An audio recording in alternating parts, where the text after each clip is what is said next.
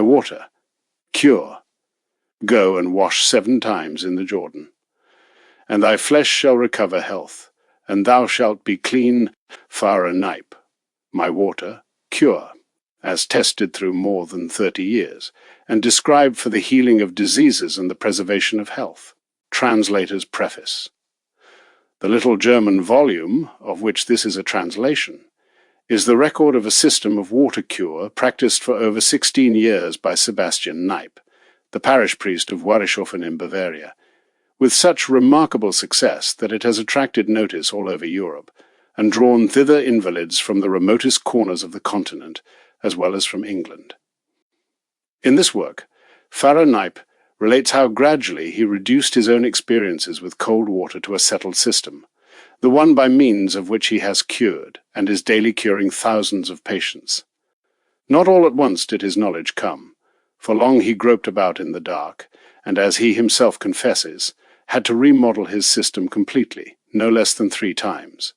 For 30 years he made of water his study, verifying each separate prescription on his own person over and over again, before he presumed to set himself up as a healer of men, and his actual system has now been proved and vindicated by full 15 years' successful practice. At first he only aspired to curing his own parishioners, but his fame grew apace, bringing him from far and wide patients of every description and rank of life, afflicted with every possible manner of disease. His name has become a household word throughout Germany and Austria. His photograph is displayed in every shop window, and Pfarrer Kneipp bread, coffee, and linen are everywhere advertised by wide-awake speculators who seek to make capital out of his popularity. The writer's maxims and prescriptions are expressed with an almost childish simplicity, not to call it rusticity, of language, which is, however, the book's greatest charm. You cannot help feeling as you read it that this man owes nothing to the teachings of science, but everything to an inborn gift so strongly developed as almost to deserve the name of inspiration. No technical terms, no learnedly incomprehensible medicinal phrases are here employed to illustrate his meaning, but a simple child of nature himself. He borrows his similes from the common growth of Mother Earth around him. The translator has sought as much as possible to preserve the simple and homely style of the original work, and though some of the terms do not answer strictly to their restricted meanings in English medical nomenclature, they will not the less convey their import with sufficient clearness to readers in general. The author does not write in medical phraseology. His object is to give a plain account of his treatment in popular language, and the translator has endeavored to preserve as much as possible this feature in the English translation. As the original German work contains numerous superfluous repetitions, occasional curtailments have been considered necessary in order to adapt the book to the exigencies of the British public. This has chiefly taken place when the author, having described several parallel instances of cure from the identical complaint, the translator has selected for exemplification the case or cases which seemed most deserving of notice. Having the advantage of being personally acquainted with the author of this quaint volume, and having derived much benefit from his treatment, some personal impressions of himself and his establishment may not be inappropriate. It is now several years ago since a friend accidentally mentioned to me that somewhere in Bavaria there lived an old country priest who had cured many people by a most simple mode of treatment, in which cold water was chiefly used, applied in a quite original manner, very different from the mode adopted by Priesnitz and his successors. 2 or 3 years passed by without my further hearing of him. Meanwhile I had been a dreadful sufferer from that bane of the present century, nerves, and though I had consulted doctors innumerable, the result had always been that I was patched up for a time, and it was only latterly, at a moment when I was particularly depressed by an aggravated return of my old symptoms, that Pfarrer Kneipp's name was again brought before me. By this time it was evident either that the doctors had failed to discover the real evil, or that their remedies, strong as they were, could not help me. I first sent an account of my symptoms, and asked whether my case was one likely to be benefited by his treatment. I received no answer. This rather discouraged me, and I was nearly abandoning my newly formed project, when I heard that the Pfarrer had been obliged to give up even opening letters on account of the immense numbers which reached him. My curiosity was now powerfully roused, and I thought it worthwhile to go out of my way to see for myself. Accordingly, one hot July forenoon, after an hour and a half's journey from Munich, I found myself at Buchloe, one of the stations for Werreshofen, and I started off for the village in the lumbering old carriage which awaited me. As I had been warned that it was very difficult to procure accommodation, I had prudently secured a room beforehand, through the kindness of some friends who had been there. It was rather startling, however, to find 2 students already in possession, and I had yet to learn what a precious thing a room was in this little village of Werreshofen, where hundreds congregated, putting up cheerfully with every discomfort. In the meantime, here I was in the street with my boxes, and as I watched the carriage disappearing in the distance, I could not help wishing I had followed my doctor's advice, and that I was now installed in the Bayerischer Hof at Lindau, with the beautiful Lake of Constance before me. Werreshofen, whose inhabitants number about 1,400, and its houses 180, is neither beautiful nor picturesque. There are fine pine woods with undergrowth of beech within 20 minutes' walk of the place, but otherwise the country round is flat and uninteresting, and the village itself exceedingly commonplace, exactly resembling a dozen other Bavarian villages I had previously seen. Yet no stranger can put foot in the village street without at once being aware that this place is not as other places, being animated throughout by some pervading spirit, which finds expression in every detail of indoor and outdoor life. The whole village appears to be decked out with a profusion of snowy pennons, which on a windy day flutter in the air, as though a universal truce had been proclaimed by mankind. On the paling of each little garden that faces the street may be seen dripping sheets, and towels hung there to dry. Wet linen shirts and inexpressibles, suspended on ropes, dance gaily in the breeze like rows of cheerful spectres, and each open window casement is stuck full to overflowing with bedding in every stage of moisture. Numerous town-clad people are sauntering about the roads, mostly without collar or necktie, and often without their boots, which they carry in the hand in as natural and matter-of-fact a manner as we are wont to carry our parasols and walking sticks. Werreshofen is the feet's paradise, according to Sebastian Kneipp, who says, "How must the poor feet rejoice to come out at last from their cages and feel the rays of the warm sunshine. Fain would they never go back to their dark prisons. Invalid priests and monks make up a large proportion of the guests at Werreshofen. Almost every variety of religious attire may be seen here, from the purple robe of the church dignitary to the coarse brown dress of the mendicant friar. They are afflicted with every manner of disease, and speak in every kind of strange tongue. When I had taken stock of these immediate surroundings, my next step was naturally to seek an interview with the man on whose account I had come so far. Despite all I had heard about the press of visitors, I was not prepared to find this so difficult a matter as it proved to be, and when I saw the numbers of people all waiting patiently around his house, I began for the first time to realize that here was something quite out of the common. At last he made his appearance, a white-haired old man of imposing figure, and with a powerful face to which specially dark bushy eyebrows gave peculiar character. Despite the excessive simplicity of his attire, there was something positively majestic about him. I wish I could put him before my readers as he stands vividly before my mind's eye. I am almost at a loss to explain or account for the deep impression which he made upon me, and upon others as well, as I have frequently heard. But I think the secret of his power lies in the eyes, looking out at one as they do from the shadow of those prominent brows. Above all, one is struck by the upward look they sometimes have. Instead of fixing his eyes straight on the patient as he speaks, they are slightly upraised, as though he beheld something unseen by us, and were drawing from above the inspiration which would dictate his answer. Now and again he will turn his gaze full on the patient, in a manner calculated to render nervous anyone who does not rejoice in a quiet conscience, for at such times his eye looks as though it could penetrate the inmost workings of the soul. Quite remarkable, too, is the unerring rapidity with which he forms his conclusions. He asks few questions, and refuses to listen to any long-winded account of symptoms, but gives his instructions with a briefness and rapidity quite bewildering to the uninitiated. In some cases this seemed so striking that I felt that. A total stranger stepping in, and being a witness of one of these semi-to-public consultations, would say, "Here must be a great charlatan or a great genius." One must, however, judge by results, and turn where you may, you hear of the marvelous cures effected by him.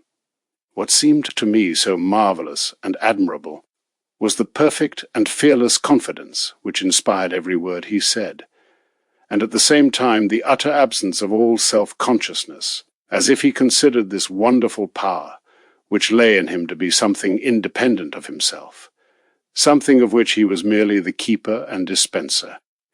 He specially prides himself on the simplicity of his cure, which renders it accessible to the poorest, and here lies his true vocation, helping the poor. While he is kind to every one, it is easy to see that his whole heart goes out to meet those who are in want. After a much varied experience of visits to celebrated doctors, and endless weary hours misspent in stereotyped waiting rooms, turning over the pages of the inevitable illustrated newspapers and albums, de rigueur at such places, the surroundings here were refreshingly unconventional. The PFARRHOF1 stands in the center of the village within a courtyard, whose gate leading onto the road is locked, as protection against the press of visitors, who were thus supposed to ring for admittance. Few people, however, took the trouble to do so, having quickly discovered that it was far simpler to go round through the churchyard and garden, whence one could enter the house unchallenged. A large passage or lobby runs through the far off from end to end. Here the patients. One parsonage or rectory, used to assemble, even consultations, often being held here with Arcadian simplicity and publicity. Most of the simple-minded country people seeming to experience no embarrassment in relating their symptoms and receiving directions before the whole assembly of mixed sexes. Though, as a rule, I preferred to take advantage of the privilege accorded me of going up to the Farrer's private sitting room for my consultations. Yet I liked to assist occasionally at these public assemblies, which were often very entertaining. One day, for instance, when describing to a female patient the appearance of a certain flower to be used as remedy, provoked at her ignorance on the subject, he exclaimed, "You women have got your heads covered up with gaudy flowers. But when it is a question of recognizing a useful one, you know nothing about it." As this happened to be in summer, when straw hats, trimmed profusely with flowers, were growing rank on every head, there was of course a titter of amusement from the male portion of the audience. Another time it was a showy bracelet composed of gold links which challenged his animosity. "Have you a dog?" He suddenly apostrophized the lady, whose misfortune it was to be thus decorated. Then, receiving no answer but a bewildered stare, he proceeded, "If you have no dog, then why carry a chain about with you? Take it off at once." The window-sills of this lobby were heaped with huge bundles of herbs, which shed a faint aromatic perfume throughout the atmosphere, while bottles containing liquid decoctions of the same stood about promiscuously, and though I never saw a label, or ticket upon either bundle or bottle, yet the Farrer did not seem to find the slightest difficulty in identifying his remedies. Likewise his soutane pockets seemed endless in their resources, apparently harbouring the contents of a whole apothecary's shop, for, frequently consulted by patients in the village street or the road, he invariably happened to have about his person the precise remedy demanded by their condition. Strangers coming here were apt at first to be somewhat startled at the unconventionality of Farrer Kneipp's proceedings, as was the case with a young English friend of mine with whom I happened to be walking on the first evening of her arrival at Werrishofen. As we passed through the main street of the village, we chanced to meet the Farrer walking with another gentleman. Without checking his pace, and almost without glancing in our direction, he dived his hand into the pocket of his soutane, and produced a small bottle, which he thrust into my hand as he passed, merely muttering as he did so. 50 drops in 8 spoonfuls of water twice daily, and then walked on, resuming the conversation, which had scarcely been interrupted by his action. My friend was evidently much bewildered, till I explained that this must probably refer to a question I had put to the good Farrer at the very early hour of 6 a.m., and considering the circumstance that he must have seen some 150 patients in the interval, and that I never saw him make a note or memorandum of any kind, it was astounding that he should have remembered my own trivial case at all. Day after day went by, and still the stream of visitors continued to flow on. As fast as a room was vacated, it was again occupied. The two village inns afforded but little accommodation for strangers, so all the peasant houses were called into requisition, and above 600 people found room in that small place. The peasants do not venture to invest much money in furnishing their rooms more comfortably. For, as one of them said to me, "The moment our Herr Pfarrer dies, all will come to an end. He ought only to be 40 years old. That would be the thing." Some enterprising individual was willing to run the risk of building a large house in which to lodge strangers, but I am told that Pfarrer Kneipp laid his veto on the plan, saying that whatever money was brought into the place should benefit his parishioners. For in the midst of all this work, and his, I may say, daily growing European celebrity, the good Pfarrer does not for one moment lose sight of his real work, and is indefatigable in all the branches of his ministry. How he finds time for everything is simply a marvel. I should say he sees at least 200 patients daily. He told me himself he was obliged to say his Mass at a very early hour, as after daylight he was never safe from interruption, and he hardly knew when to find time to read his breviary. My conscience often smote me when, on coming into his room early in the morning, I would find him occupied with it, but provoking as the interruption must have been, he never once accepted my offer of postponing the consultation. Soon after 7 a.m., the regular stream of patients arrived. Until 10, as a rule, there was not one moment's pause in the succession of people whom he saw. At that hour, he would leave his house to go over to the neighboring convent, an old community of Dominican nuns, which is entirely under his direction and care. Numbers of priests congregate in Werishofen. Some of these, whose health was very seriously impaired, lodged in this convent, and all of them, monks and others, would assemble there for their meals and social intercourse. To these the Pfarrer would now devote himself, and here he was supposed to be invisible to his other patients, except during 2 hours in the afternoon.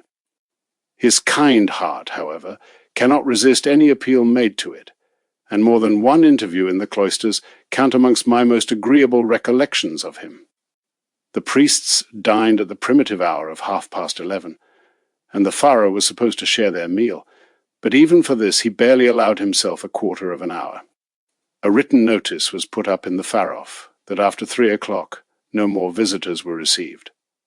This was, however, merely an empty form. Until dusk one patient succeeded another, the only interruption being when he was called away to visit some sick parishioner, or when he went to administer with his own hands the douche or gus to some patient whose case was particularly critical. His only recreation seemed to be his evening walk through the village, when he was usually accompanied by 1 or 2 doctors, with whom he would visit some of the most interesting cases. His tall, commanding figure, easily recognizable at a distance, was like a landmark seen from far. A small white Pomeranian dog called Spitz was his inseparable companion, so devotedly attached to its master that it could with difficulty be restrained from following him into church and taking active part in the service. Once or twice, during my stay at Werishofen, the animal made its escape from the Pfarrhof, and came galloping up the aisle with a ludicrous air of canine triumph, just as the Pfarrer was about to commence his sermon, to the considerable disturbance of the congregation. Another companion, seen frequently by the cure's side, was his little niece, to whom he is quite devoted, a magnificently healthy child, always barefoot and bareheaded, and who, if such had been required, would have acted as a splendid advertisement of Pfarrer Kneipp's system. There is a marked difference between the way in which Pfarrer Kneipp sets to work to attack illness, and that to which one is accustomed from doctors in general. In the first place, his attention is principally directed to the state of the circulation, and then he seldom attacks the local evil, but sets to work to strengthen the whole system. In many cases he presses nature into his service, and forces the hitherto hidden evil to appear on the surface. It is evident that in Germany at least, Pfarrer Kneipp's cure is going to influence the present state of medicine to a considerable extent. The cures he has effected are too numerous and too striking to pass unnoticed. According to Bavarian law, nothing can be done to prevent him carrying on his treatment as long as he uses no secret remedies, Geheimmittel, and this indeed he does not, for he is only too anxious that the public in general, and doctors in particular, should make themselves familiar with the whole matter. At first doctors seemed inclined to pooh-pooh the whole thing, and to smile compassionately when his name was mentioned. This era, however, is past, and their curiosity is evidently aroused. Some men with leading names have, I hear, been honest and sensible enough to send patients whom they could not cure to Werishaufen, whilst a good many, especially younger men, come to study the whole thing for themselves at headquarters. To these the Pfarrer is most courteous, and gives them every opportunity of studying his system and profiting by his experience. Whilst I was there, I frequently talked about the whole process with a very intelligent young doctor, who told me, frankly, that he was quite dumbfounded during the first week of his stay at Werishaufen, as the good Pfarrer simply overthrew most existing theories. But, said the doctor, he gives a good reason for every step he takes, and after the cures I see, I am determined to go in for this system myself, he added. That in 5 weeks at Werishaufen, he had learnt more than in his whole university career. The Pfarrer himself says, as he well may, being 69 years of age, that he would only be too thankful to rest and to see others carry on his work. From all I have seen, I think the whole system of this treatment would be admirably in its place in England, where in country parts it is often a great difficulty and expense to find a good doctor. The putting together and dispensing of these simple remedies would also, it seems to me, be a most welcome and interesting occupation to numbers of ladies in the country who devote so great a part of their lives to looking after the poor. During the 9 weeks which at 2 different intervals I spent there in the summer of 1889, one I took care to question many of the other patients about the cures effected, and certainly some were most striking. It was very evident that a great number of the patients who assembled there had sought in vain for help from doctors, and many, as I know, came, having had their death, warrant, so to say, signed. Far from being intimidated by such cases, the Pfarrer openly said he undertook these in preference to others, and if I were to describe all which came directly under my notice, I could write pages. On the same day on which I reached the village, a lad of 10 to 12 years was brought there suffering from some complaint of the knee, which, as the doctor declared, rendered amputation necessary. Before I left, at the end of a month, I saw this same boy able to play about with the village urchins, the healthy colour in his cheeks contrasting vividly with the striking pallor they had borne on his arrival. One patient, a Baron S., suffering from disease of the spinal marrow and pronounced incurable, had to be wheeled in a bath chair when he arrived at Werishaufen. The Pfarrer at once told him that by the end of a fortnight he would be on his feet again, and this actually came true. Naturally, however, as charity begins at home, I was most drawn to the whole thing by the marvellous effect it had upon myself. Not only was the root of the evil discovered, but the most distressing symptoms were removed, and I was entirely restored to health in the course of a few months, in fact, regenerated, as the Pfarrer calls it. To return to other cases, I will only name a few to show how very varied they are. Just before I came, a child of 11 had been brought there, cased up in an iron frame, with a distorted hip, and utterly unable to walk. This child had been under the treatment of one of the most celebrated surgeons in Germany, who had failed to cure it. From the first moment, the Pfarrer was certain of his success in the case. He is one of the most genial of men, and thoroughly enjoys a little joke, so he laid a wager with a gentleman who was present when the child was brought, that in 3 weeks' time it would come on foot through the village to his house. Just as he had said, 3 weeks later the child actually walked through the village accompanied by a crowd of people. I repeatedly visited it myself, and learnt the full details of this case. Another cure which took place whilst I was there was one of a man who had completely lost his voice, and who could only speak in a hoarse whisper. He had quite recovered it before I left. In the railway carriage I entered into conversation with a priest, who told me that for a couple of years he had been such an invalid that he had had to give up his parish. All the doctors he consulted agreed that he was suffering from heart disease, though they differed as to what name to give it. At the first glance the Pfarrer decreed it was not heart disease, and at the end of a fortnight the patient was able to leave, feeling much better. One priest I heard of recovered his memory, which he had lost from overwork, in the course of 3 weeks. I must here lay a special stress upon the effect the treatment seems to have on the mental powers. Whilst the cure itself lasts, one is almost unfit for mental exertion. Even the simple writing of a letter was to me a thing to be dreaded, but a certain stage once passed, and the cure reduced to a much lighter degree, as it always is for home use, then it is that one begins to feel its wonderful effects.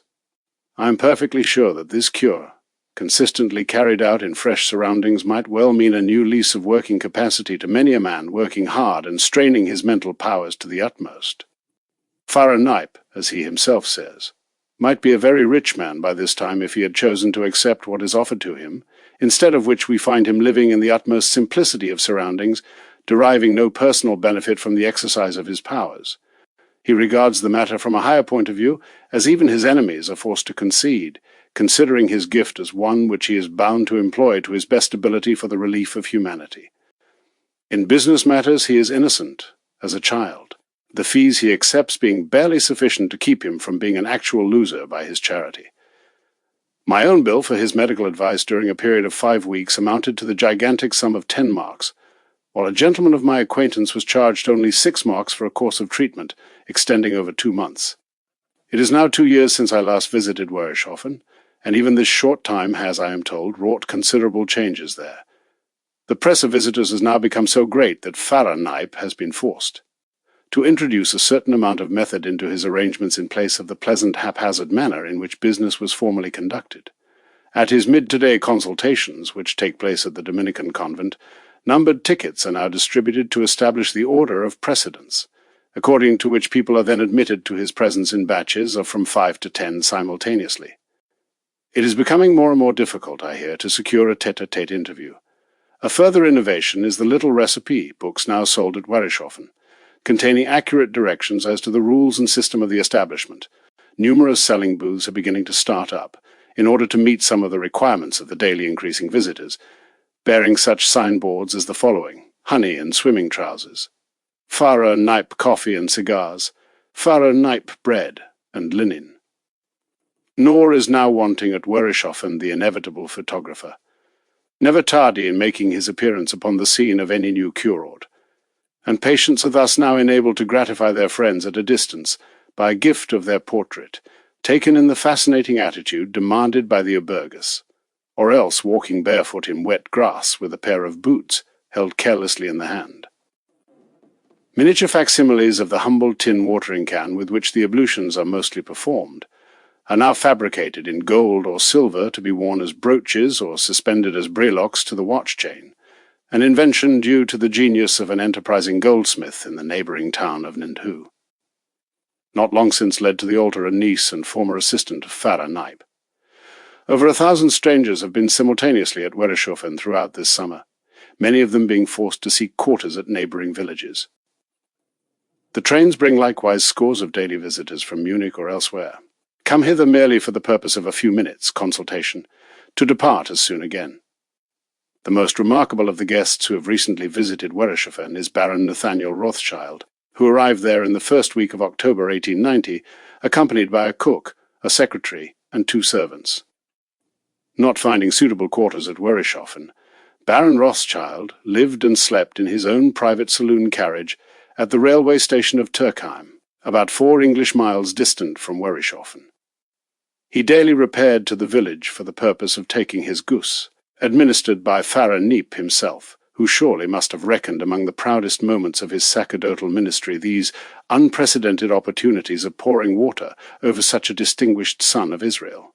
Barefooted and bareheaded, Baron Rothschild was seen promenading every evening in a meadow near the railway station, to the wondering admiration of the gaping crowd of Kurgast, who daily enjoyed this quite abnormal spectacle of Croesus sans bottes. In conclusion, we shall only mention that the resources of Werishofen having now become wholly inadequate to receive and provide for the increasing conflux of visitors, numerous other hydropathic establishments, organized upon Farah Kneipp's system, have been recently formed both in Germany and Austria, and that up to the present date no fewer than 30 editions of the German work, Menoir Secours, have been issued. These figures and statistics require no further commentary as to the power of the man who, without effort, and almost against his will, has thus rapidly achieved European fame, a power neither to be denied by his detractors, nor explained away on the score of fashion or magnetic influence. Farah Kneipp is neither a genius nor a magician, but a simple man of the people, whose natural gifts and shrewd insight into human nature have been matured and developed by the patient toil of half a century. Salzburg, August 1891. Introduction. No 2 leaves of a tree are absolutely alike, still less does the fate of any one human being resemble that of another.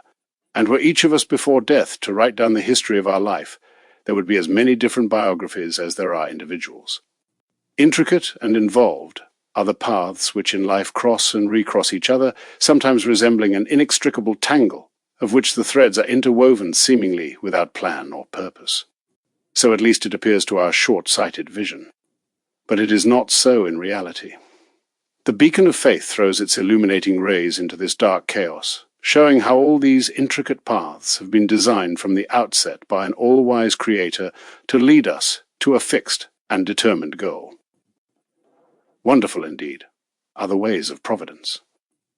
When, from the watch, tower of old age, I look down upon the bygone years and behold the intricate windings of my paths, I observe how these have sometimes run apparently on the very edge of a precipice, only, however, to reissue thence, and conduct me against all hope to the sunny heights of my vocation.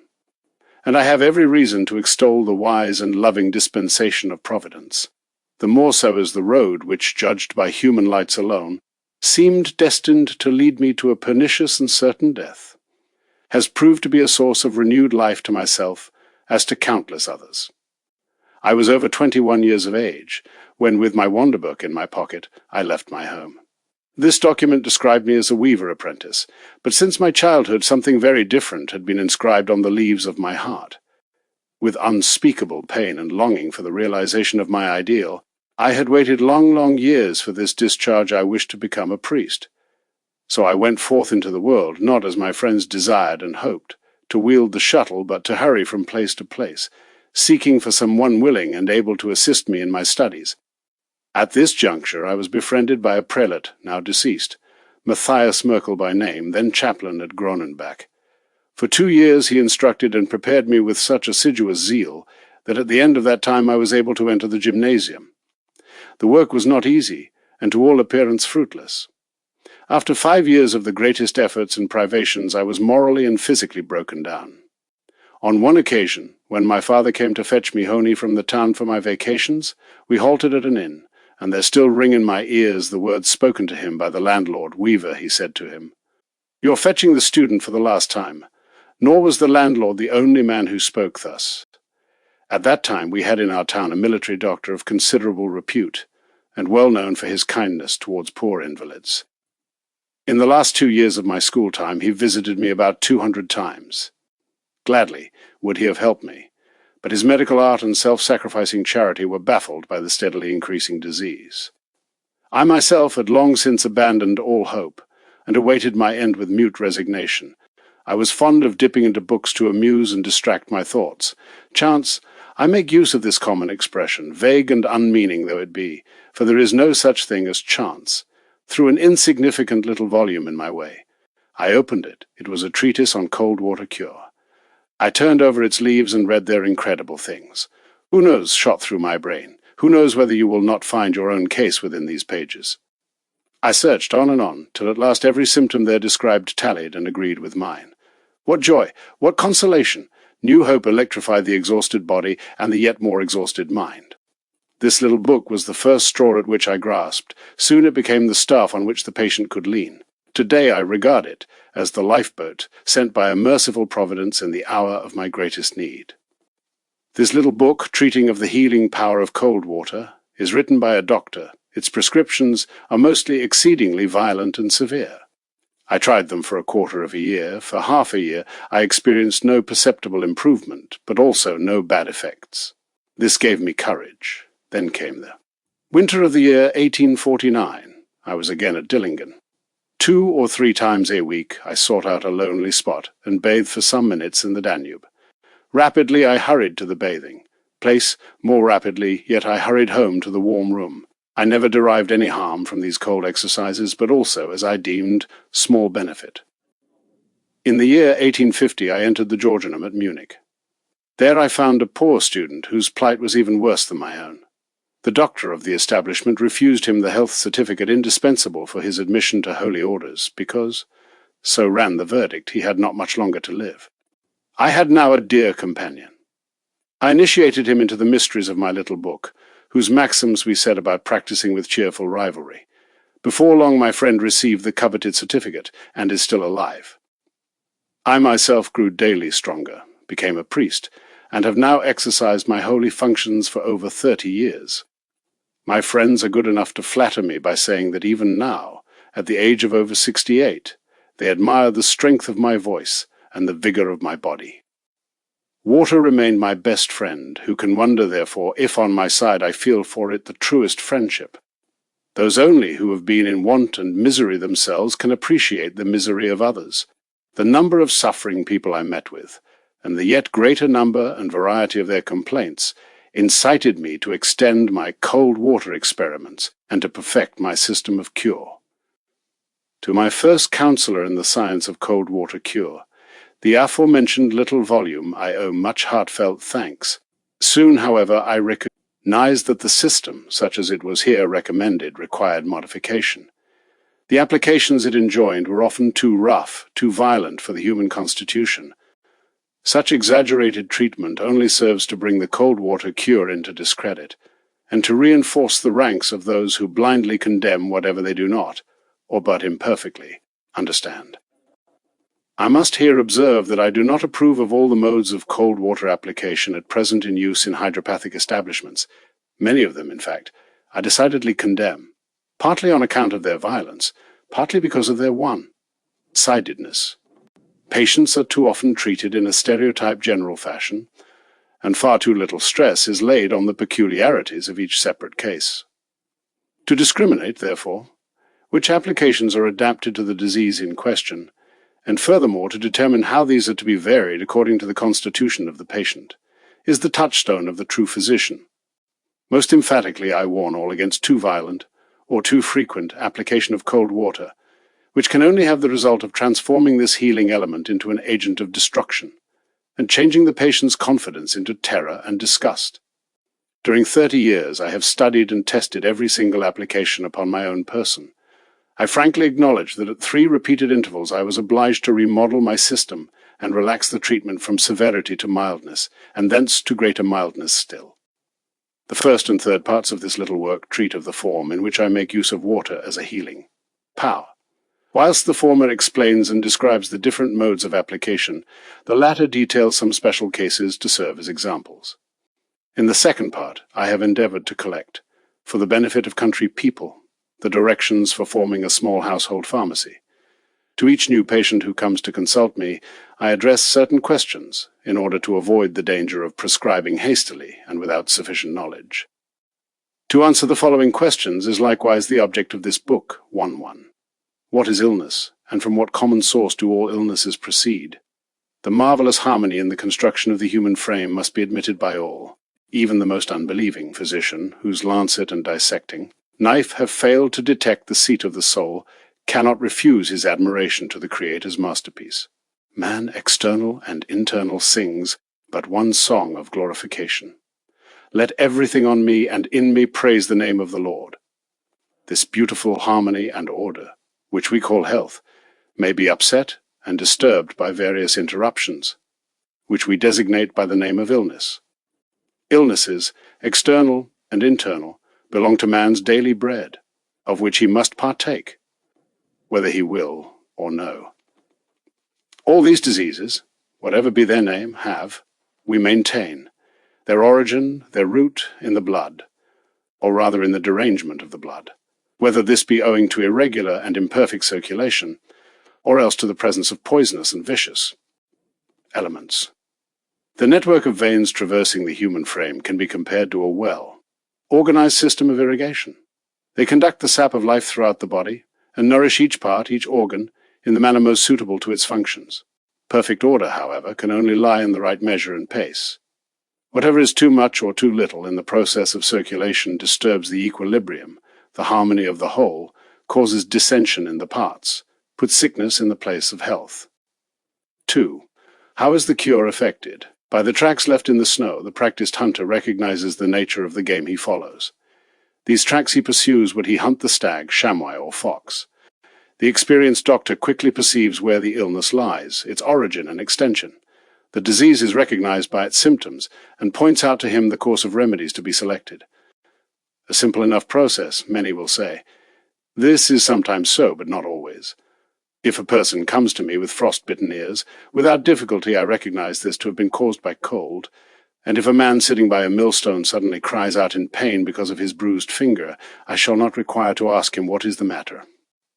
A far less easy question it is, however, to deal with an ordinary headache or with any ailments of the heart, stomach, or nerves, just as a tiny straw will suffice to impede a large clock in its progress. So the smallest trifle is capable of producing painful disorder in the action of the heart. To discover this trifle is the doctor's task, frequently a very difficult and laborious process, subject to many fold errors and deceptions. Examples of this will be found in the third part of this book. If I strike the stem of a young oak tree with an axe, or only with my foot, it will vibrate throughout, each branch will tremble, and each leaf be stirred. How false would be my conclusion were I to deduce that, because the leaf trembles, it must be attacked. No, the leaf but trembles as a natural consequence of the blow the stem has received. Our nerves may be likened to the branches of a tree. How often we hear the expression, he is suffering from a nervous complaint. His nerves are affected. What does this mean? Nothing in reality. It is the whole constitution, which, having received a shock, has caused the nerves to vibrate in sympathy. If with a pair of scissors you carefully cut through the outer rim of a spider's web, the whole net collapses, and this little work of art, composed of such accurately executed circles and triangles, will present but a confused tangle. How mistaken would I be were I thence to infer the spider to have been at fault, and to have woven her silken trap carelessly and incorrectly. It needs but to replace that one little thread, and the previous beautiful harmony is immediately restored, thus to find and replace the one little thread. Here lies the secret of the doctor's art. 3. In what manner does water effect the cure? You can quickly remove an ink stain from your hand, or cleanse a bleeding wound, by the application of water. How refreshing it is in summer, at the close of a hard day's labor, to wash the sweat from your brow. You feel revived and strengthened. If a mother perceives an incrustation of scurf on her infant's head, she takes warm water and washes it off. To dissolve, remove, and strengthen, there, then, are the three principal attributes of water, and we maintain water to be capable of curing every curable disease, as its various applications, properly applied, directly attack the root of the evil and have the result of dissolving the germs of diseased matter contained in the blood, of withdrawing the diseased matter from the system, of restoring the purified blood to its proper state of circulation, of bracing the weakened constitution and rendering it fit for renewed exertion. 4. Whence proceeds the susceptibility of the present generation? Why is it so liable to be attacked by every possible form of disease, many of which were formerly unknown to us even by name? Many persons will deem this question superfluous, yet it seems to me one of the greatest importance, and I do not hesitate to affirm that these evils mostly proceed from insufficient hardening and bracing of the system. The effeminacy and degeneration of men have reached a very high pitch. Weakened and weaklings, bloodless and nervous individuals, sufferers from the heart or the digestion, are now almost the rule.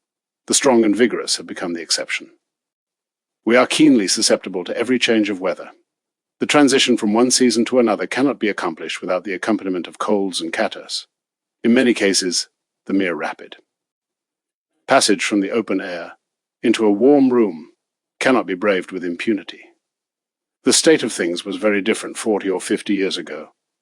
And what is to be the end of all this, if, as we hear daily repeated on all sides, decay begins to set in before the full zenith of strength has been reached? It is surely high time to look these facts in the face. The best means to employ with a view to hardening and bracing the general system are briefly indicated further on. Equally important chapters might be written upon the subject of diet, dress, and ventilation, but of these we shall treat perhaps another time.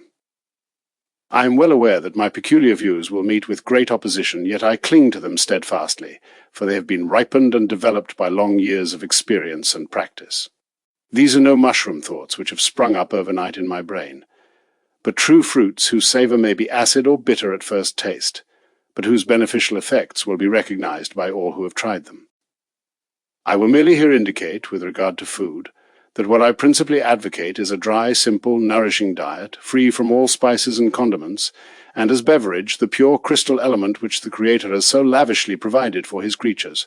At the same time I am no Puritan, and do not lay my veto upon a glass of wine or beer, but do not attach much importance to their use.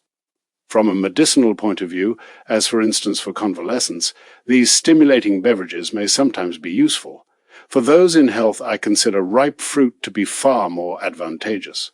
With regard to dress, I cling to the old adage, homemade and homespun is the best for every one. I am particularly opposed to the unequal mode of dress, which generally prevails, more especially in winter. The head has its fur cap, the throat a tight collar over which is wrapped a heavy comforter, the shoulders bear a 3 or 4 fold covering, to which is added a further wrap, sometimes a fur, for going out of doors. The poor neglected feet alone are covered as in summer by socks or stockings, shoes or boots. What is the result of this senseless partiality?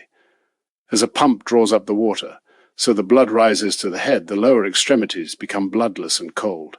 Headaches, congestions, distensions of the head veins are the unavoidable consequences. I furthermore disapprove of flannel or wool in any shape coming in direct contact with the skin, and recommend in preference a firm, dry, simple make of pure homespun linen. Wool, in my opinion, only tends to absorb heat and sap from the body, aggravating the poverty of blood of our weak, nerveless generation. I will now speak of ventilation. We give the preference to fish, which have their origin in pure springs, or better still, in mountain torrents. The inhabitants of lowland streams and rivers have already less value, and those found in bogs and swamps are utterly to be rejected. In like manner, we may speak of a bog-like or swampy atmosphere, and those who breathe it are nourishing their lungs with a pestilential element. The air inhaled for the 3rd time is directly poisonous, has said a celebrated doctor. How many illnesses might be avoided if people would only comprehend of what importance it is to provide for good, healthy, unadulterated air in their rooms, more especially in their sleeping apartments. Too great a degree of warmth is likewise injurious to the health. In an overheated room, the air is deteriorated, the pure oxygen being thereby destroyed, and the atmosphere rendered unfit for the use of human lungs. 12 deg to 14 deg of Ruma, air amply sufficient, and no room should ever be heated beyond 15 deg R. Let everyone daily see to the thorough and consistent ventilation of all dwelling and sleeping apartments. Of special importance it is that the beds should be thoroughly aired. I have now said what I had to say at this stage. The preceding will have sufficed to show the portrait of this stranger, who knocks at your door, dear reader. For you it is to decide whether you will say come in, or bid him go further. I am prepared for both modes of reception, and declare myself to be satisfied with either. Part I. Cold water applications. Aquae omnes. Laudant nomen domini. General observations. Starting from the presumption that all diseases having their seat in the blood are to be traced either to the presence therein of unwholesome matter, or else to defective or irregular circulation, are cold. Water applications pursue a 3-fold object, viz. 1. To dissolve the poisonous germs contained in the blood. 2. To withdraw all unhealthy matter from the system. 3.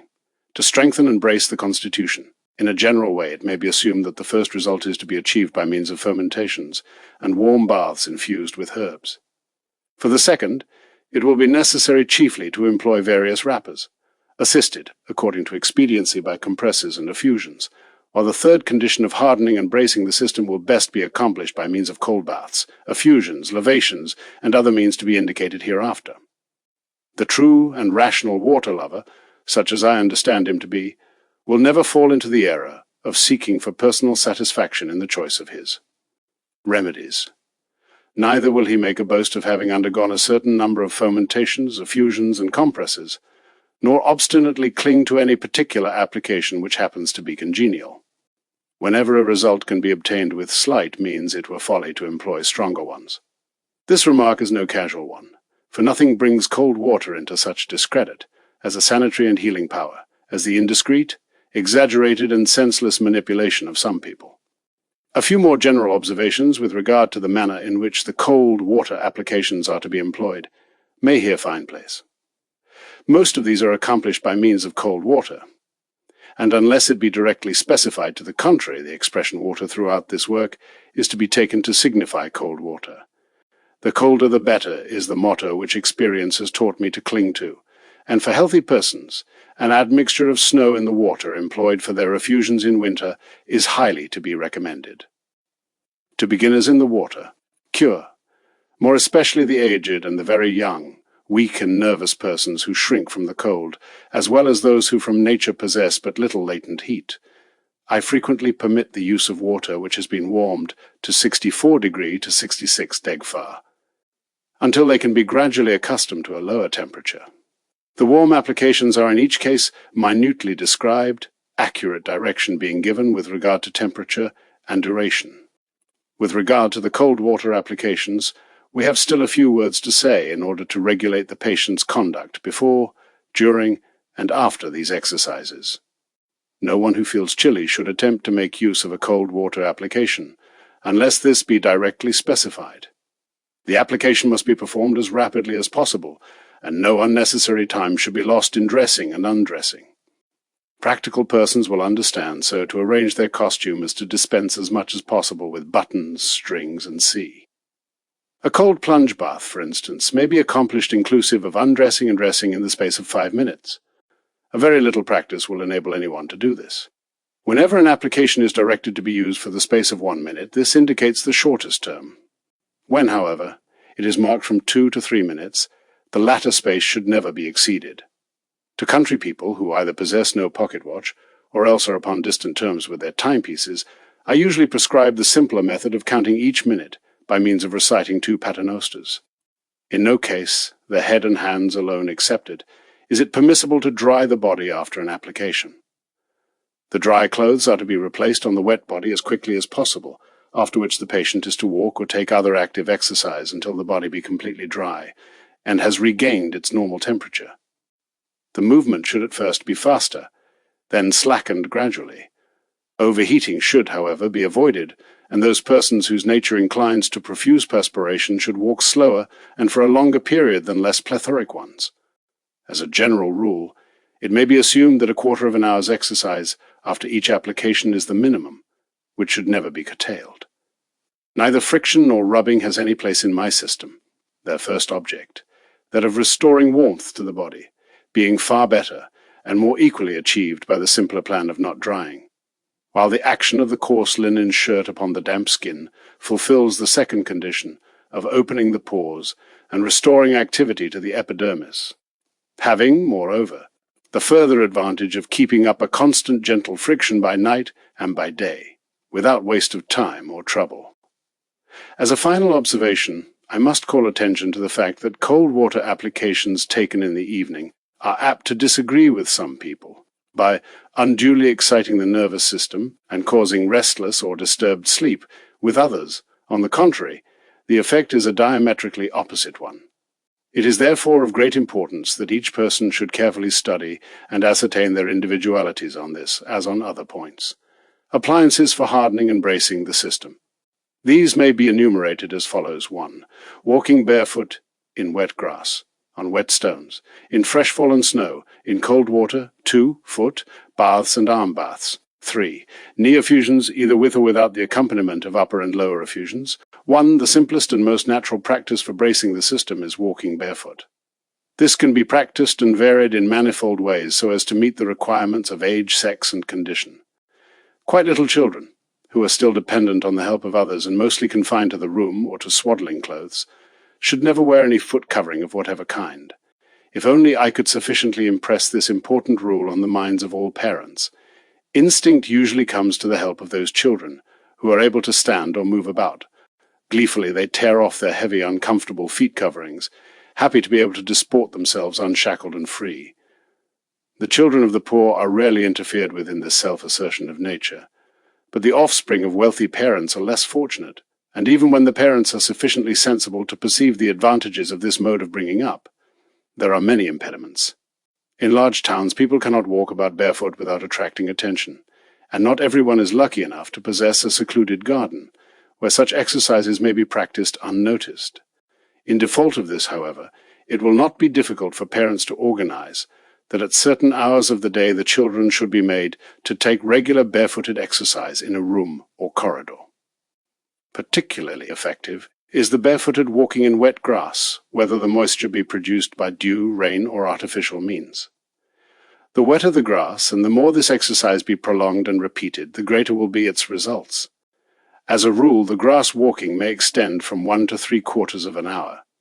Attention must be paid to keeping shoes and stockings dry. For if, as imprudent young persons are sometimes apt to do, these have been carelessly tossed aside in the wet grass and allowed to absorb moisture, the beneficial effects of the exercise will be counteracted. Where grass is not available, walking barefooted on wet stones may be made to serve the same purpose. There are few houses where a stone-flagged corridor or brick-laid kitchen floor is not to be found, a portion of which can be moistened by means of a watering can, which proceeding is to be repeated as soon as the moisture begins to evaporate. For persons who practice this exercise as a remedy, a period of from 3 to 15 minutes should not be exceeded. Healthy people who practice it simply with a view to bracing the system may, however, extend their walk to half an hour and even longer. Whoever is subject to cold feet, throat affections, catarrhs, headaches, and congestions should often employ this remedy. A little vinegar mixed with the water will render it still more efficacious. Of more powerful effect than the two aforenamed practices is the walking barefooted in new-fallen snow, which is soft and powdery, or else in snow which, beginning to thaw, is in a soft slushy state. Old congealed snow, which has lain for several days and become stiff and hard, is, however, unfit for this purpose. It is likewise undesirable to perform this exercise when there is a cold wind. A little self-control will be required to take the first few steps, but a pleasant reaction will quickly follow. I am acquainted with persons who are accustomed to prolong these snowy walks for an hour, and even beyond that, with the best results, but as a general rule, from 3 to 4 minutes will be sufficient. So much with regard to snow to walking for the healthy. The following two cases will show how it is often a direct means of cure in certain illnesses. A person who had suffered from chilblains, which used to suppurate and cause much pain during many years, was advised by me to try snow walking as a cure. She followed my advice and was soon perfectly cured of her distressing complaint. Quite recently, a young girl came to me complaining of violent toothache. If you walk 5 minutes in the fresh-fallen snow, your toothache will speedily disappear, I said to her. She ran out into the garden and did so when she returned some 10 minutes later with the joyful announcement that her toothache was completely gone. Walking in water. Simple as it sounds to walk about in water, which reaches up to the calf of the Figure 1. Leg, this practice is most efficacious and of direct influence in many diseases which have their seat in the bowels, bladder, and kidneys. It relieves the lungs, expels noxious gas from the stomach, and removes headache.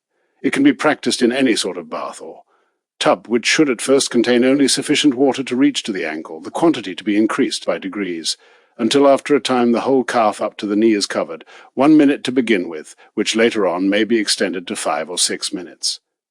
Weak or nervous persons may employ lukewarm water at first, but for those who can stand it, the colder it is the better, and a slight admixture of snow in winter will render it still more efficacious. 2. A special means of hardening the extremities is the following. After having stood in cold water up to the knees for 1 minute, shoes and stockings are to be replaced, and the arms, bared to the shoulder, are likewise to be held in water for a similar space of time.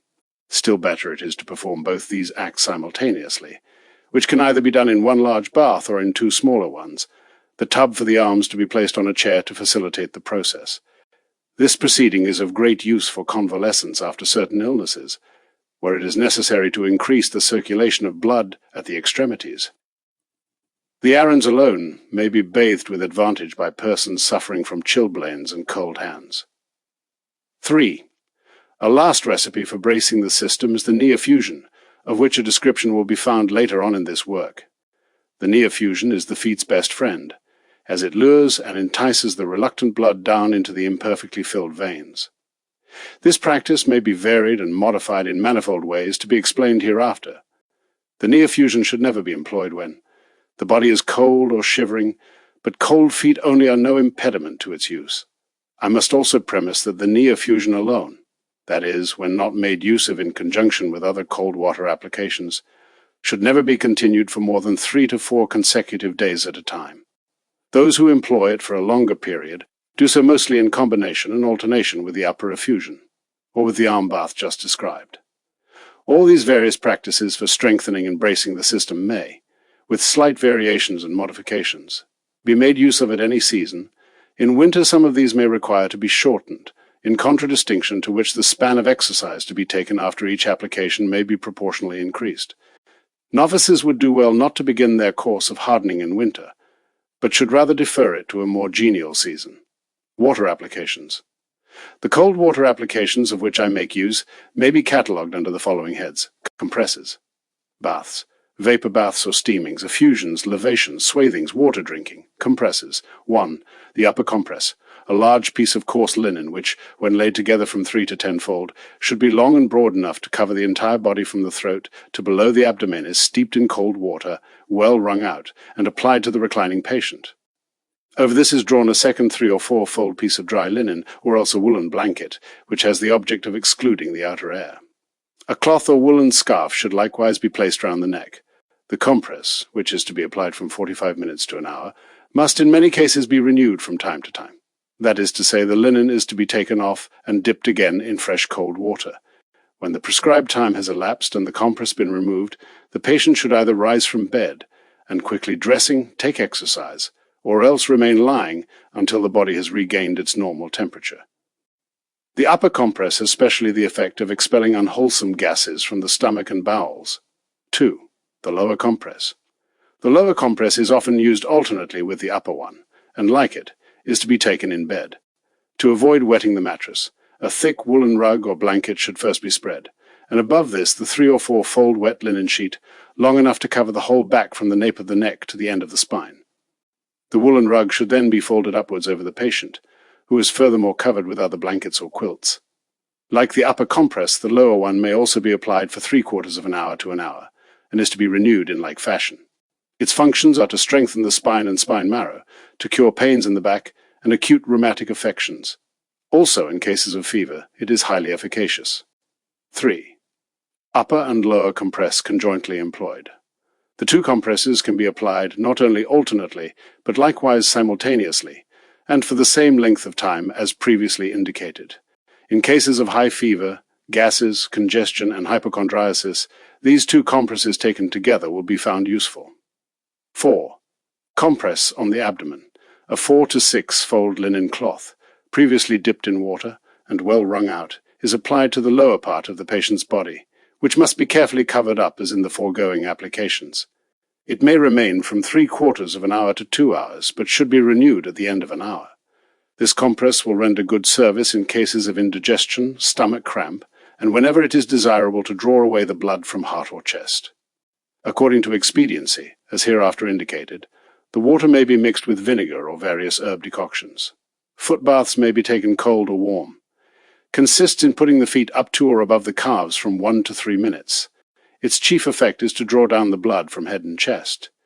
It is, however, mostly employed in combination with other water applications, as in cases where the patient, for some reason or other, is unable to stand whole or semi-baths.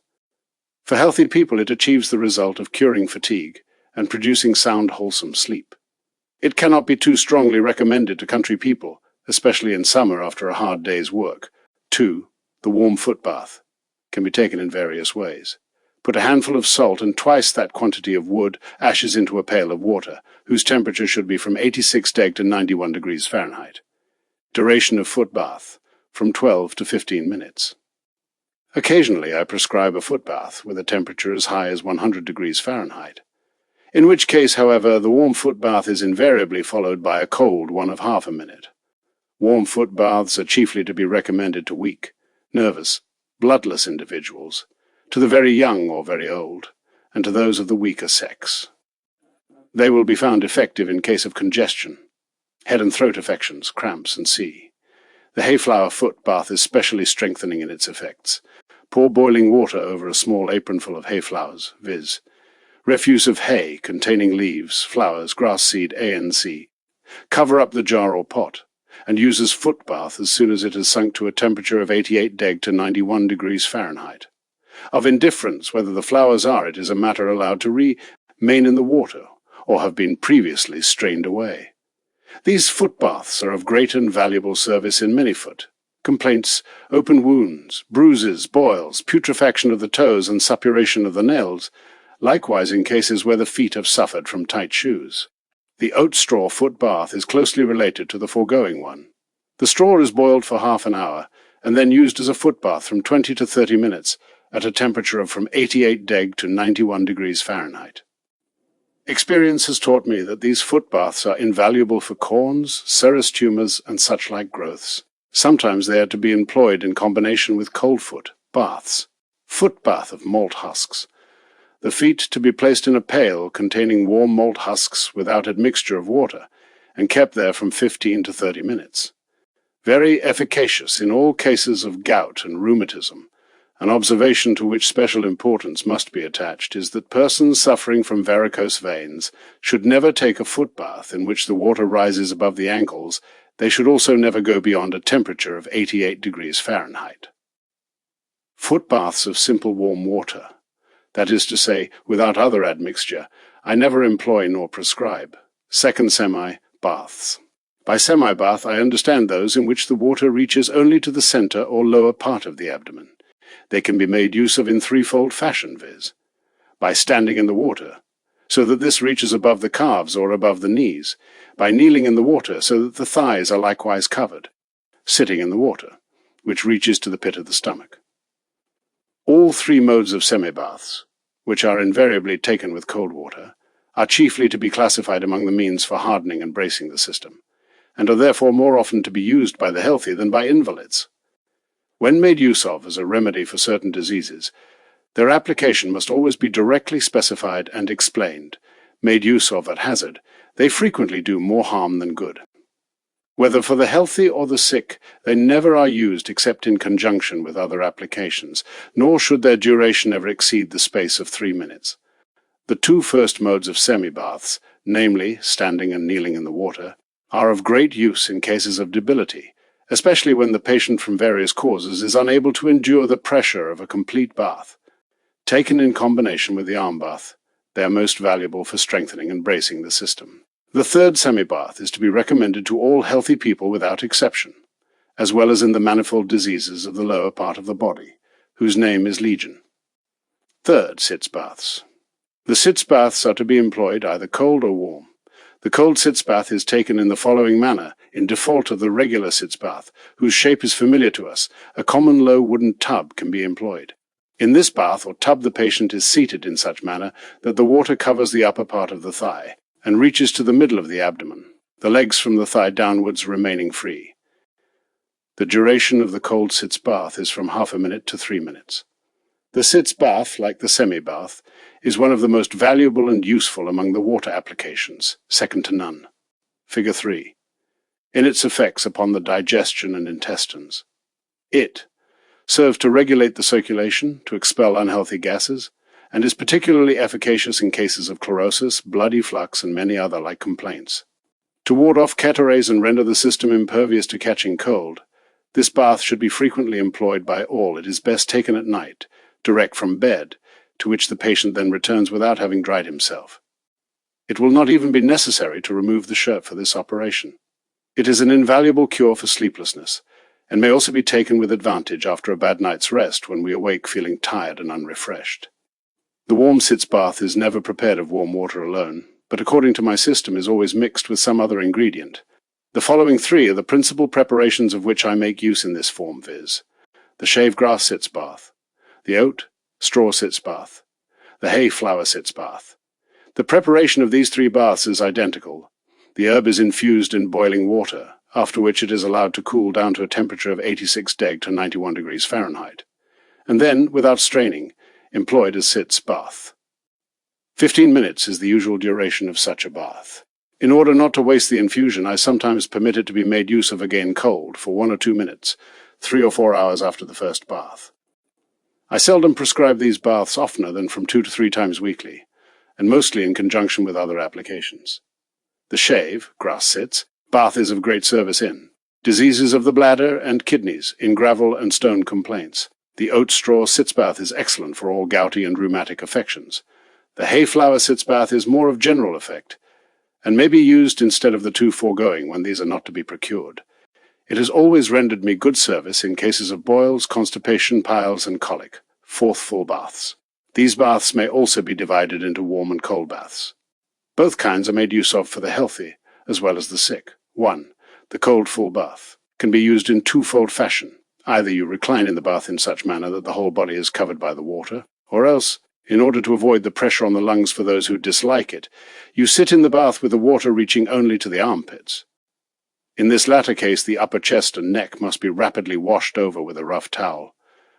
The shortest duration of this bath is half a minute, the longest 3 minutes. In general, the shorter the bath, the more efficacious are its results, and whoever stays 1 minute only in the full bath is wiser than he who stays 5 minutes. Cold full baths for the healthy. With regard to these baths, the principal questions to be answered are the following. In what condition must be the healthy body in order to derive benefit from these cold baths? How long is it permissible to remain in the cold bath? In what season is it advisable to begin this course of hardening the system? The first condition to be observed is that the entire body be warm before entering the cold water. Whoever feels cold or chilly will be unwise in taking a cold bath, but profuse perspiration is no objection to its use, provided it be employed with sense and discrimination. This leads us to the second question, namely, the duration of such baths. To take a cold, full bath, undress quickly and lie down in the water for 1 minute. If you are in perspiration, then sit in the water till the middle of the chest and rapidly wash over the upper body with a towel or sponge. Having quickly dressed again, take exercise till the body has regained its normal temperature, at least a quarter of an hour. Workmen may return to their occupation if it be of a kind calculated to restore the circulation. The important task of hardening and bracing the system cannot be begun too soon with a view to warding off disease. It would, however, be highly imprudent to begin at once with extreme measures, and many persons will do well to go through some little course of preparation before embarking in our full baths. I do not advise anyone to take more than 3 such baths weekly. Cold full bath for invalids. Under the head of diseases, I have specified how and when these baths are to be applied in each separate case. A few general remarks may, however, find place here. A healthy, robust constitution is enabled to cast off the germ of illness by its own unaided strength. In sick and weakly bodies, this process must be assisted and promoted by carefully selected means. The cold full bath is one of these means, and may be used with great advantage in all cases of violent fever. More harmless and efficacious by far than the expensive quinine, the cheap antipyrin, the poisonous digitalis, and the many other intoxicating and stupefying drugs, is pure cold water intelligently applied. We have no other means of putting out a fire but by water, and what is fever but an internal conflagration which water alone can cure? Quite recently, in Austria, the treatment of typhus patients with cold water has been advocated and introduced in some of the military hospitals. This is a step in the right direction, but why should typhus alone be treated in this fashion?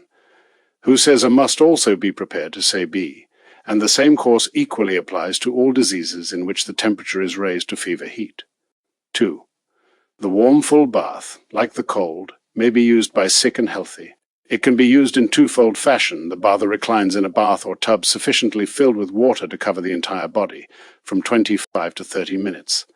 Alongside is a second bath filled with cold water, into which he then rapidly plunges for 1 minute only before resuming his clothes. In default of this second bath, quickly washing over the body with cold water may serve the same purpose. Without drying, the bather resumes his clothes and takes exercise at least half an hour, until he is thoroughly warm and dry. Figure 4. Temperature of the first bath may be from 91 deg to 95 degrees Fahrenheit, for the aged from 95 deg to 100 degrees Fahrenheit. The taking this bath is as follows. As in the first instance, the bath is filled with warm water, which, however, must have a temperature of from 100 degree to 111 degrees Fahrenheit. This bath is taken not once, but thrice, each time with transition into the cold water. The whole proceeding lasts exactly 33 minutes, and is divided as follows. 10 minutes in the warm water, 1 minute in the cold water, 10 minutes in the warm water, 1 minute in the cold water, 10 minutes in the warm water, 1 minute in the cold water. The cold plunge or washing invariably forms the conclusion of the process. I never order warm baths alone without the sequel of cold water bath or sponging. Likewise, I seldom make use of simple warm baths without the admixture of some herb or grass infusion. The warm full bath for the healthy. Under this designation, I understand merely the relatively healthy. For thoroughly healthy persons require no warm bath, but should keep to cold water. Young, weak, and nervous persons may, however, be permitted to take warm baths, likewise women whose strength has been exhausted by their domestic and maternal duties. Such a bath, with a temperature of 95 degrees Fahrenheit, may be taken once a month, from 25 to 30 minutes, always succeeded, however, by a cold plunge or lavation. The warm, full bath for the sick. These warm baths may be divided into the preparation of the 2 first baths has already been explained under the head of sits. Baths. A few words may, however, be added by way of precaution. The hayflower bath. A little bag filled with hayflowers is thrown into a pot of boiling water and left there to infuse for at least 15 minutes. The infusion is then to be mixed with warm or cold water, according to the temperature of the bath to be taken. This bath, the simplest and easiest to prepare, is likewise the most natural and innocent one for restoring warmth of the body. The coffee-hued liquid tends to open the pores and dissolve unwholesome secretions. The oat straw bath. When a good bunch of oat straw has been boiled in a kettle for half an hour, the infusion is to be employed as above. This bath is more powerful in its workings than the hayflower bath, and is of great service in all complaints of the bladder and kidneys, as well as in cases of gout, gravel, and stone. The pine, tree bath. To prepare this, take pin and needles the fresher the better, small broken, up twigs of the pine tree, and resinous cones chopped up in small pieces, boil all together half an hour and use as above. This bath is likewise of much effect on kidneys and bladder, though weaker in its effects than the oat straw bath. It principally acts upon the skin by restoring activity to the epidermis. It is specially to be recommended to the aged. Mixed baths is the title I have given to those prepared out of more than one sort of herb. When, for instance, there is not a sufficient quantity of one or other herb at hand, 2 or 3 may be mixed. I frequently mix oat straw with hay, flowers, by boiling these 2 together. 3. Mineral baths. A word here as to mineral baths in answer to the many questions which have been addressed to me on the subject. All mineral baths are directly opposed to my system, because I am a sworn enemy of extreme measures, and just as I never advocate the use of Turkish towels, wire flesh brushes, and other like drastic measures, so too am I no friend of mineral baths. All these waters, whatever be their name, contain more or less pungent salts and acids. We do not employ coarse sand in order to clean delicate gold or silver vessels, and our internal organs are surely not less delicate and precious than these. 5th partial baths. 1. Hand and arm baths. The title sufficiently indicates the nature of these baths, whose application will be found in the 3rd part of this work. 2. The head bath. This bath is one of the most important. It can be taken warm or cold in the following manner. Place a small tub or deep basin on a chair and plunge the upper head in water for 1 minute if the Figure 5. Water be cold, from 5 to the back of the head with the hand, so that all hair 7 if warm. Wet. Down to the nape of the neck be moistened, the hair to be carefully dried after the bath. This is the only case in which drying is permitted, wet hair being conducive to rheumatism. I frequently prescribe the head bath in cases of ringworm, dry scab, and C3. The eye bath, which can be taken warm or cold, consists merely in dipping the face with open eyes in a basin of water during half a minute. The process may be repeated as often as 4 or 5 times, always with half a minute or a minute's interval between 2 plunges. The warm eye bath, which must always terminate with a cold bath, is never prepared of warm water alone, but has invariably an admixture of some herb infusion such as fennel or eyebright. The cold eye bath is excellent for weak but healthy eyes. It strengthens and revives the inner and outer vessels. The warm eye bath is employed when the eye is inflamed or otherwise diseased. Vapor baths. The experience of many years has taught me to discard whole vapor baths, and only to employ steam on isolated portions of the body. The applications I make use of are as follows. For this are requisite a small wooden tub with a tight-fitting lid, and 2 handles on which the arms can lean, 2 chairs, and a thick woolen blanket. Of the 2 chairs or stools, the higher one serves to sit. On the lower one is placed the tub filled with boiling water. The patient, stripped to the waist, takes his place on the higher chair, and having covered himself tent fashion with the blanket, Figure 6, and remove the lid of the tub, he leans over it in such a manner that the ascending steam completely envelops his head and upper body. Figure 7. This application may last from 20 to 24 minutes, at the end of which time the blanket is removed and the whole upper body vigorously sponged with cold water, to be succeeded by exercise either in or out of doors according to the season. It must here be remarked that, as pure steam has sometimes an unfavorable effect on the eyes, I never employ it except in combination with some herb infusions. I give the preference to fennel over all others for this purpose, but also mint, sage, elder, and lime flowers may be employed with advantage. If these cannot be had, then take a handful of hay flowers or common nettle, despised though the latter plant may be. It will render good service. 1 spoonful of ground fennel will suffice for a single application. For those to whom perspiration does not come easily, a piece of brick made red hot on the kitchen fire may be introduced into the tub about 10 minutes after the beginning of the vapor bath. This will serve to intensify and renew the steam. Every vapor bath should conclude with a cold lavation or bath, and for at least half an hour after it. In winter, the outer air is to be avoided. The effects of this bath are considerable, for it not only tends to open and cleanse the pores, but it also reacts upon the internal organs as windpipe, lungs, and sea. In cases of rheumatism, cramps, difficulty in breathing, headaches, and in the first stages of slime, fever, it renders great service. Likewise, a single vapor bath will often suffice to arrest a beginning cold or catarrh. 2. The vapor foot bath. As with the upper body, this process may be applied to the lower members. Figure 8. The application is as follows. A thick woolen blanket is spread over the chair on which the patient having bared feet, and legs takes his place before him the foot bath or tub half filled with boiling water, and placed across it from side to side a narrow board on which to rest the feet. A little contrivance will readily enable him to fasten this board securely to avoid the disagreeable feeling of its slipping to and fro. When everything is thus prepared, the blanket is to be wrapped over the front of the legs so as completely to exclude the air. For the vapor foot bath, I usually employ a light infusion of hay flowers, and, as with the upper vapor bath, its effect may be increased after the lapse of 10 minutes by the introduction of a piece of red-hot brick into the water.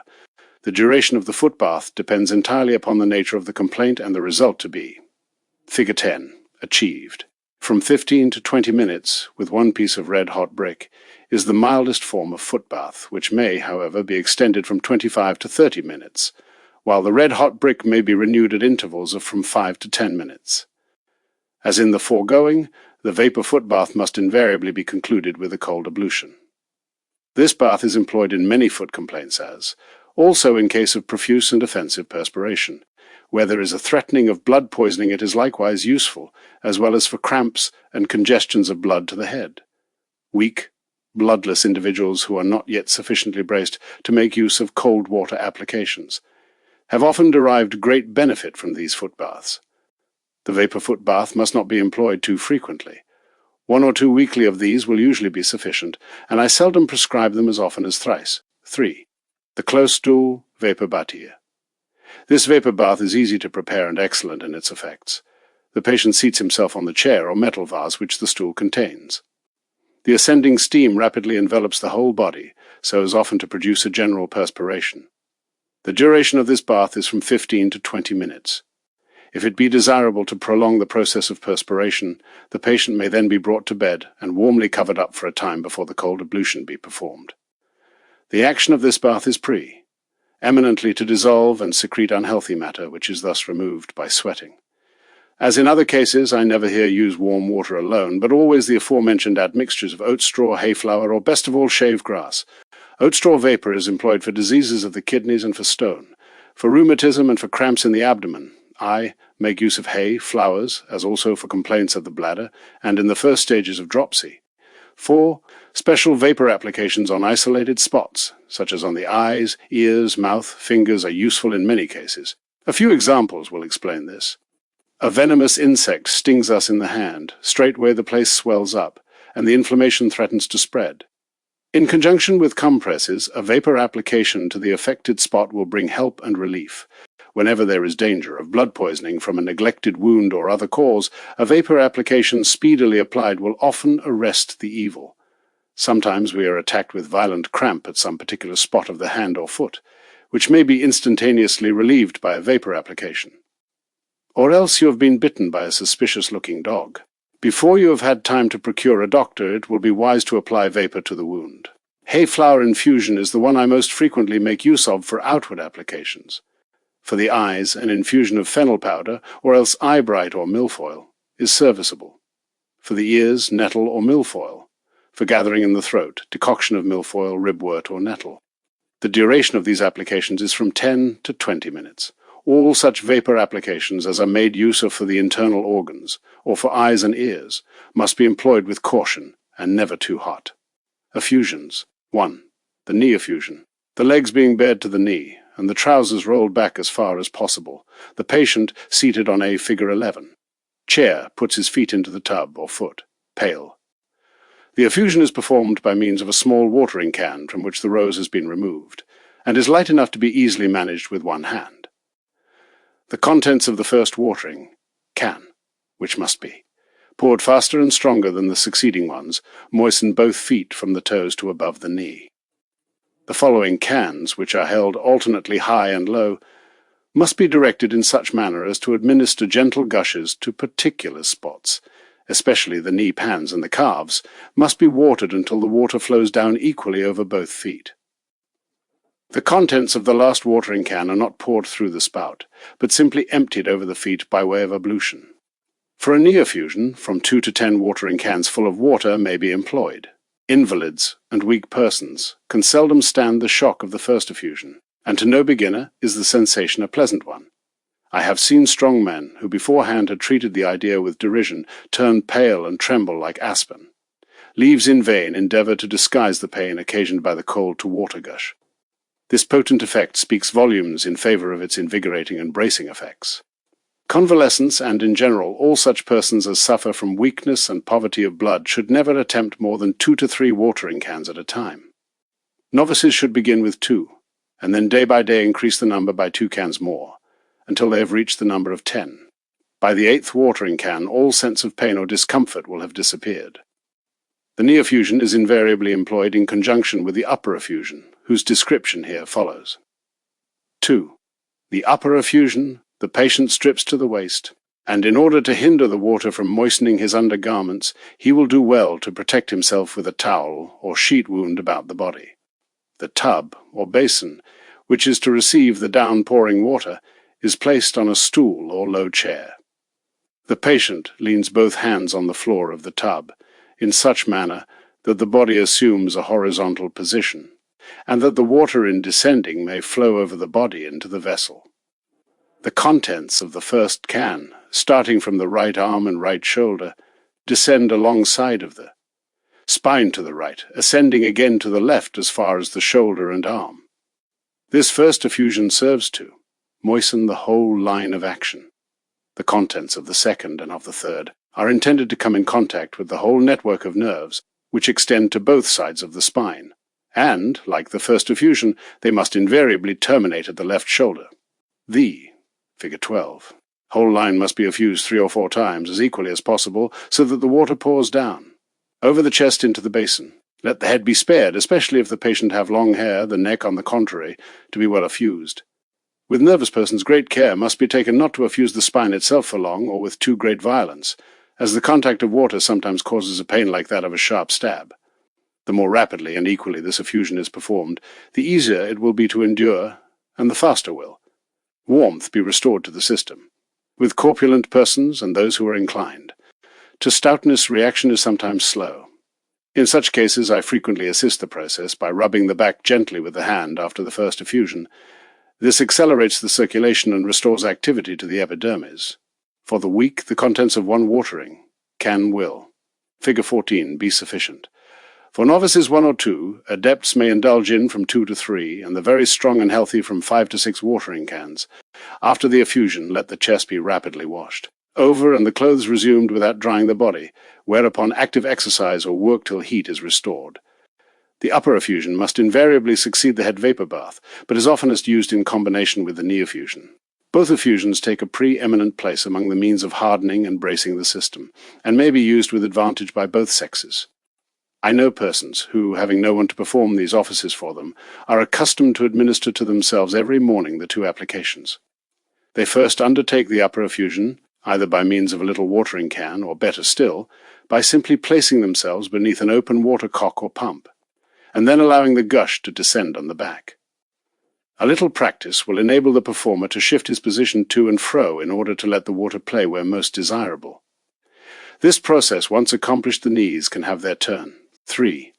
The back effusion is the continuation of the upper effusion and is applied whenever it is desirable to act directly on the spine. Its influence on the circulation is likewise very favorable and of stronger effect than the foregoing. As with the upper effusion, the gush here is applied, stronger or weaker, higher or lower, from one shoulder blade to the other, most particularly, however, on the spine itself, from the cervical vertebrae to the rump bone or coccyx. Rapid elevation of chest and under body, as of arms and legs, must always conclude the back effusion. The simplest method is undoubtedly for the patient to seat himself above a tub or bath in the manner here indicated. 4. The lower effusion is the continuation of the knee effusion, and is so applied that besides calves and knees, the thighs likewise are to be subjected to the treatment. Its effects are the same as those of the knee effusion in a more. Figure 15. Figure 16. Potent degree. The lower effusion must invariably succeed the vapor foot, bath, unless preference be given to a semi-bath or to kneeling in water. This form of effusion is one which anyone can apply to himself unassisted. 5. The complete effusion extends to the whole body, as is sufficiently indicated by the title, from the throat to the point of the toes. It is administered in the following fashion. The patient, attired in bathing trousers or shirt, sits. Figure 17. In a bath or tub on a narrow board placed across it. The effusions are applied alternately to the chest, and the back with the contents of about 4 watering cans. The office of the first can is to wet the entire person, the other. 3 are to be directed in such manner that the gush attacks every portion of the body, giving, however, special importance to the spine and stomach. To healthy persons inclined to corpulence, this effusion is strongly to be recommended.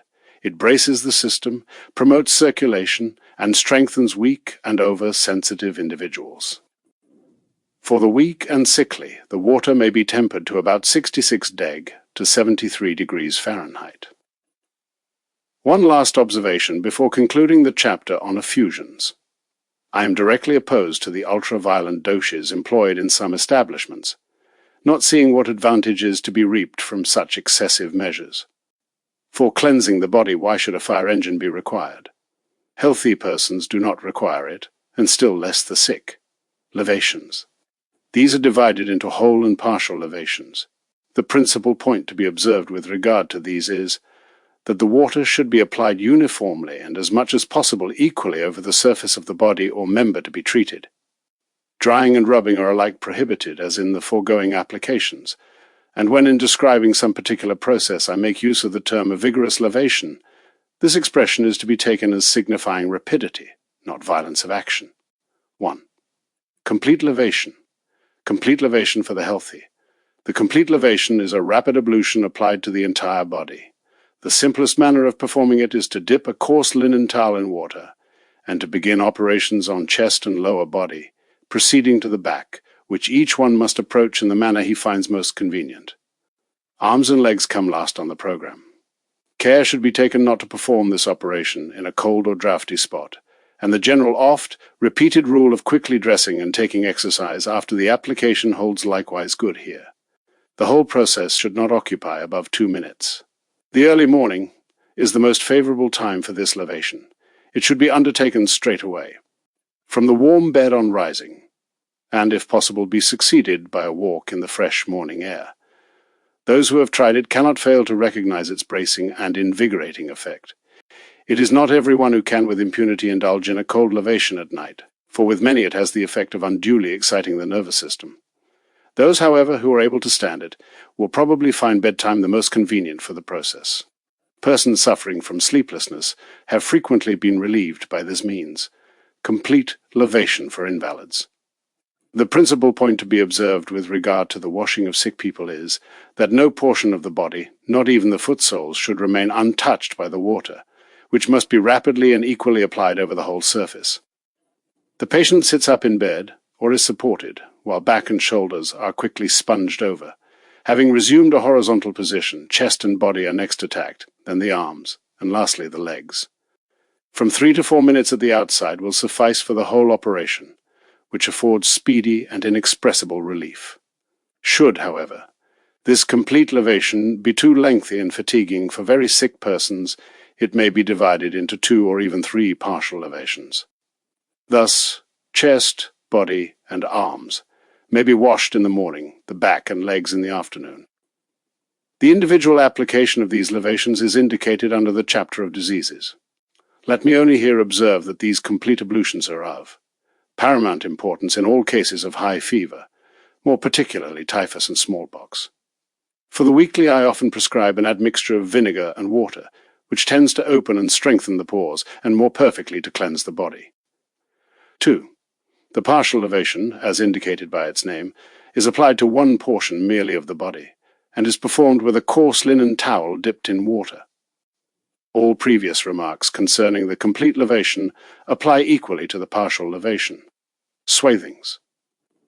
The first of these is termed 1. The head swathing. It can be applied in twofold fashion. The whole head, face and hair included, are washed over so that the water penetrates everywhere, without, however, causing the hair to drip with moisture. Over the whole head, then tie a dry linen cloth, in such manner that it adheres closely and excludes the outer air, leaving only the eyes and half the forehead visible. Half an hour will usually suffice completely to dry the hair.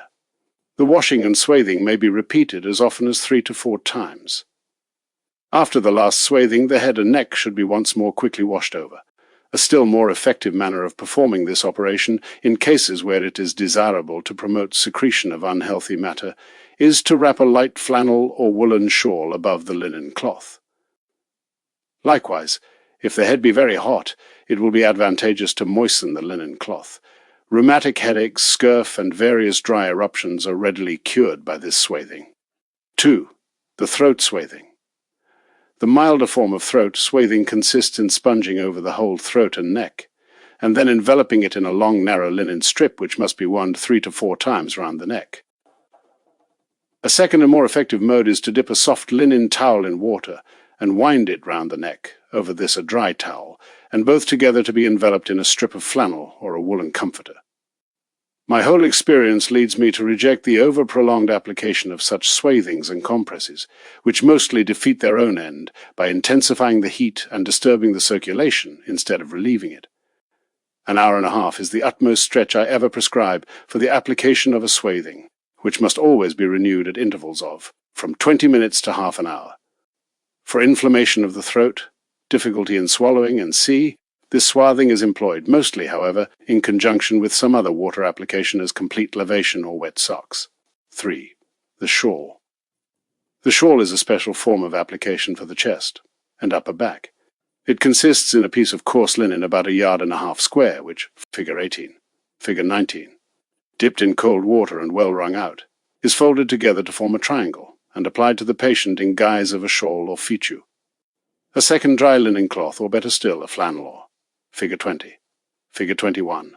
Woolen shawl is secured above this in order to exclude the air. An agreeable sense of warmth will soon be felt by the patient. The application of the shawl lasts from half an hour to an hour and a half, and may in some special cases be extended to 2 hours. It should be renewed every half hour, or whenever the swathing is hot. For congestions, feverish catarrhs, and in the first stages of inflammation in the head, for gathering in the throat and windpipe obstructions, the shawl will be found useful. With it I have achieved the most noteworthy results in cures of mental diseases, especially in the weaker sex. In conjunction with a second equally simple application, the wet shawl sufficed to withdraw all superfluous blood from the head vessels and to relieve the brain. This second application just mentioned consisted usually in wet socks or foot swathings, or else in warm foot baths with salt and ashes. 4. The foot swathing. This swathing is an important auxiliary to be used in combination with other applications. We distinguish between 2 sorts of foot swathing, viz., country people who have little time, and means will perform this operation in the simplest and least troublesome manner, by putting on at night a pair of wet socks, and over these again a pair of dry woolen socks or stockings. Those who object to this proceeding may swaddle their feet in wet linen. Above it, dry flannel or woolen swathings. The water in which socks or linen are dipped may be mixed with vinegar, and the application which, should invariably be taken in bed, may last from 1 to 2 hours. Should great heat result from this operation, then the swathing should be renewed at suitable intervals. In all cases where it is desirable to draw unhealthy secretions from the feet, to reduce inflammation and draw the blood downwards, this swathing will render good service. Let no one, however, be in danger of confusing the effects of this application with those of the foot bath, which are of an essentially different nature.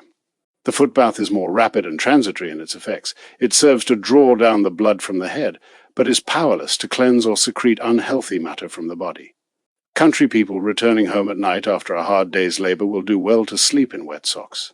The wet socks will promote sleep and restore freshness and elasticity to the wearied nerves and muscles.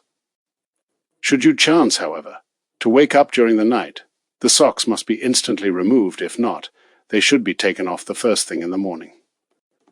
The foot swathing may also be used with advantage by those who suffer from cold feet. For profuse perspiration of the feet it is likewise to be recommended, but only in conjunction with the vapor foot bath. Swathing above the knee is of stronger effect than the preceding, and is applied in the same fashion, with the difference that the wrapping is prolonged to above the knee. For the length of this application and all other instructions regarding it, the remarks regarding simple foot swathing hold good. For withdrawing the heat from the upper body in cases of great fatigue, and removing unhealthy winds and gases, I can warmly recommend this swathing. 5. The lower swathing is thus called because it is chiefly employed for diseases of the legs and lower body. It begins under the arms, and reaches till over the toes. The upper chest, shoulders, and arms remaining free must be carefully covered over to secure the patient from cold. The lower swathing is prepared in the following manner. A large thick woolen blanket is spread over the mattress. Above it the wet sheet well wrung out, and which must be large enough to envelop the body in. Fig. 22. 2 to 3 fold fashion. The patient lies down on the spread-out sheet, which is then closely folded over him to the right and left until every portion of the lower body comes in contact with the wet linen. The blanket is then wrapped over so as to form a complete protection against the outer air. The whole person is then covered with a feather quilt, in addition to which an extra rug or blanket may be placed over the feet. The duration of this application is from 1 to 2 hours. Persons who have an insurmountable dislike to cold water, as well as the aged and weak, may employ lukewarm water for this purpose. Country people and peasants often simplify the process by taking an old sack, which, having dipped in water and well wrung out, they draw on over the whole person up to the armpits. Thus attired, they lie down and are covered up with blankets or feather quilts. The action of this swathing, which is always made use of in conjunction with other applications, is threefold. It promotes heat, dissolves and secretes the germs of unhealthy matter contained in the system. For tumors on the legs, rheumatic and gouty affections, flatulency, cramps, and it is a valuable auxiliary. Instead of simple cold or warm water, I often make use of an infusion of hay flowers, sour hay, oat straw, or pine needles. The sour hay is a substitute for hay flowers, and both are efficient in cases of difficult urination. Also, in a minor degree, they have a favorable influence on gravel and stone complaints. The infusion of oat straw has done good service in cases of gout, gravel, and stone. The pine tree infusion is chiefly for the weakly. It is useful for flatulency and cramps of the abdomen. 6. The short swathing is the one most universally employed, and the most independent of all cold water applications, inasmuch as it depends upon the assistance of no other. Being easily applied and of excellent effect, it well deserves to be a general favorite. A coarse linen sheet folded together 4 to 6 fold is dipped in water and wound closely round the body from the armpits to the center of the thighs. Above it a piece of flannel or woolen stuff, and the patient is covered up in bed as in the foregoing applications. For the aged and weak, warm water may be employed. Figure 23. An old sack folded together to the requisite width may be made to serve the purpose of poor country people.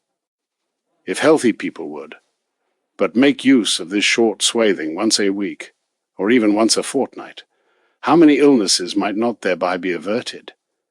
It acts favorably on liver and kidneys, and brings relief in heart, stomach, and dropsical complaints by dispelling superfluous gases. Whenever I am in doubt as to the nature of a complaint, and wish to ascertain the exact seat of the evil, I always find the short swathing to be my best and truest counselor. Patients who suffer from weakness of the abdomen should rub their body, either before or after the application, with oil of camphor or lard. For cramps, I sometimes make use of a cloth dipped in pure vinegar and placed single fold against the body under the wet wrapper. 7. The wet shirt. I have selected this application as being sufficiently self-evident to be grasped by the meanest intelligence. A common linen shirt is dipped in water, well wrung out, and put on by the patient who goes to bed, having wrapped himself in a thick woolen blanket and sufficiently covered himself with rugs or quilts. The wet shirt may be kept on from 1 to 2 hours. It acts like a very mild form of blister, and has the effect of opening the pores, relieving cramps and congestion, and soothing the nervous system. I have employed it with great effect in mental diseases, and on children attacked with St. Vitus's dance. In many skin diseases, it is eminently valuable, and in cases of scarlet fever, measles, and C, when it is an object to promote the eruption and bring it to the surface, I make use of a shirt dipped in salt water or an admixture of vinegar. 8. The Spanish mantle. This pompous appellation is not of my invention, but being in common use, it may as well serve my purpose here. The Spanish mantle, likewise called large swath, ing, is a sort of long cloak with sleeves made of coarse linen, cut very wide and long, and open up the fig. 24. Front. Perhaps it would be more correct to designate it as a coarse linen dressing gown. This cloak, dipped in water, which can be warm or cold according to the particular case, is put on by the patient, who wraps it tightly about him and goes to bed as previously described. The duration of this application is from 1 to 2 hours, and must be regulated by the patient's strength, more particularly, however, by his size and weight. For a thin, gaunt peasant 1 hour will suffice. A burgomaster or an alderman may unhesitatingly indulge in 2 hours. Whoever wishes to ascertain how potent are the effects of the Spanish mantle need only examine the Figure 25. Water in which the cloak has been rinsed out after the application. The water will be found to be dull and discoloured, and I have known cases where the linen cloak itself was dyed throughout of a yellow hue, which could only be removed by bleaching. I especially make use of the Spanish mantle in cases of general catarrh, for slime fever, gout, smallpox, typhus, and as a preventive against apoplexy. In part 3rd of this work, we shall frequently meet the Spanish mantle, dipped in an infusion of hay flowers, oat straw, or pine needles. It is of excellent effect in various diseases, such as gravel, stone, and sea, according to the individual effects of each of these plants. Water drinking. This paragraph may be a brief one. I warn everybody against the two extremes, that of drinking too much and of not drinking at all. Some years ago it was the fashion to imbibe large quantities of water by way of cure, a daily allowance of 4, 6, 8, and even 10 pints being of common practice, and even now there are many who entertain an undefined notion that much water drinking must be conducive to health. Those of the second category hold a diametrically opposite opinion, and pass days, weeks, and even months without anything in the shape of fluid crossing their lips. Are not both these proceedings equally senseless? Before the clock strikes it gives us warning, and does not the greatest of all Mechanicias, the Creator, do the same by all his creatures? He gives us hunger as a sign that it is time to eat, and thirst to tell us when we should drink. The human system, that living clock of exquisitely accurate construction, would ever move and strike with unfailing punctuality, were it not for the blindness of mankind, which soils the works, and obstructs their rotation by dust and dirt. Wild and tame animals eat and drink whenever they experience thirst or hunger, and desist when they are satisfied, and a rational, unvitiated human being will act in like manner. Drink, therefore, whenever thou art thirsty, and never drink much at a time. I know persons who hardly ever drink from week's end to week's end, others to whom a glass of water at breakfast is sufficient for the whole day. This may easily be explained by the fact that in every dish of which we partake a certain amount of liquid is contained. Except during the great heat in midsummer, or a feverish state of the system, thirst is an element foreign to many people, and it always is to me a mystery wherefore so many persons, without the slightest necessity, choose to flood their poor stomachs with whole deluges of liquid. Such a course cannot fail to bring its revenge in time. At this place I wish to say a few words about drinking during meals. This applies to those in the more civilized walks of life, for with peasants and country, people drinking at table is not a general habit. our food, as we chew it in the mouth, should be penetrated throughout with the saliva, which has specially been given to us for the purpose of assisting digestion. If, therefore, we dilute this valuable sap with another fluid, such as water, beer, or wine, we necessarily weaken its effects. When and how should we therefore drink? Let him drink who is thirsty before meals, for the thirst is then a sure indication of scanty or thick saliva, which requires to be diluted and renewed. During meals we should, as much as possible, refrain from drinking, in order that everything we eat may be thoroughly amalgamated with the pure saliva. When a certain time has elapsed after a meal, digestion again demands a renewal of the stomach saps. In other words, if in 1, 2, or 3 hours after eating we feel thirsty, it is permissible to drink in moderation. Drink as often as thou art thirsty, and never drink to excess. The peasants do not care for violent sudden showers of rain, for they declare that such do more harm than good, and render the land unfruitful. Those heavy morning mists, on the contrary, which wet the hat till it drips with moisture, are the peasants' best friends, for they promote fertility. It has lately become the fashion to praise the effects of warm water imbibed at the temperature of 100 degrees to 111 degrees Fahrenheit.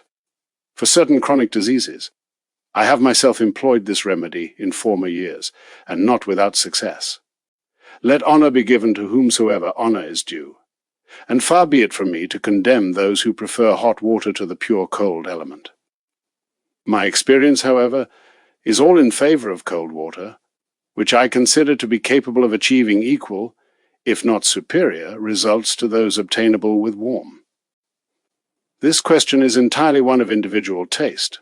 Let each person, therefore, select that which he finds most congenial. Part 2, Pharmacy. Benedicite universa germinantia in terra domino. Introductory remarks. I am a sworn enemy of all secret remedies and patent medicines, whose composition and ingredients are enveloped in mystery. This reproach cannot be addressed to me. I willingly throw open the drawers of my pharmacy and invite every one to analyze their contents. No expensive stock in trade will be found here, for most of my medicines, infusions, extracts, oils, and powders are drawn from simple weeds and herbs, well known and much prized by our ancestors, but mostly now forgotten and despised. These may be found in almost every field and garden, on the common, and by the wayside, and as this little work is chiefly written for the poor, the greatest merit of my remedies lies in their very cheapness and vulgarity.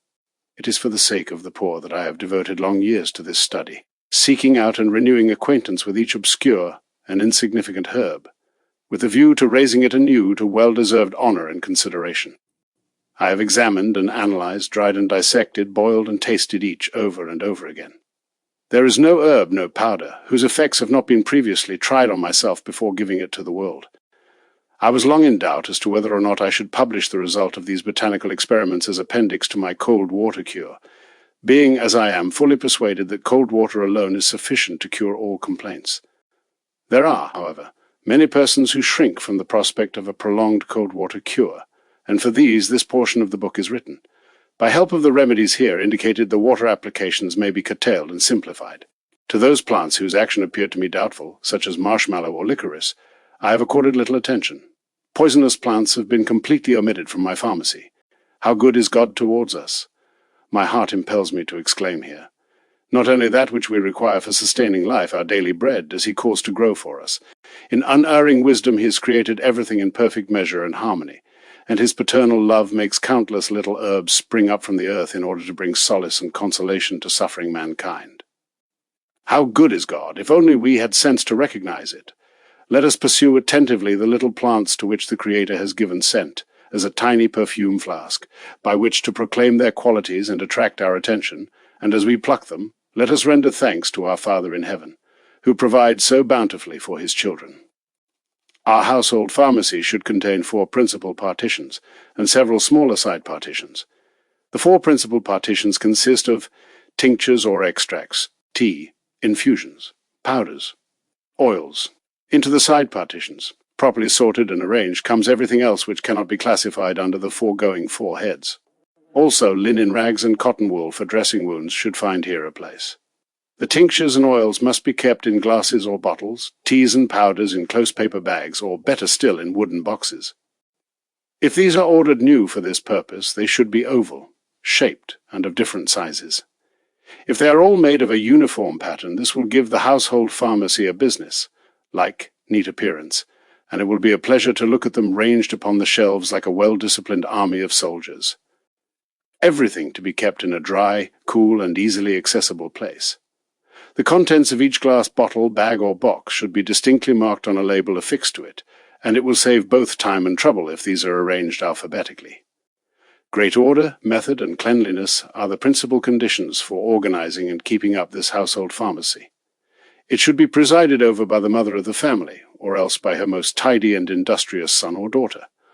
Well governed and administered, this little pharmacy will be a source of blessing and consolation to the whole household, and its faithful dispenser may joyfully remember the words of our blessed Saviour, inasmuch as ye have done it unto one of the least of these, my brethren, ye have done it unto me. At the end of this part I have given a list of the contents of the pharmacy, from which I have banished everything of a superfluous nature. A word more here as to the preparation of tinctures, teas, powders, and oils, tinctures or extracts. The healing virtues of a plant, its inward sap, may be extracted in various ways. The best and most potent extraction may be obtained as follows. Among the herbs, berries, or flowers from which the medicine is to be made, seek out the most perfect specimens, ripe and undecayed. These are to be well dried in the open air upon a wooden board or tray placed, however, in the shade, never in the sun. When everything is well dried, cut up or pull asunder those that require to be diminished in size, and place everything in a clean, easily corked glass bottle. Over this pour pure corn brandy or some other kind of unadulterated spirit. Well, close the bottle and place for a time in a moderately warm spot. The longer the extract is kept, the stronger it will be, and I often make use of a tincture after it has stood a year undisturbed. In case of necessity, however, it may be used after a few days. The tinctures are to be administered in drops, sometimes in tea or even tablespoonfuls. The qualities of all berries, herbs, and flowers which are employed as tinctures may also be expressed in wine. This wine, however, is not intended to be kept any length of time, but is mostly employed for immediate use. Teas. In dry weather, when you are coming back from the fields or when going out to view the state of the crops, turn aside occasionally from your path to pluck here and there one of the healing herbs. Give the preference to those that grow on dry soil, best of all on sunny hillsides, and those flowers and berries, which are most perfectly expanded and developed, will bring you the best fruits in time of sickness. Many of the plants and herbs will be found growing in your own kitchen garden near the house or farm buildings. Teach your 10-year-old little girl or boy how to seek for the plants. This will give them pleasure and save your own time. The plants should every year be renewed, that is to say, a new stock gathered in, and the old ones thrown away. Each housewife knows how to prepare tea. For one cupful, she takes of the dried herbs as flowers as much as she can grasp in 3 fingers, pours over it boiling water, and lets it boil up once or twice. After straining, it will then be ready for use. Made in this fashion, the tea will have the most delicate, pleasing taste, but it will not be of the strongest kind. My method of making it is different. I let it boil for long until every particle of strength is extracted from the plant, in order that none of its healing virtues may be wasted. How and when these teas are to be administered, I have indicated at the proper place. Powders. A powder is obtained by scraping or pounding in a mortar the dry roots, leaves, berries, or seeds. Many sick people prefer to take medicine in this shape to swallowing cupfuls of fluid. It may be strewn over their food or mixed with their drink in such fashion that they never suspect its presence. The glasses or boxes where these powders are kept should be airtight. Oils. The different oils appertaining to the pharmacy can be bought ready-made of the apothecary in every country town or village. As with the other medicines, the oil bottles should be kept clean and in good order. Medicaments. Almond oil. The oil of sweet almonds should rank first among the oils contained in the household pharmacy.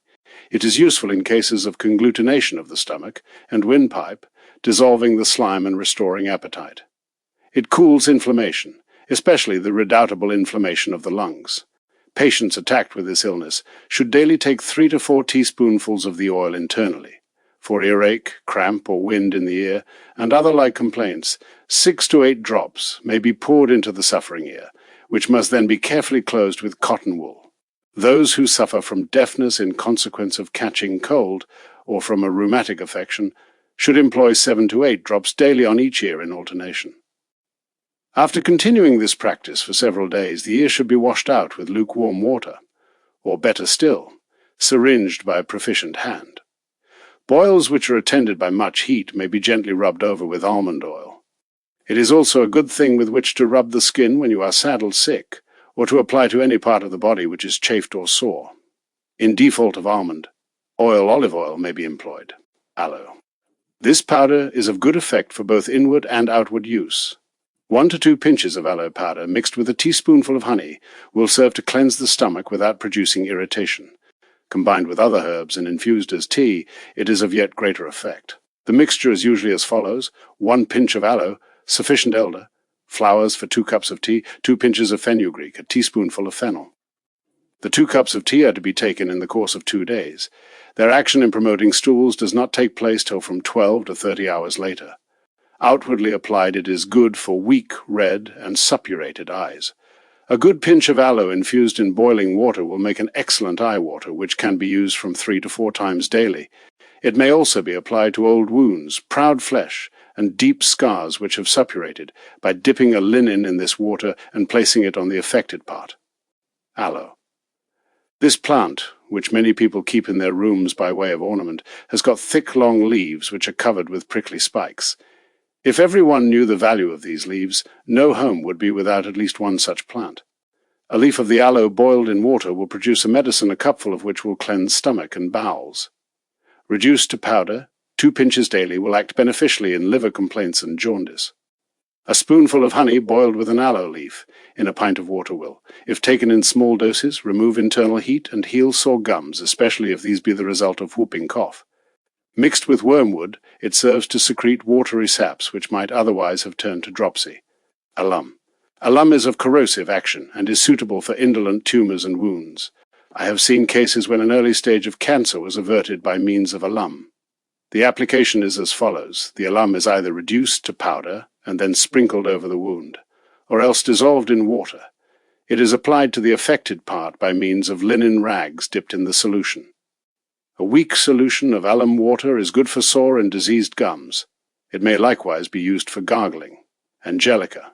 Upon damp meadows and in the woods we find a plant which grows to the height of from 20 to 40 inches. It has a hollow stem, out of which the boys like to make pipes. The name of this plant is Angelica. Its healing powers on the human system are unfortunately too little known.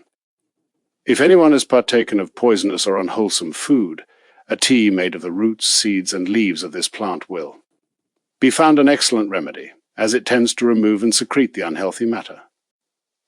How often we feel a sensation of cold in the stomach. A cup of tea made of these roots will quickly restore the internal warmth. It is best to imbibe such a cupful in 3 portions, to be taken morning, noon, and night. Flatulency and unwholesome gases in stomach and bowels are readily cured by a cup of this tea, especially if the tea be infused with a mixture of wine and water. For congestion in lungs, windpipe, and chest, and for burning pains in the stomach, it is likewise very serviceable.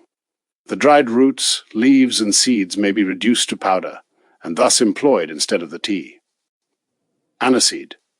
Aniseed, like fennel, may be warmly recommended. Its action upon unwholesome gases and flatulency is even greater than that of fennel. Oftenest these 2 remedies are employed combined together. Oil of aniseed and of fennel may be bought in every apothecary's. For the aforenamed complaints, 4 to 7 drops on sugar once or twice daily will suffice. Arnica. Tincture of arnica is so well known for its healing and strengthening effects upon wounds, sprains, ANC, as hardly to require any commentary. It is not expensive to buy, but anyone can prepare it for himself. The blossoms, collected at the end of June or beginning of July, are placed in airtight bottles into which corn brandy or spirits are poured. In 3 days the tincture will be ready for use. Ashes. Wood ashes are always employed for medical purposes, those of lime wood being the best and finest. The fresher they are, The more effective they will be, those just withdrawn from the hearth will be best of all. After illnesses in which the digestive organs have suffered, we derive much benefit from ashes.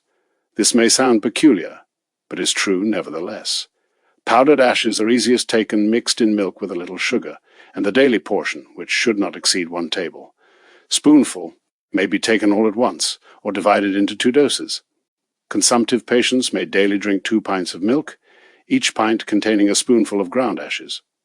It may likewise be powdered over old suppurated sores and wounds, as it will assist the healing process. Bilberry? About the time of St. James's feast, the children love to go to the forest. The bilberries are ripe, a prime delicacy for these young brats. Even grown-up children do not despise these dark-hued berries, and we see them piled up in baskets in the town market. Place. Their sight will remind many a student of bygone happy childish days, when he used to pluck bilberries with his little sister, and perchance he will sometimes stop and buy a few coppers, worth of the fruit for the sake of auld lang syne, no household should be without a good supply of. Dried bilberries throughout the year, they will be found useful in manifold cases. Good corn brandy poured over 2 to 3 handfuls of bilberries in a bottle will produce an extract which may be kept for years and will improve with keeping. Obstinate diarrhea may be relieved by a spoonful of bilberry extract, taken in a gill of warm water and repeated after 8 to 10 hours. It will hardly be necessary to repeat the dose a 3rd time. Even in cases of severe dysentery, the bilberry extract will be found of good service, used in conjunction with compresses of vinegar and water. The dose must be regulated according to the nature and violence of the disease, 10 to 30 drops on sugar being the smallest 1 teaspoonful, taken in warm water or wine, the largest dose, bone dust. Of this bone dust I always prepare 3 sorts, viz. I take clean bones of a healthy ox, and expose these to the glowing heat until the bones are reduced to ashes. These black ashes must be pounded fine, and a very simple efficacious remedy will be complete. I burn the bones until they have assumed the appearance of quick, set lime, pound as above, the result being a powder which has the appearance of piper clay. Grey powder is composed of a mixture of the black and white dust, producing a grey-hued powder. Those who read my remarks under the heading chalk will understand why I attach great importance to bone dust. Its effects are most noteworthy after severe illness, when the patient is much weakened. I am often unable to restrain my own astonishment at the wonderful results achieved by it. Many may fail to understand wherefore I prepare 3 separate sorts of powder out of the same bone. I do this because each separate preparation is adapted to a different phase of weakness. To convalescents who suffer from general weakness of the system, and to little children who seem to be dwindling away like stunted treelets, I administer 1 to 2 pinches of the black powder daily in water, or mixed in the food. Patients of whom I note that their machinery works slow and indolently, that their circulation and digestion are out of order, that their bones in especial appear to be in shaken condition like that of a crumbling building, receive the white bone dust. The mixture of the 2 powders is administered to those patients or convalescents whose internal organs and vessels are much weakened. This, dear reader, is the whole secret of the black, white, and grey powders, of whose effects so many patients are able to relate, and which have been so much discussed and disputed over. Believe me, these powders alone might have made me a rich man. But I detest and despise all secret remedies, which are justly to be regarded as quack-salving swindles. My remedies need not fear the open light of day. Let each one examine for himself and select the best. Bran.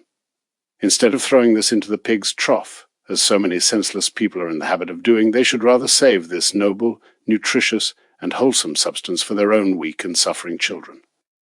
Nothing is more welcome to convalescents, weaklings, and children than easily digested food, and the weakest stomach is capable of retaining a decoction of bran, which is, so to say, the very quintessence of the grain itself. Let no one be surprised at this assertion. It is a well-known fact that the rinds of apples and pears possess more strength than the actual fruit. Take wheat or corn bran and boil it for 3/4 of an hour in water, then press out the bran and strain, mix honey into the decoction, and boil up again for half an hour. Of this drink the patient may take twice daily half a pint. White bread or roll dipped in it will be pleasant to the taste. For children and for the aged, I know no better, more wholesome beverage, and those who have tried it will sing its praises. if we would but strive to become simpler, more rational, more frugal in our habits. God grant that it may be so, for much depends upon it. Chamomile. Chamomile tea for colds, catarrh, especially when these are attended by fever, for stomach pain, cramps, violent congestion, toothache, is a well-known and trusty friend in every house. Less familiar to the English public will probably be the little muslin bags filled with dried chamomile flowers, which will relieve pain when applied warm on the stomach or abdomen. Camphor. The properties of camphor are well known. Its effects are soothing and pain-stilling. It may be used as spirits of camphor or camphor oil. For spirits of camphor, dissolve a piece as large as a hazelnut in half a pint of spirits. It is only for outward application, to be rubbed on the affected part in cases of bruises, sprains, rheumatic, and spasmodical complaints. Many people employ it merely for strengthening some particular limb or part, and they act rightly in so doing. Camphor oil is produced by mixing powdered camphor in almond or salad oil. It is excellent for rubbing in cases of rheumatism, gout, and pains in the back. Sendri is called in German Tausendgudenkraut, literally the 1,000 florin herb. How curiously certain herbs have been christened by our ancestors. The reason of this is that they knew their now forgotten worth. Our little flower must have occupied a high social position in the herbal world of those bygone days. Its taste is bitter, and its mission, employed as tea, is to relieve the stomach of superfluous winds and gases, to restore the digestive saps, and act upon liver and kidneys. It is the best remedy for heartburn. Sufferers from derangement of the circulation may seek counsel and help from the herb. Chalk. Every one must have seen how not only foals but other household animals are fond of swallowing little particles of lime or mortar, and who has not heard of children from whom the schoolroom chalk had to be hidden away, lest they should break up and greedily devour it? Does not nature give us hereby a hint as to the beneficial action of chalk upon the human system? I myself have made use of chalk in large quantities with quite surprising results. Chalk contains sulfur, lime, and other ingredients. Let us call these at once building materials, which often serve to strengthen and build up anew the marvellous edifice constructed by the greatest of all architects. To weaklings and children I give daily a pinch of chalk in water, or mixed with the food. Being absolutely tasteless and scentless, powdered chalk is easily swallowed. Let those who suffer from imperfect digestion, and children who, in spite of all care, do not seem to thrive, give chalk a trial, taken as above. It is specially efficacious in green sickness. Those affected with this complaint should take not 1, but 2 pinches daily, morning and evening. This white powder will soon change the patient's pale faces to a healthy red. More potent in its effects than chalk is bone dust. Cloves, oil of. Oil of cloves is employed in the same manner as almond or olive oil, and is often mixed with these. I have found it to be of special use against indolent gases and unhealthy saps in the stomach. The dose to be taken on sugar is from 4 to 6 drops once or twice daily. Coltsfoot. Many plants like the coltsfoot seem to have been created but to be trodden underfoot, but those who are acquainted with its qualities will hold this plant in high esteem. Coltsfoot tea is excellent for clearing and cleansing chest and lungs, for cough, and for all those who incline to consumption. Fresh coltsfoot, leaves laid on the chest will draw out heat and fever, and may also be used for open wounds. They are specially serviceable for open sores on the feet, when the spots are highly inflamed, blue or black in hue. They draw out heat and pain and expel the unhealthy matter. Also for erysipelas they may be used with advantage. Coltsfoot leaves may be dried in the shade, rubbed down to powder, and taken as medicine. The dose is from 1 to 2 pinches, taken 2 or 3 times daily. This powder, like many others, may be mixed with the patient's food. Cowslip. Only the dark yellow cowslip is of any value for the household pharmacy. Its mere scent reveals to us that it must be gifted with peculiar virtues. It suffices to chew 2 or 3 of these little yellow cups in order to guess the medicinal qualities here concealed. Shooting pains in the limbs may readily be cured by a daily cupful of cowslip tea. This cure should be continued for some length of time. Danewort or dwarf elder. At the forest edge, especially there where the wood has been cut down, we find a shrub growing to the height of a yard, which in spring time bears large umbelliferous white blossoms, in autumn a rich burden of shining corymbiferous berries. This is the Danewort or dwarf elder bush. Its berries are smaller than those of the household elder, but they are far more numerous, and the plant is hardier than its more civilized brother. Tea of the Danewort root is of special service for expelling the water in dropsy, and in purifying the kidneys. In my own experience, several cases of advanced dropsy have been completely arrested and cured by this means. It is likewise useful for other complaints of the abdomen having their origin in unhealthy saps, which it secretes through the urine. Danewort tea prepared with the powder of Danewort is similar in its effects. For 1 cupful to be taken in 2 separate doses on the same day, 2 pinches of the powder will suffice. In late autumn, the root should be collected, carefully dried in the open air, and put aside for winter use. Elder, black. In the good old times, the elder bush used to stand nearest to the house. Now it has mostly been dislodged from this familiar position. No home should be without this faithful guardian, whose leaves, blossoms, berries, and bark all contain valuable properties. With returning spring, vigorous natures seek to disembarrass themselves of certain saps, and matter which during winter have accumulated in the system. Who has not experienced this feeling, which has been termed the spring sickness, often accompanied by eruptions, diarrhea, colic, and similar complaints? Those who wish to undertake a slight spring cure, and to secrete unhealthy matter from blood and body, should take from 6 to 8 fresh leaves of the elder tree. Cut these up small after the manner of tobacco, and let the tea boil up for 10 minutes. 1 cupful daily, taken an hour before breakfast during some length of time, will suffice for the cure. This cure may also be undertaken at any other time of the year, and in default of fresh leaves, dried ones may be used. People inclined to dropsy should drink elder root tea. This infusion has the effect of secreting the superfluous water in large quantities. The berries are often cooked in autumn, and made into a sort of frumenti or pap, much prized by our ancestors for its effects in cleansing the blood. My deceased mother used to perform this elder root cure every year for 2 to 3 weeks. It was for this reason that our forefathers always planted some elder trees in the vicinity of the house. As nowadays genteel folks wander forth to distant countries to perform the costly grape cure, so used our parents and grandparents to consult the adjacent elder tree, which served them as well and with far less expense and trouble. Even the birds, before they migrate in autumn, seek out the elder tree in order to purify their blood and gather strength for the long journey. What a pity it is that men have lost this healthy natural instinct. Boiled with sugar or honey for winter use, the elderberries will be found valuable for persons whose occupation forces them to lead a sedentary life. A spoonful of this jam, stirred into a glass of water, will give an excellent cooling and refreshing drink. It cleanses the stomach, promotes water, and acts favorably on the kidneys. Many country people dry the berries, which can be used as tea or pap. Used in whatever shape, it is always efficacious in cases of violent laxation. The good services formerly rendered by the elder tree have been so completely forgotten that this trusty household benefactor has frequently been exiled or destroyed. May the good old friend rise again to renewed honor and consideration. Eyebright. In gratitude, and as a reward for its valuable services, our ancestors bestowed the pretty name of Argentrost on this little herb. Often, when other means were unavailing, this flower has procured a last consolation to suffering eyes. I have frequently made use of it, and with good results.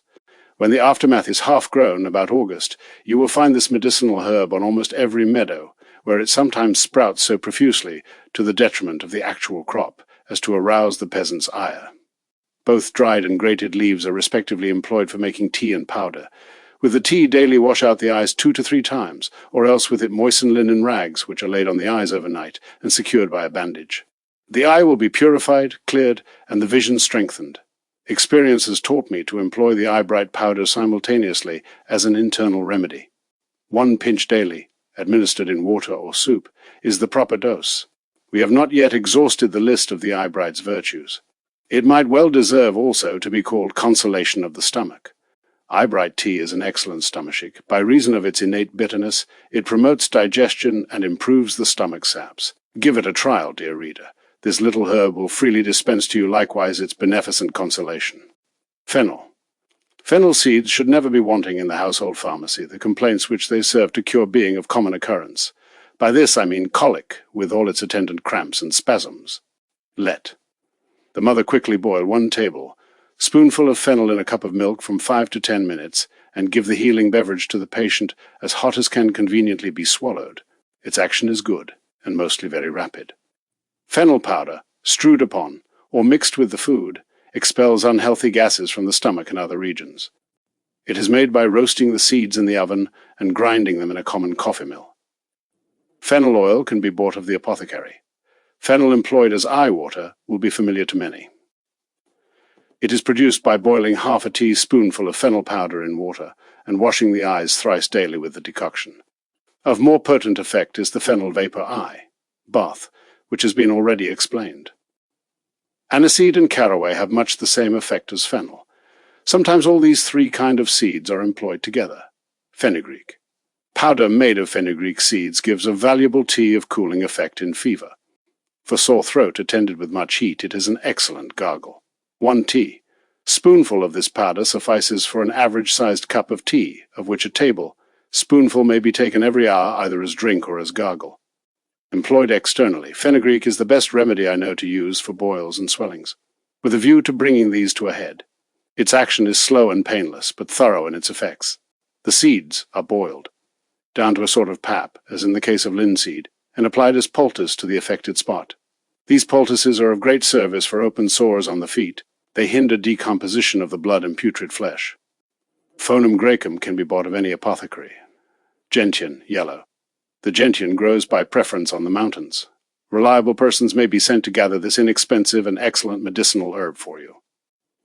First and foremost, I advise to prepare extract of gentian. For this purpose, gentian roots must be well dried, chopped up small, and placed in bottles, into which pure spirits are poured. This extract is the best stomachache. 20 to 30 drops in 6 to 8 tablespoonfuls of water is the dose, which may be taken daily for a considerable time. A good digestion and an excellent appetite will not fail soon to declare themselves. If we feel a weight on the stomach, as of imperfectly digested food, a teaspoonful of gentian extract in half a glass of warm water will speedily remove the sensation. It is wise to take a bottle of gentian extract in traveling. A few drops of it, taken on sugar when we are overtired or badly nourished, will render good service. Nausea and fainting fits may be counteracted by a teaspoonful of the tincture taken in water. It warms and revives, restoring peace alike to mind and body. Gentian tea is similar in its effects. It is made by boiling the chopped-up root or the gentian powder. Honey.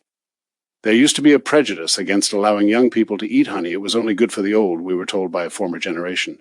I have employed and tested honey in manifold ways, and always found it to be excellent in its effects. It loosens, purges, and strengthens. Mixed with tea for catarrhs and conglutinations, it is in general use.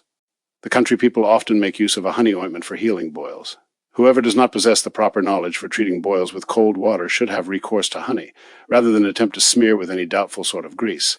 The honey ointment is easy to prepare, being simply composed of honey and white flour in equal parts, with a little water added to produce the right consistency. Should be tolerably stiff, not over liquid. As internal medicine, honey is also of good service in many little complaints. Small tumors in the stomach are readily contracted and healed by means of honey. Yet would I not advise to take the honey pure, but rather mixed with some suitable tea infusion.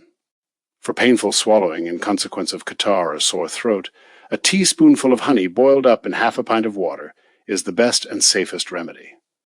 This will also be an excellent gargle for public singers who wish to clear their voice. This same mixture may furthermore be used for sore eyes, to which it is applied by means of a linen rag. I know an old gentleman of 80 who prepares for himself his daily wine, consisting of a spoonful of honey boiled up in water. My health and strength at this advanced age, he said to me, I owe to the virtue of the honey wine. Maybe. So much at least I know from personal experience, for I have prepared much honey wine with my own hands, have seen it much drunk, and have now and then drunk a glass of it myself, that honey wine is purifying, nourishing, and strengthening in its effects. It always reminds me of the honey mead which our German forefathers used to drink, to which potent beverage they used to ascribe their strength and long life, as Tacitus tells us. Whoever feels inclined to imitate his ancestors in this respect may find the recipe for brewing this obsolete drink at the end of this part. Hypercon, or St. John's wort, used to be called hexenkraut on account of its wonderful effects. Nowadays, both the herb and its properties are alike forgotten. This medicinal herb has particular influence upon the liver and is best administered in the shape of tea. A slight admixture of aloe powder will heighten the effect, which may be traced by the blotches of clouded unhealthy matter which come away with the urine. Headaches which proceed from watery matter or conglutination in the head, or from ascending gases, stomach pressure, slight conglutination of chest and lungs may all be speedily cured by hypercon tea. Mothers, to whom their little bed wetters have caused much trouble and anxiety, have often had occasion to verify the strengthening effects of this tea. In default of hypercon, milfoil may be employed for all the above-mentioned complaints. Juniper. Who does not know the juniper berry? Employed for fumigating purposes, it diffuses a pleasant aromatic scent throughout rooms and corridors and improves the atmosphere. I am no friend of fumigation in general, with sugar, vinegar, and such like, not comprehending what benefit the air derives from this practice. When, however, it is necessary to disinfect a room where infectious illness prevails, or where a corpse is present, no better means can be found than fumigations of juniper for dispersing and annihilating all floating poisonous germs and particles. Its effects on our internal organism are of the same kind. These berries, so to say, fumigate the mouth and stomach and arm us against infection. Those who nurse or attend on patients attacked with scarlet fever, smallpox, typhus, cholera, and C should daily chew from 6 to 10 of these berries. They will produce a pleasant taste in the mouth and render good service to the digestion. People whose stomach is weak should practice the following small juniper cure, the good effects of which have often been tested. The first day they should begin with 4 berries, the second day 5 berries, on the third day 6, on the fourth day 7 berries, and so until 12 days and 15 berries have been reached. After this go on diminishing the dose by 1 berry every day till the portion has been reduced to 5 berries. I know many persons whose weakened and gas-overloaded stomachs have been cleansed and strengthened by this simple berry cure.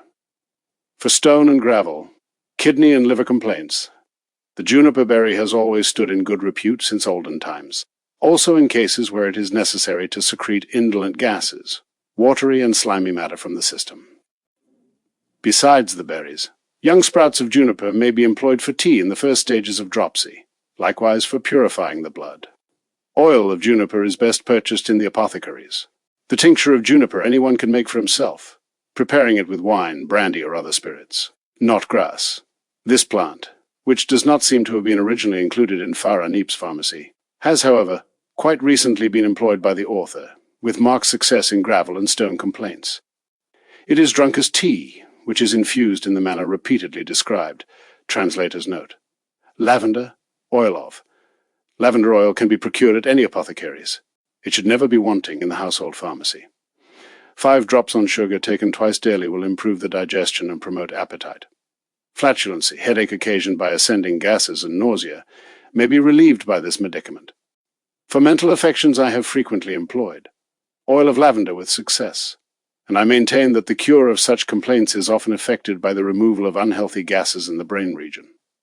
In my opinion, far too little importance is generally attached to the action of these gases. Those who suffer from flatulency know best what discomfort is caused them internally. Lime.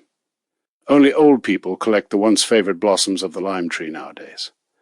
They do right in being thus conservative. Lime, blossom tea is, after the elderflower tea, the best infusion for promoting perspiration. I am not a friend of artificially produced perspiration as generally practiced, but I make frequent use of these flowers for the vapor applications which in my system take the place of sweating. The effect of this tea is excellent in old neglected coughs, conglutination of lungs and windpipe, and in complaints of the abdomen which have their source in conglutination of the kidneys. In place of lime blossom, I sometimes make use of hypercon, with or without an admixture of milfoil, linseed. Linseed poultices are in general use and require no explanation. With these, similar results may be achieved to those of fenugreek. I give the preference, however, to the latter, as it attacks the foe with greater force and energy. Mallow. The mallow should not be absent from any flower garden. The bountiful Creator, in laying on the colors of this pretty flower, has poured a drop of healing elixir into each tiny chalice. Mallow blossoms, especially those of the black mallow, infused as tea, are good for throat complaints and loose conglutination of the chest. Mallow is usually mixed with flowers of the great mullein. Employed as vapor applications, mallow flowers are of great service for inhalations and for ear complaints. Marsh clover. The marsh clover is a plant which frequently grows in the neighborhood of running water. In places where the stream, finding no issue, has poured itself into marshy spots inland, the marsh clover will be found. It has 3 leaves and is excellent for stomach and digestion. Made into extract with brandy or spirits, it will likewise do good service. Marshmallow. Tea of marshmallow, though much employed for cold and catarrh, is no particular friend of mine. I have found it to be of uncertain or weak effect, and its slimy nature is apt to impair or destroy the appetite. To put it mildly, I find both root and herb of marshmallow to be of suspicious character. I never prescribe it to my patients, choosing instead such plants upon whose service I can rely. Mint. Peppermint and watermint are both useful, and differ but little in their effects. To watermint, being the more I give the preference vigorous of the two. Mint is one of the most potent stomachics. We know of its scent alone reveals to us that it must possess no common virtues. Leaves of mint bound about the brow in cases of severe headache will bring speedy relief. A cupful of mint, tea taken morning and evening, promotes digestion and gives a fresh, healthy appearance to the face. The same service may be rendered by the powder, of which I prescribe 1 to 2 pinches daily, taken in water or mixed with the food. Persons who are much weakened after an illness, those who suffer from palpitation, from nausea, and from frequent and obstinate fits of vomiting, should often make use of both tea and powder. A cupful of mint tea infused with a mixture of wine and water will, if taken several days in succession, remove foul-smelling breath. Decoction of mint, prepared with vinegar, and taken from time to time in 1 to 2 teaspoonfuls, will arrest blood-spitting and vomiting. Mint boiled in milk and drunk warm will relieve pain in the abdomen. Let every housewife accord to this noble plant a corner in her garden alongside of the rue. It will amply reward her trouble, if only by the aromatic perfume which it so freely sheds around. Mistletoe. This parasite plant, which specially thrives upon old trees, possesses valuable medicinal qualities. Its healing powers are principally directed to the blood, and I cannot too strongly advise mothers to make early acquaintance with this herb. Bloody flux is arrested by tea of mistletoe. I could name a number of cases in which a single cupful sufficed to relieve the patient. For other disorders of the circulation counsel may also be sought of the mistletoe, and its perfectly harmless tea. Mistletoe may be mixed with shave grass in equal quantities, likewise with santala. Mullein. The flowers of the greater and of the lesser mullein are carefully collected by the peasants. They know that with these they can prepare an excellent gargle and a still more efficacious tea, which may be employed for throat complaints, catarrhs, conglutination of the chest, and difficulty in breathing. Let me warmly recommend this tea. I usually mix the blossoms of mullein with those of the black mallow in equal quantities. This mixture is of more potent and durable effect than when the mullein is used alone. Nettle. The most despised of all plants is the nettle. Some persons of supersensitive nature feel wounded by the mere mention of its name. Is this reasonable? I was. Lately rejoiced to hear that a schoolmaster, in Bohemia, I believe, had written a whole pamphlet on the subject of nettles, and in truth, for the initiated, the nettle is of inestimable value. Fresh nettle leaves, dried and made into tea, serve to loosen conglutination in chest and lungs, and cleanse the stomach of superfluous matter, by secreting it through the urine. Of yet more potent effect than leaves is the nettle root, either employed green in summer, or dried for winter use. Beginning dropsy may be arrested by nettle root tea, which has the effect of thoroughly purifying the system from all indolent and unhealthy saps. Those whose blood is impure should often, in summer, partake of nettles prepared as spinach. In Italy, herb soups are in great favour. Herb noodle 1 of nettles put in the soup are not only nourishing but medicinal. Long sufferers from rheumatism, who have found all other means unavailing, should daily rub or flog the affected parts for some minutes with a bunch of fresh nettles. Fear of the unaccustomed rod will quickly give place to joy at its salutary effects. Oak bark. What are we also to use oak bark as medicine? Yes, undoubtedly, either in fresh or dried shape. The bark of young oak trees boiled for half an hour produces a strong decoction. Dip into this a small towel and wind it round your neck, for all complaints in which the neck is unnaturally distended, when the glands are swollen, and in the beginning of goitre, it will render good service. Whoever suffers from irritation of the rectum should take sitz baths with oak bark decoction. Small injections of the same will assist the cure by dissolving the inconvenient and frequently dangerous fistulas. Hard boils, which are not inflamed, may likewise be treated with oak bark decoction. Oak bark tea, like resin, has an invigorating effect on the internal organs. Oats. Thorough boiling serves to extract the inward essence of oats. This beverage is nourishing, easily digested and cooling. It is of good effect in interior heats and very nourishing for convalescents who are much weakened in consequence of smallpox, typhus, and such like illnesses. How often do I regret that these poor creatures, who stand above all in want of being provided with a fresh supply of blood, are denied this valuable elixir, while every other imaginable kind of beverage is given to them. Its preparation is simple. 1 quart of oats are washed 6 to 8 times in fresh cold water, then boiled in 2 quarts of water until the liquid is reduced by 1/2. Into the strained liquid mix 2 spoonfuls of honey, and let the mixture boil up again for a few minutes. Regulating purgative. 40 or 50 years ago, people were in the habit of having themselves bled at some particular annual date, usually determined by the moon, and at certain other yearly or half-yearly dates to take a violent purgative. Even nowadays there are many who cling to the delusion that a radical clearing out of the system should be undertaken from time to time. I am diametrically opposed to all such violent measures, being of opinion that the same results may be achieved by mild and harmless means. For long I have searched among the plants, probing the qualities of those which seem to me most likely to be of beneficial effect on the digestion. At last I have succeeded in discovering 2 different combinations of herbs which, in their united strength, viribus unitis, will produce the desired result. The 2 recipes, of which I make no secret, are as follows. Regulating purgative No. I. The medicine, which acts only 12 to 30 hours after it has been taken, is boiled as tea for 1/4 of an hour. 1 teaspoonful of the mixture will suffice for a small cupful of tea, to be taken hot or cold, with or without sugar, by the patient at bedtime. Very strong and robust persons may take a cup this tea 2 days in succession. Of. Weaker patients will do better to divide the 1 cupful over 2 or 3 days so as to take from 4 to 6 tablespoonfuls every evening. Many who take this tea will be disappointed at obtaining no results, although they be conscious of a lively rumbling and working in the interior. The police sometimes search in vain when there are no delinquents to be discovered. The regulating purgative does likewise, and when it finds no unhealthy matter to be removed, it forbears to weaken the system by unnecessary purging.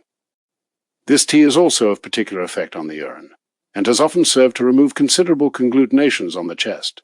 Regulating purgative number.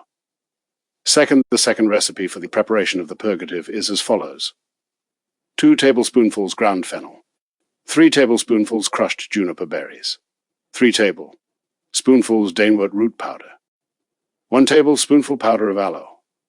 The tea, which does not necessarily act as a laxative, is principally intended to influence the kidneys and bladder, whose unhealthy matter it secretes through the urine, those who are conscious of discomfort in the abdomen, of burning pain in bladder or kidneys, and of difficulty. In making water may fearlessly employ this medicine, which is also useful in the first stages of dropsy. Its application is the same as the foregoing. Resin. As the candle sometimes drips, so likewise does it drip from the stems of pine and fir trees. Anyone who goes to the forest in summer or autumn can mark how the liquid sap wells out of the trunk. Like tears suspended against the tree stem, are these resin drops, white as wax, clear as honey, fresh as spring water. This resin is the pine tree's blood, and when the tree receives a deep wound, it bleeds profusely. 5 to 6 of the resin drops, or tears, swallowed daily for some length of time, will strengthen the chest and fortify the internal organs. As a substitute for resin, drops, for those who do not live in the vicinity of pine forests, grains of white incense may be used. 6 to 8 of these grains taken daily will be a good chest cure. Let none be afraid of these resin pills, for they are easily digested. Ribwort. When a peasant happens to wound himself over his field labor, he quickly seeks out the ribwort, squeezing and pressing the stiff, stubborn leaf till he has extracted from it some drops of juice. This valuable sap he either applies direct to the spot, or else moistens with it a linen rag with which the wound is bandaged. Should the leaf prove obstinate, and only produce a slight moisture, then the leaf itself should be applied bodily to the affected part. This bandage is the simplest, and often the best of all others. As with golden threads, the ribwort sews together the edges of the gaping wound, and like pure gold, which does not admit of the presence of rust, so too the ribwort averts corruption and decomposition of flesh and blood. The internal effects of this plant are no less noteworthy. If only hundreds of suffering individuals would but collect these leaves in spring and summer, express and drink their healing sap. By this simple means many complaints which have their origin in impure blood might be averted. Dried leaves of ribwort likewise produce an excellent tea, most efficacious for internal conglutination. Many a one buys ribwort in the apothecaries for hard cash. Good peasant, be thou thine own collector, distiller, and apothecary, at least thou canst be sure of having the genuine article. A mixture of dried ribwort and lungwort leaves, in equal quantities, is often very effective. Rose hips. A thoughtful mother will not merely pluck the flower of the dogrose bush, but mindful of the household pharmacy, she will also collect the hips, which may be employed not only for sauces and jams, but likewise as medicaments. She will lay in the greater supply of these if a member of her family be afflicted with kidney, stone, or gravel complaint.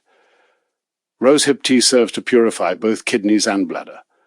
When the seeds have been removed from the hips, the berry is dried, and is thus employed as tea. Rosemary. No wedding guest should be without a nosegay of this flower, and it were a shame if the herb collector forgot to pluck it for the household pharmacy.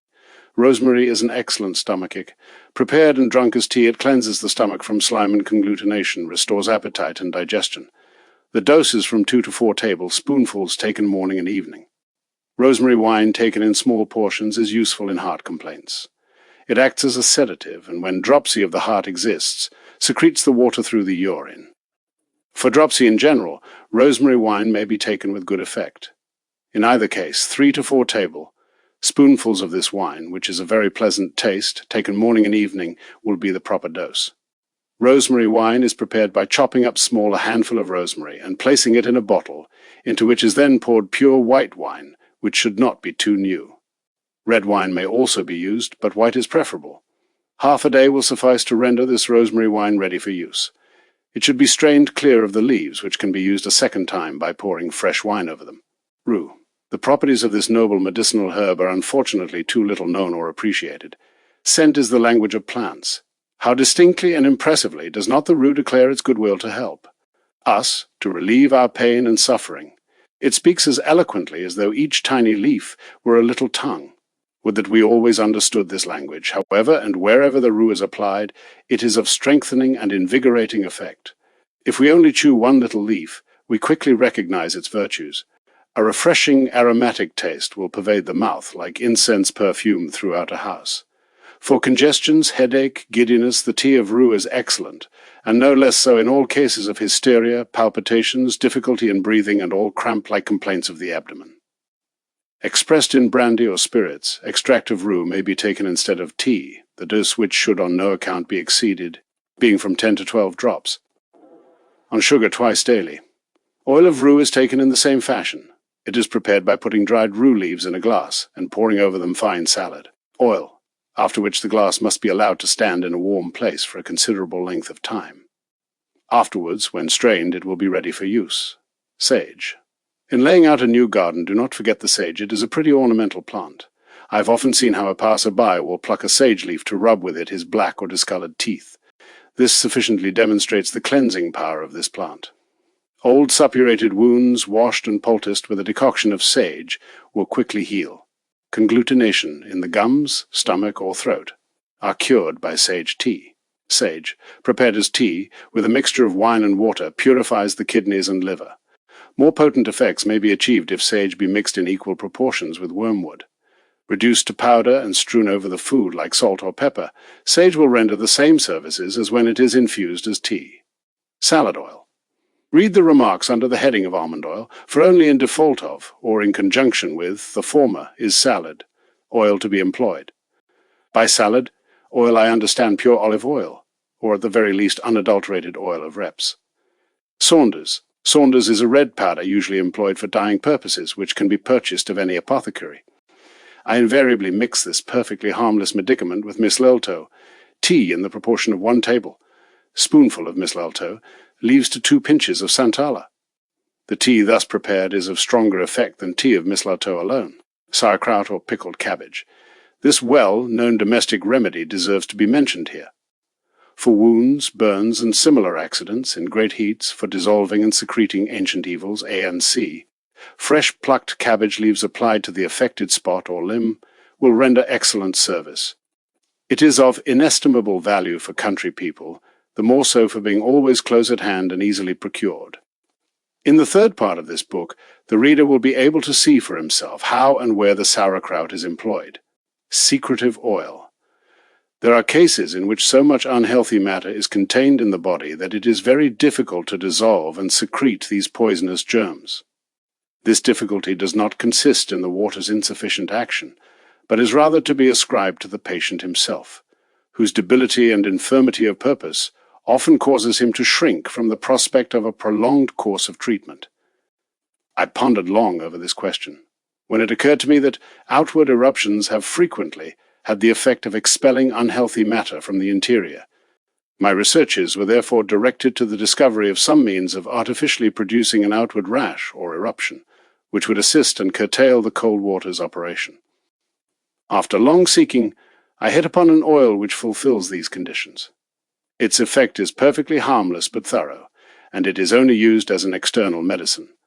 A few examples may serve to illustrate the action of this remedy. Somebody, for instance, complains of sore eyes. The eyes are red and sensitive to the light. Watery matter drops from them, and the pain is considerable.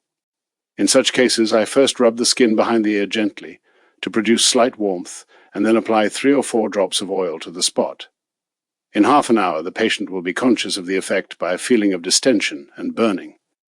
In 24 hours, numerous small fistules filled with water will have appeared at the place. These will subsequently dry up and disappear. Should the first application not succeed, viz., not produce an effect, after an interval of 30 hours it may be repeated on the following day. I have successfully cured many eye complaints by this means. Violent toothache afflicts another patient. The gums are swollen, the jaw painful, the whole head affected. As in the former case, I rub a few drops of this oil behind the ear, or at the nape of the neck. The effect is certain. One peculiarity of this oil is that the irritation and soreness of the skin produced by its first application is completely cured by the second one. I do not in the least regard this medicine as a secret remedy, and have disclosed its composition to many trusty friends. In order, however, to preclude any abuse in its employment, I am for the present prevented from publishing the recipe. Shave grass.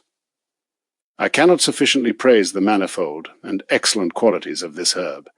It is not merely useful for cleansing all kitchen vessels, for which reason it is much prized by every housewife, but likewise it serves to purify and heal internal and external complaints of the human body. For old suppurated wounds, even those of a cancerous nature, it is of remarkable effect. It cleans, dissolves, and so to say scarifies the unhealthy matter. This herb is either employed as decoction for lavations, swathings, compresses, or else the leaves themselves placed between damp cloths are applied to the affected part, as a vapor application. It is likewise valuable in particular cases. Taken as internal medicine, the shave grass is of still greater value. Shave grass tea, which can harm no one, purifies the stomach. A cupful of this taken occasionally will be of good effect. It assuages the pains in stone and gravel complaints, and is of special service in promoting urine, for patients who suffer from difficulty in water-making. Directions as to its application for this complaint will be found under the head of diseases. For bloody flux and blood spitting, it is one of the best and most effective teas. Violent bleeding of the nose may be rapidly stilled by drawing up the infusion through the nostrils. A plentiful supply of shave grass should be wanting in no household pharmacy. Silverweed.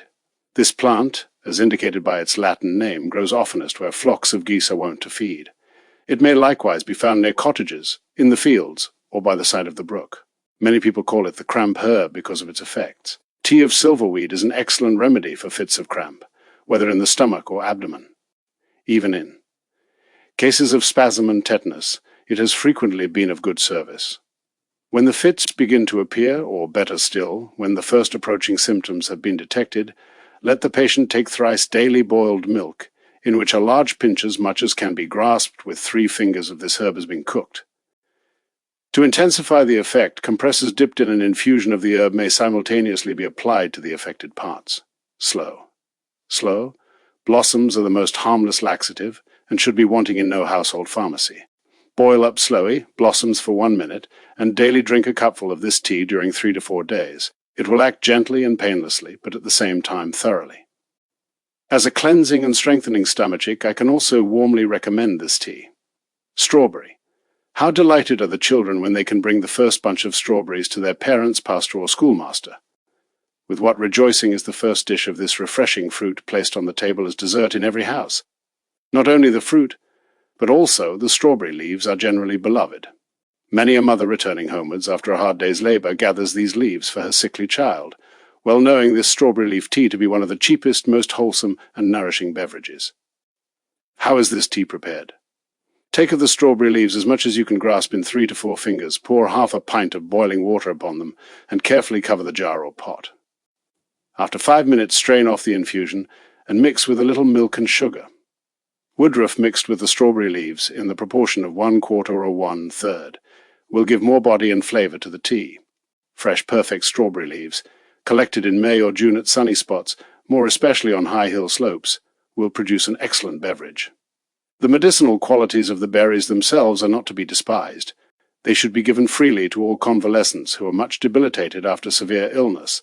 Half a pint of milk mixed with a gill of strawberries taken daily or else twice a day, a gill of strawberries, eaten with a good piece of rye bread will do excellent service, and tend not only to strengthen the system, but likewise to purify the blood. In winter, strawberry jam will produce almost the same effects. Great internal heat in summer, even in cases of high fever, may easily be relieved by a plate of strawberries. Strawberries taken daily are good for gravel and stone complaints. The same remark applies to liver complaints and to skin eruptions produced by an impure state of the blood. For these complaints as much as 2 pints may be taken daily, morning and evening. Succory wild, this plant, called in German Wegwort, literally, waiting on the way, will be found by the roadside, waiting patiently to be plucked for the household pharmacy. It is also called turnsole, because it ever turns its leaves towards the sun. The succory has an untidy, rough appearance, like an unkempt child among its neater comrades. Its blue flower alone, somewhat paler than the corn flower, raises its position and inspires a certain amount of respect. Appearances are often deceitful, and so it is with the wild succory, which under a rough exterior bears a golden heart. Tea of succory leaves dissolves conglutination of the stomach and secretes gall and bile.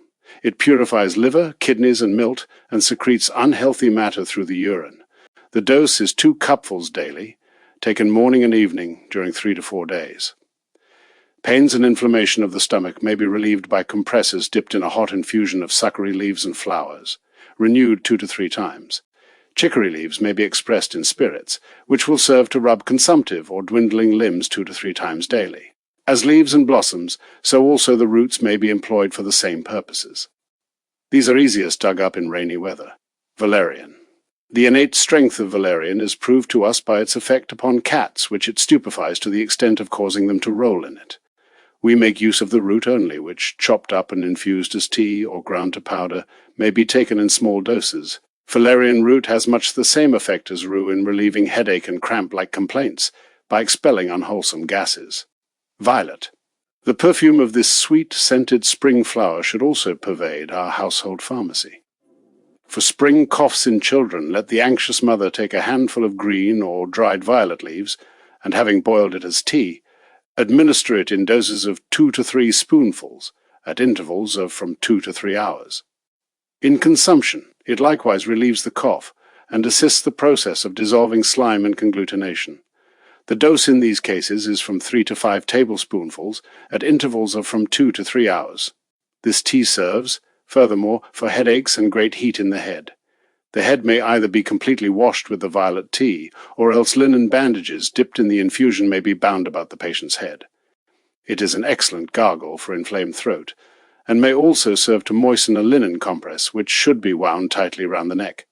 Difficulty in breathing, having its origin in unhealthy gases of the bowels and abdomen, may be relieved by drinking daily 2 large or 3 small cupfuls of violet tea, and continuing this cure for a considerable length of time. Violet leaves, bruised and applied to inflamed boils, will cool and relieve, boiled in vinegar. Their decoction is efficacious for gout. Wormwood. Wormwood is one of the best-known stomachics. It secretes wind, improves and strengthens the stomach saps, and produces appetite, whether prepared as tea or in the shape of powder. For foul, smelling breath, wormwood is of excellent effect. Those who suffer from the liver may take 1 to 2 pinches daily of wormwood powder, mixed in a spoonful of soup, or strewed over the food like salt or pepper. The patient's jaundiced complexion will rapidly give place to a healthy color. Wormwood may also be prepared as tincture and can be kept for years without deterioration. A single leaf of wormwood is sufficient to impart a bitter taste to a whole bottle of spirits. Travelers prone to stomach disorders should never set out on a journey without this trusty friend and companion. Wormwood tea has frequently done good service as an eye water for sore or inflamed eyes. Appendix. Recipe for making bran bread. The wheat should be ground in the mill along with the bran. Care must be taken in order to ensure this, as the miller is likely to object to the proceeding.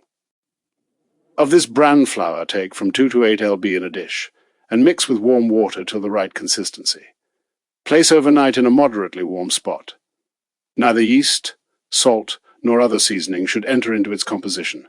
On the following day, small oval loaves or rolls are formed of the paste, and are put to bake in a moderately hot oven, from an hour and a quarter to an hour and a half. When removed from the oven, the baked bread should be plunged in boiling water from 3 to 4 minutes, until the whole loaves or rolls be thoroughly penetrated with the moisture, after which they are again replaced in the oven until completely dry. This last proceeding was taught to me by the prior of a Trappist convent, who, after having tried various methods, selected this one as the best for extracting the nutritious properties of bran. Many persons, who eat this bread in preference to any other, have told me that it is most efficacious in all stomach complaints, and especially for piles. The bread should be kept in a cool place, and if the rind be too hard, wrapped in a moist linen cloth. Recipe for honey wine or mead. The old Germans had little or no wine. Our brown beer was unknown to them because it did not yet exist. Their food was very simple, and yet they were a powerful race, long-lived and healthy. These qualities they ascribed to the use of mead. It is a pity that this noble beverage should be so little known today, replaced as it is by the general use of beer, often so adulterated as no longer to deserve the name of a wholesome beverage. My recipe for preparing mead is as follows. Into a clean copper cauldron, I pour from 13 to 15 gallons of soft water.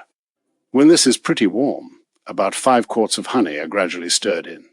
Water and honey together should be allowed to boil slowly for an hour and a half. From time to time, the impure froth should be skimmed off from the surface. When finished boiling, the honey water is poured into tin or earthen vessels and allowed to cool down to lukewarm heat, after which it is transferred to a carefully cleaned cask, which should be loosely plugged. If the cellar be moderately warm, it will begin to ferment after from 5 to 10 days.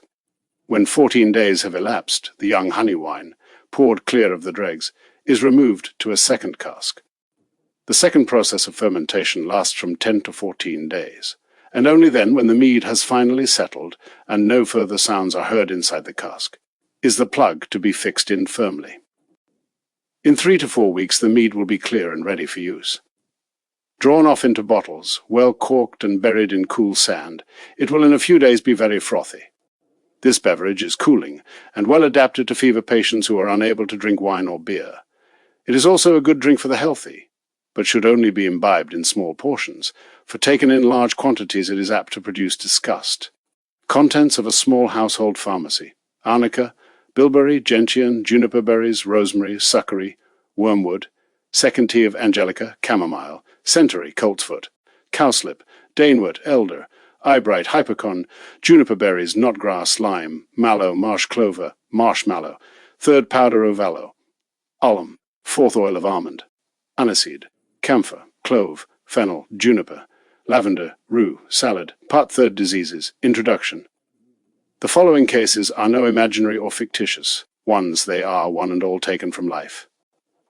I am well aware that this third part is most defective and incomplete, and that it utterly fails in exhausting or even enumerating the various diseases to which we are prone. Want of time and space is partly answerable for this result, which, however, is likewise to a certain degree intentional. As the gardener who gathers a nosegay does not pluck of each sort of flower in equal quantity, so have I also, in detailing the various diseases, principally dwelt upon those which seem to me to be most interesting and instructive. Diseases are crosses, dear reader. Sooner or later, each one of us will be called upon to carry such a cross, sometimes unto the grave. But a merciful providence permits us to seek to lighten our burden.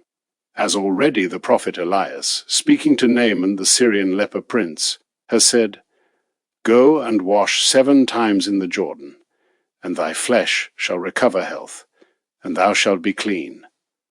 Abdomen, conglutination of.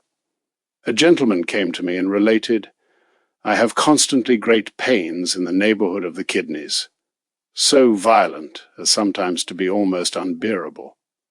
Various doctors whom I consulted pronounced it to be disease of the kidneys and enlargement of the abdomen.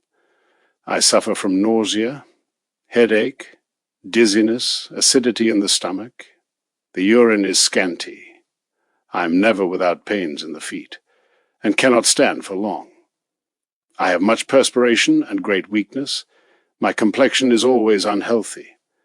The patient had lost all courage, and because the medicinal remedies availed him nothing, he had recourse to water.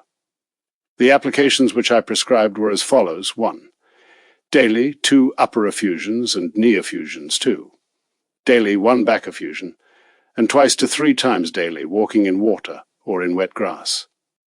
It being summer, the applications could be more lavishly made use of. Immense quantities of urine were secreted. The desire to vomit ceased upon the 2nd day, the complexion improved, and with renewed strength so also new courage and life were regained. In 14 days he was completely cured.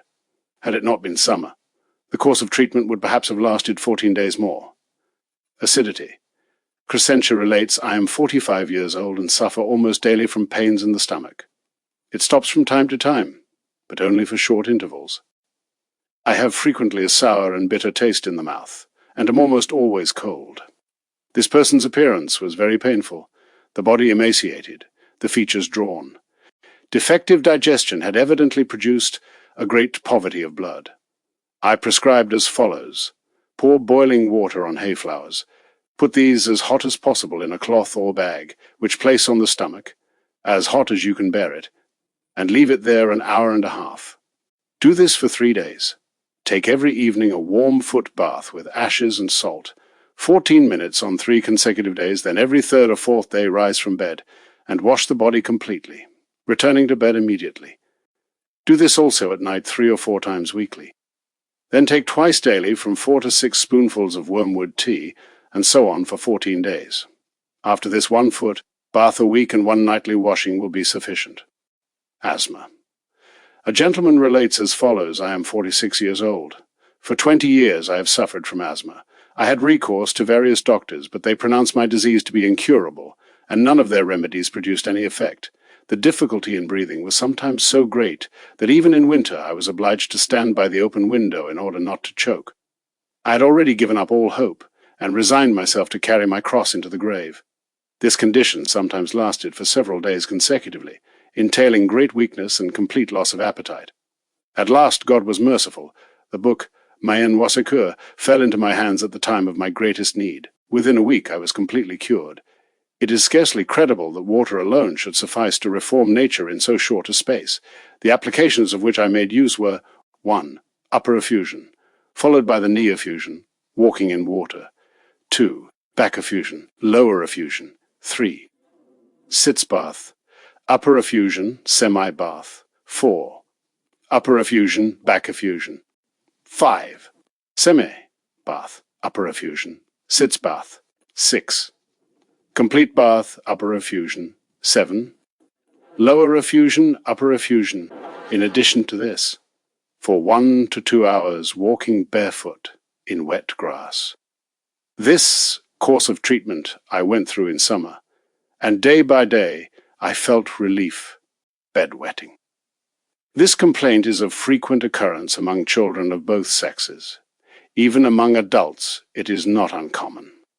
It is a grave error to try and cure children by means of corporal punishment, which mostly produces a directly opposite effect. Weakness of the system is the cause of this failing, which will readily disappear when the constitution has been strengthened and braced. 6 children, whose ages ranged from 8 to 13 years, were ordered by me to stand daily in cold water reaching up to the calves from 3 to 5 minutes, and then take exercise until the body had regained its normal temperature. After 5 days of this proceeding, only 2 of the children had a relapse, and in a very few days more all were completely cured. A second application consisted in holding the arms 2 minutes in water after each foot bath, which tended to restore a healthy color to their pale, sickly faces. Adults may employ these same means. Such only whose blood has been impoverished by debility should in addition take daily a cup of milfoil infusion, drinking the one half in the morning, the other half at night. I must further remark that the coldest water is always the best for this purpose. I have tested the use of warm water with children, and have always achieved an opposite result: birth. A young woman had given birth to 3 dead children. She was very sad, and quite discouraged, the more so as the doctor had told her that she would never be able to produce a living child. I consoled her by saying that if she would have recourse to my cold water applications, her system would be so strengthened as to be able eventually to bear pregnancy. To the poor, despairing woman this sounded like a joyful revelation. The treatment was begun with some of the very slightest applications for hardening and bracing the system, which were gradually increased in strength until she was able to stand whole and semi-baths. Within the space of 3 years, she presented 3 strong, healthy children to the happy father. A woman was ill with typhus. She suffered from terrible headaches. Her relations removed her from town to the country, in order that she might there die. Diseases, quietly. The poor woman was about to become a mother. I, being consulted, prescribed short wrappings, which were at once applied. The headache ceased. The patient's former doctor, being asked, pronounced that the first of these wrappings must infallibly have the effect of prematurely forcing on the confinement. In the meantime, however, 6 such wrappings had been applied without bad results. The patient recovered completely, and gave birth to a healthy child. Bladder, catar of thee. A gentleman relates, I am 30 years old, and have now suffered over 3 years from this complaint, brought on by the retention of urine, necessitated by my employment. At first, I struggled against the disease, but was at last obliged to give up my profession. 4 months I lay ill in bed. My body had worn away till it almost resembled a skeleton. Its weight was reduced to 82 lb. The doctor ordered me wild dung mineral waters, of which I drank almost 100 bottles, and warm sitz baths.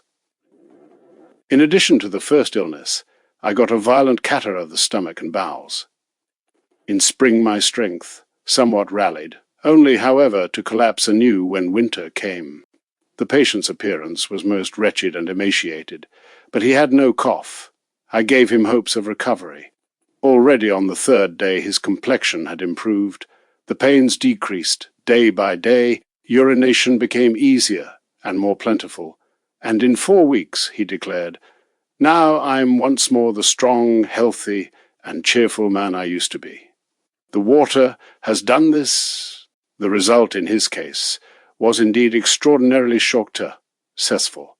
A doctor, whose specialty it is to treat diseases of the bladder, pronounced the gentleman to be completely healed, and was quite surprised at the result. The applications made use of were: at the beginning the patient had to sit several times on a vase over a steaming infusion of shave grass during 3 weeks. Twice daily upper effusions and water walking later on, sitz baths, and upper effusion on alternate days, besides drinking an infusion of shave grass and juniper berries. Bladder, stone in the... A gentleman in the prime of life fell ill. He had violent pains in the kidneys, and could not make water. The doctor declared that a stone was in the bladder, which could only be removed by an operation. To this, however, the patient would not consent. To an acquaintance, who came to see him, the patient related his troubles. This friend advised him thrice a day to take a warm sitz bath of shave grass, and before each bath to drink a cupful of shave grass infusion. Within 36 hours a piece of stone nearly as large as a walnut had come out. The pain suddenly ceased, and the man was cured. Blood, decomposition of the... Returning home from a mission, I went to visit a clergyman, having heard accidentally that his end was at hand.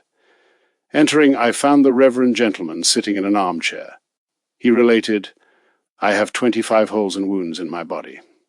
You see here on the face alone 5 plasters, and on the body there are 20, small boils containing a brown. Fluid appears suddenly, and when I remove the plaster after a day, small particles of putrid decomposed flesh are attached to it. I suffer in this fashion for months, and can find no relief. Still more unendurable than the wounds in the body is the horrid nauseous taste in the mouth, which I cannot describe. Dear Reverend colleague, if you know of any advice for a poor man, give it quickly, for it is high time. I advise the unhappy patient to swallow every 2 hours from 4 to 6 spoonfuls of sage and wormwood infusion in order to remove the nauseous taste from the mouth. Then I left him, expecting to see him again in the other world. 5 days later came a messenger, not bringing, however, the expected news of his decease, but with the joyful intelligence that the nauseous taste had disappeared and appetite was beginning to set in. As my first piece of advice had succeeded so well, I was begged to follow it up. I sent word that during 14 days he was to wash the entire body daily with cold water as rapidly as possible. Again came the messenger to say the condition had improved and appetite was increasing. As further applications, I then ordered during several weeks on alternate days a Spanish mantle and a lavation of the entire body. 14 days after this he was able to say Mass again. For some time he continued to take weekly a bath of hayflower 95 degrees Fahrenheit, succeeded by a cold lavation. Also on alternate days a cold semi-bath, combined with upper effusion and a lavation of the whole body. My reverend colleague completely recovered and was able to practice his holy vocation 24 years longer to the end of his life. Blood poisoning of the. A woman had received a trifling injury to the finger, which might have been caused by a nail or wood splinter. Disregarding this, she went to bed without examining the wound. In the night she was roused by a violent and painful cramp in the finger, accompanied by nausea. The wound was on the left hand, and she experienced also cramp and pain in the right leg. Within 10 hours the hand swelled up to the elbow, became dark red in hue, and the pain grew unbearable. There was no doctor in the village, and the case was urgent as the blood poisoning was spreading rapidly. For 8 consecutive hours the hand and arm were poulticed completely in hay flowers infused in boiling water, and applied as hot as could be endured. By this means the spreading poison was arrested. An hour or 2 later she could not have been saved, for already the tongue had been affected. After 36 hours the swelling had so relaxed that the skin hung like an empty bag over the flesh. As the cramps in the finger ceased, so also the pain and sickness disappeared. Blood, poverty of the.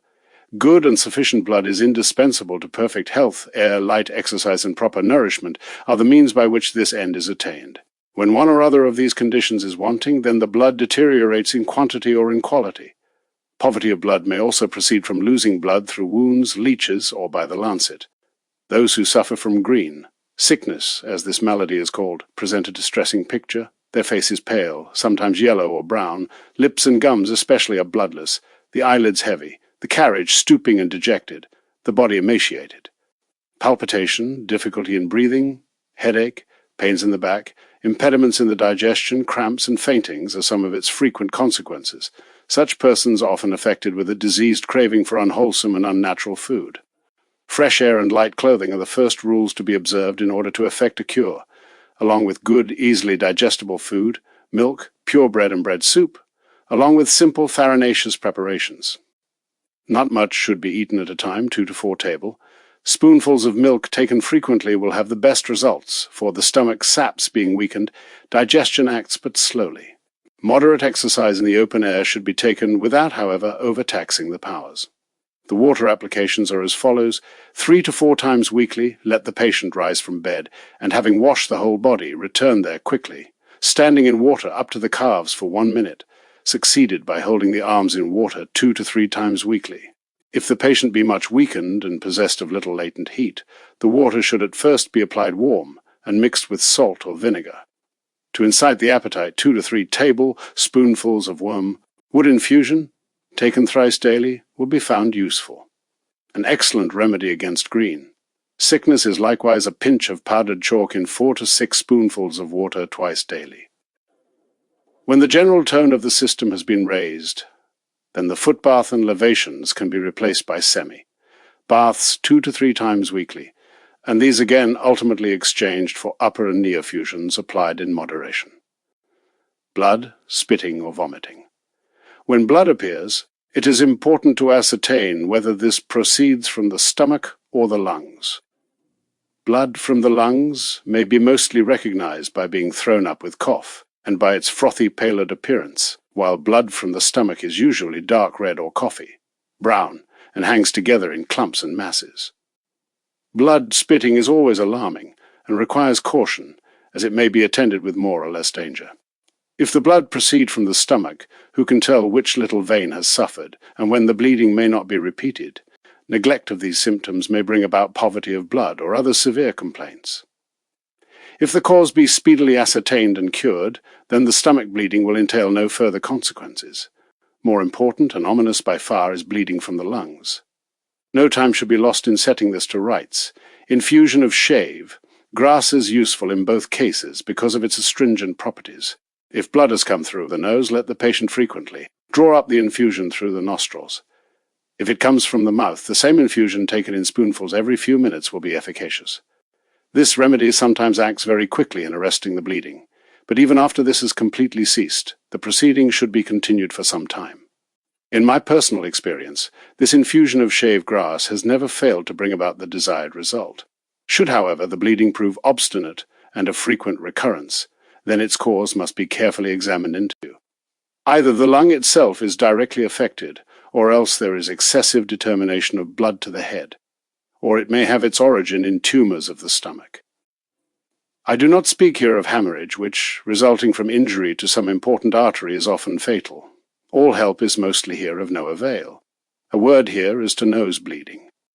Many persons bleed frequently from the nose without attaching much importance to the circumstance, the more so as they usually experience relief. Nevertheless, this condition is an unhealthy one, which sooner or later must pave the way to serious illness, independently of all other considerations. This proceeding, if of frequent recurrence, must produce poverty of blood, with all its attendant evils, such as alarm, nervous tremors, and depression. The principal object to be aimed at in all such cases seems to me to restore regular circulation, by leading down the superfluous blood to the body and extremities, which are mostly found to be cold and bloodless.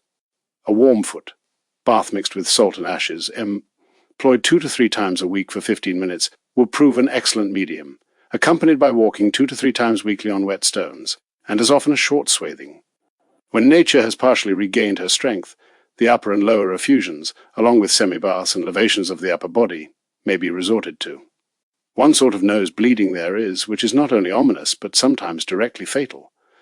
I was once called in to administer the last sacraments to a young girl 16 years of age, apparently in a dying condition, who, within the space of 1.5 hours, had lost 3 basinfuls of blood through the nose. All household remedies had been tried in vain, and no doctor was to be had. I speedily ordered the contents of half a watering can to be poured over her head, the other half over her back. The bleeding stopped immediately. The girl lay for several hours quite quiet, but more or less unconscious from weakness. Hardly had she revived a little when the nose bleeding returned.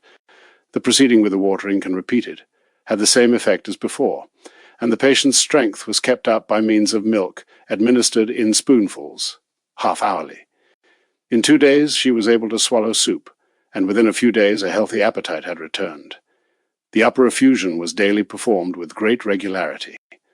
The nose bleeding did not return, and in about 6 weeks the patient was restored to health, although nearly half a year elapsed before she regained her full strength. Disturbance of the system, in consequence of the approaching menses, had apparently produced this attack. Bloody flux. A married man came and related as follows: "My wife has long suffered from bloody flux, and is dying. By the time I reach home, she may already be dead. No doctor's help can avail any more. Is there nothing to be done?" The advice I gave was this: every quarter of an hour from 2 to 3 table, spoonfuls of shaved grass tea, later on 2 spoonfuls daily will suffice. Upon the body lay a cloth which has been dipped in water half and half with vinegar. Renew this each 20 minutes, and let it remain for 2 hours. The bleeding soon stopped, and after 2 more applications, each of half an hour only, no more were required. To replace the waste of blood, 2 tablespoonfuls of milk every hour, in addition to her usual diet, had the best results. In 4 weeks the woman was able to resume all her household duties. I must, however, expressly observe that such means are only to be employed when no doctor can be procured. Boils. Inflammation may form outside the body as well as inside, and almost every boil or tumor is attended by some degree of inflammation. When a house is on fire, the neighbors all run to the spot, and when a little place on the body burns, the adjacent parts cannot remain indifferent. If, for instance, a small part of the toe be inflamed, no larger than a grain of barley. Not only the whole toe will suffer, but even the leg will be affected. Anna has a dreadful pain in the thumb, although there is not much to be seen. This finger is only slightly swollen and somewhat redder than its companions, yet the pain reaches up to the shoulder blade. Thinking to cure it, she tightly bandages up the finger, which, however, only increases the evil. The hand and arm swell up, and the whole body is affected. How, then, should the girl have proceeded to cure the finger? Should she have held it under a pump of cold water in order to cool it and extinguish the heat? Certainly not, the object here not being so much to cool the heat, as to dissolve and secrete the poisonous saps which have occasioned it. Finger and hand should be swaddled in a cloth dipped in cold water, which must be renewed as often as it absorbs the heat. The finger will probably suppurate and break open, but the boil will never attain such dimensions as it would otherwise have done. Should there be a sense of oppression and discomfort throughout the body, the Spanish mantle will be of good service. Bone carries of thee. A gentleman of position has a sore toe. He thought that the nail had been injured, and gave the matter no further consideration. Inflammation of the toe set in, and he had recourse to a doctor, who treated him for several weeks, despite which the swelling increased till the whole foot was affected, and walking or standing rendered impossible. The patient himself had no notion of his condition till one day 2 small bone splinters detached themselves from the toe. This aroused his suspicions not only of his foot, but of all those who had treated it. He sent for me. Caries of the bone had already set in. I caused shaved grass to be boiled and wrapped the affected foot, as far as the inflammation reached, in cloths dipped in this infusion. The swelling was speedily reduced, the evil arrested, and the patient was soon able to use his foot as before. About a year later the same disease recurred, but this time on the big toe of the other foot. The doctor made incisions in the toe and employed violent remedies, with the result that the toe was soon healed, although it remained considerably larger and redder than before. Simultaneously, however, the pain in the first foot began to reappear, and after a time the original disease broke out again in its former place. The mistake made here was that the evil had only been suppressed, not cured, and was therefore sure to reappear again sooner or later. The proper course would have been to treat both feet simultaneously by means of wrappings dipped in shaved grass or oat straw infusion, which should have been daily applied several times, until there remained no trace of pain or redness on either foot. Bowels, complaint of thee. A priest, 45 years old, relates, "For above 25 years I suffered from constipation, and several years ago I went through a course of cold water cure which improved my digestion, while leaving the constipation unaltered. In 1885 was added to this a disease of the kidneys, with gravel and complications of the urine. My doctor prescribed a grape. Cure, followed by a 10 days course of Glauber's salts, which, however, had only the result of leaving behind it a violent catarrh of the bowels. After having tried every possible remedy, I was told that my state was incurable and might be palliated, but never entirely removed. I suffered from sleeplessness, want of appetite, weariness, distaste of work, pain and pressure on the kidneys, constipation, and distension of the lower body. My feet were always cold, my head hot, the rest of my body inclined to profuse perspiration. In this condition I resolved once more to have recourse to cold water, which I had previously been warned against. The following applications were prescribed to this gentleman: daily 1 upper effusion, 1 back effusion, 1 sitz bath, to which were subsequently added, according to expediency, a semi-bath, knee effusion, and water walking. The best results were, however, achieved by the Spanish mantle, for which he conceived a warm friendship. After 12 weeks' treatment, the digestion was completely restored, and the body gained 13 lb. In weight. Bowels, inflammation of thee. An overseer relates, "For years I have had violent, sometimes almost unbearable, pains and cramps in the bowels. For long I have not been able to eat without great pain, succeeded invariably by diarrhea. I have tried many remedies, all without avail. The appearance of this man, who stood in the prime of life, was very sickly. His eyes were dull, the complexion pale, and the figure emaciated. How was he to be cured? Each week he took 1. 3 sitz baths. 2. Every morning and evening the breast and underbody were washed in water mixed with vinegar. In 4 weeks the man was released from his sufferings. As internal remedy, he merely took 12 drops of wormwood twice daily in warm water. brain. Inflammation of the. Wherever inflammation arises, the blood has a tendency to flow to that part and concentrate itself there. In cases of inflammation of the brain, it is therefore of great importance to draw down the blood from the head to the extremities, as well as to reduce the heat at the affected spot. The applications to be used are as follows. The feet up to the knee should be swaddled in cloths dipped in vinegar and water, and the arms swaddled in like fashion up to the elbow. Should the feet be very cold, then the cloth may at first be dipped in hot water, both swaddlings to be renewed every hour or half hour, according to the degree of heat absorbed. These swaddlings may be succeeded by a lower compress. On the head, a simple cold water compress, or else a long wet bandage wound tightly round the neck. Whichever of these is employed must be renewed half-hourly. These means, if properly and consistently applied, will prevent the heat from attaining a high degree and accelerate recovery. As internal remedies, pure cold water, given in 1 or 2 spoonfuls occasionally, will always remain the best, but instead of water, an infusion of Phaenum Graecum may be taken. Burns. A peasant's house was burnt down. The peasant received such injuries from the fire on face and hands as to be absolutely unrecognizable. From the fingers and from half the arm skin and flesh hung down in ragged strips. In inexpressible agony, the unfortunate man called upon death to release him. The doctor applied several plasters to the wounds, but gave no hope of recovery. Chance brought me to the bedside of the patient.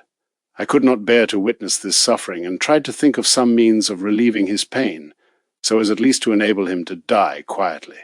I caused all the stiff adhesive plasters to be removed, and forming a paste out of sour cream, linseed oil, and white of egg, I painted this over the raw wounds, so as to protect them from the outer air, covering each spot carefully with a soft linen rag, which adhered closely to the flesh, and above the rags I placed another dry linen cloth. At intervals of 2 hours, I removed the outer cloth, and remoistened the lower rag with the same mixture. Twice daily the lower rags were likewise removed and replaced by fresh ones. In an incredibly short time the man was cured. As internal remedies I gave him twice daily 1 spoonful of olive oil. Under this airtight covering the new skin was quickly formed, and the rigid attention to cleanliness prevented the wounds from suppurating. In 14 days the man was almost well again. For slighter burns or scalds, pickled cabbage or potato scrapings may be employed with good results. Cancer. This is a very common disease nowadays. There is hardly a part of the body which may not be destroyed by cancer or cancerous complaints. If the disease be far advanced, then I do not dare to apply water. Blood and saps are already corrupted. Cancer is sometimes infectious, especially if there be a predisposition to decomposition of blood and saps in an individual. I knew a married couple who went to visit a cousin afflicted with cancer of the tongue. Without at all understanding the nature of this dreadful complaint, they were both alarmed on seeing the ravages produced. The woman's tongue began to swell up within 4 days, and the man's under lip got inflamed and sore. "We have caught the disease," they came lamenting to me. I endeavored to calm the terrified persons, but without success. I advised them to wash out the whole mouth, and particularly the affected spot, 4 times daily with alum water, and on the following day to repeat the process with water of aloe, likewise every 2nd day to take a head vapor bath, alternated with the throat, swathing. The 2 persons were completely cured of their complaints. I myself would never have believed it possible that mere fright could convey this terrible disease. I was told later that a doctor had pronounced the people to have been infected by the illness. I have successfully cured many cases of cancer in early stages. All applications were chiefly directed towards purifying the blood and saps, catarrh or cold. Most catarrhs are produced by coming quickly out of the cold air, perhaps perspiring into a heated room. Exposure to cold draught may likewise be the cause. Usually a sense of pressure and contraction is felt at once in chest, throat, or nose. There is a feeling as of a little round ball in the throat. If we disregard these first symptoms of a beginning catarrh, it strikes root and spreads itself out. Those who are used to much warm clothing, and whose organs are consequently enervated, are most easily attacked. It would be easy to keep all colds at a distance were we to harden our bodies by proper means. What must we do in order to remain free of colds? An example will tell us. I have been walking rapidly for an hour in cold weather. The thermometer marks 5 degrees Fahrenheit. Without transition, I come into a room whose temperature is 64 degrees Fahrenheit. This rapid change of 59 degrees cannot be accomplished with impunity. It must bring danger. It would have been wiser if I had walked more slowly for the last 5 to 20 minutes. and then had paused a little in the passage before entering the room. In this manner, the heightened temperature would have had time to cool somewhat, and the perspiration to disperse. If you feel the consequences of your imprudence, if you are conscious of a little lump in the throat, go out once more into the open air and take exercise for half an hour. This will effectively remove and dissolve all superfluous matter in the throat. Hoarseness is nothing but the communication of catarrh to the speaking organs. A silver bell produces no tone if it be muffled, and the most splendid voice encumbered by inflammation will give no sound. Remove the catarrh, and its companion hoarseness will speedily follow. Cholera. How much dreaded is cholera? In order to ensure ourselves against floods, we regulate the rivers and build up dams, and when a forest burns, we dig ditches to prevent the flames from spreading. Water fulfills the same office with regard to cholera. It averts the danger and surrounds us, so to say, with a dam or ditch. The universal rule applying to cholera is that whoever can be made to perspire freely is saved, but that he who cannot do so is lost. Once at night I was summoned to a poor maid-servant. 20 times she had already vomited, and 20 times had suffered from violent purging. The doctor was 2 hours distant. The girl wished to be prepared for death, feeling convinced that this dreadful illness must prove fatal. Hands and feet were like lumps of ice, the face pale, the features drawn and pinched. All the signs of approaching dissolution were there. I instantly sought to produce sweating, as in my opinion everything depended upon this, life or death. The housewife brought 2 large coarse linen sheets. I dipped these in hot water and applied them hot, folded together on chest and abdomen. Beneath the sheets and against the bare skin I had previously placed a single cloth dipped in vinegar. The wet hot compress was covered over and secured against the air by a feather quilt as warm and heavy as the patient could endure. Rapidly heat penetrated into the diseased body, and in 15 minutes the whole frame was warm throughout. 20 minutes more, and large drops of perspiration appeared on the face. I caused the linen sheets to be redipped in hot water. Soon the cramps entirely ceased, and with them the retching and vomiting. In order to promote the internal heat, the patient was made to drink a cupful of fennel tea boiled in milk, and taken as hot as possible. The sick girl fell into profuse perspiration and was saved. The treatment of convalescents from cholera, though simple, is important, and should never be neglected. They should daily apply a lower compress for 1 hour, likewise daily an upper compress for the same length of time. My patient did this for 10 to 12 days and was completely cured. A second case was treated in the same manner and with the same result. I cannot refrain from 2 further remarks. When the first symptoms of cholera appear, as vomiting, violent purging, cramps, and the patient should at once be put to bed. Country people are often too hard against themselves in this respect, and act unwisely in resisting the illness. Internally there should be given some warm beverage to drink. If cramps are threatening, or if the feet be cold, a warm compress should be laid on the body, not longer than for 3/4 of an hour. Likewise, and for the same length of time, a warm lower compress. If heat and perspiration be created, then the game is won. Care as to diet must be observed until the system has completely regained its former regularity. Of the customary food, the lighter dishes should be selected. As beverage, give preference to warm milk, which is medicine and nourishment combined. And if the cholera is raging in a place, then trust to God and be fearless. As precautionary measures, daily wash the chest and lower body morn and evening and chew 10 to 12 juniper berries. Default of these, peppercorns may be used. For 4D, you can buy a great many of these.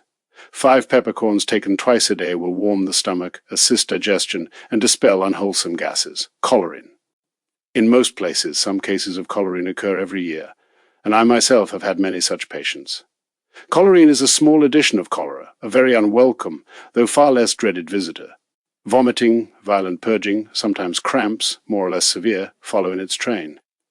My applications for cholerin are identical with those for cholera, modified as to number and strength according to the greater or lesser violence of the complaint. 40 patients, simultaneously attacked by cholerin, were all thus treated with complete success. Colic.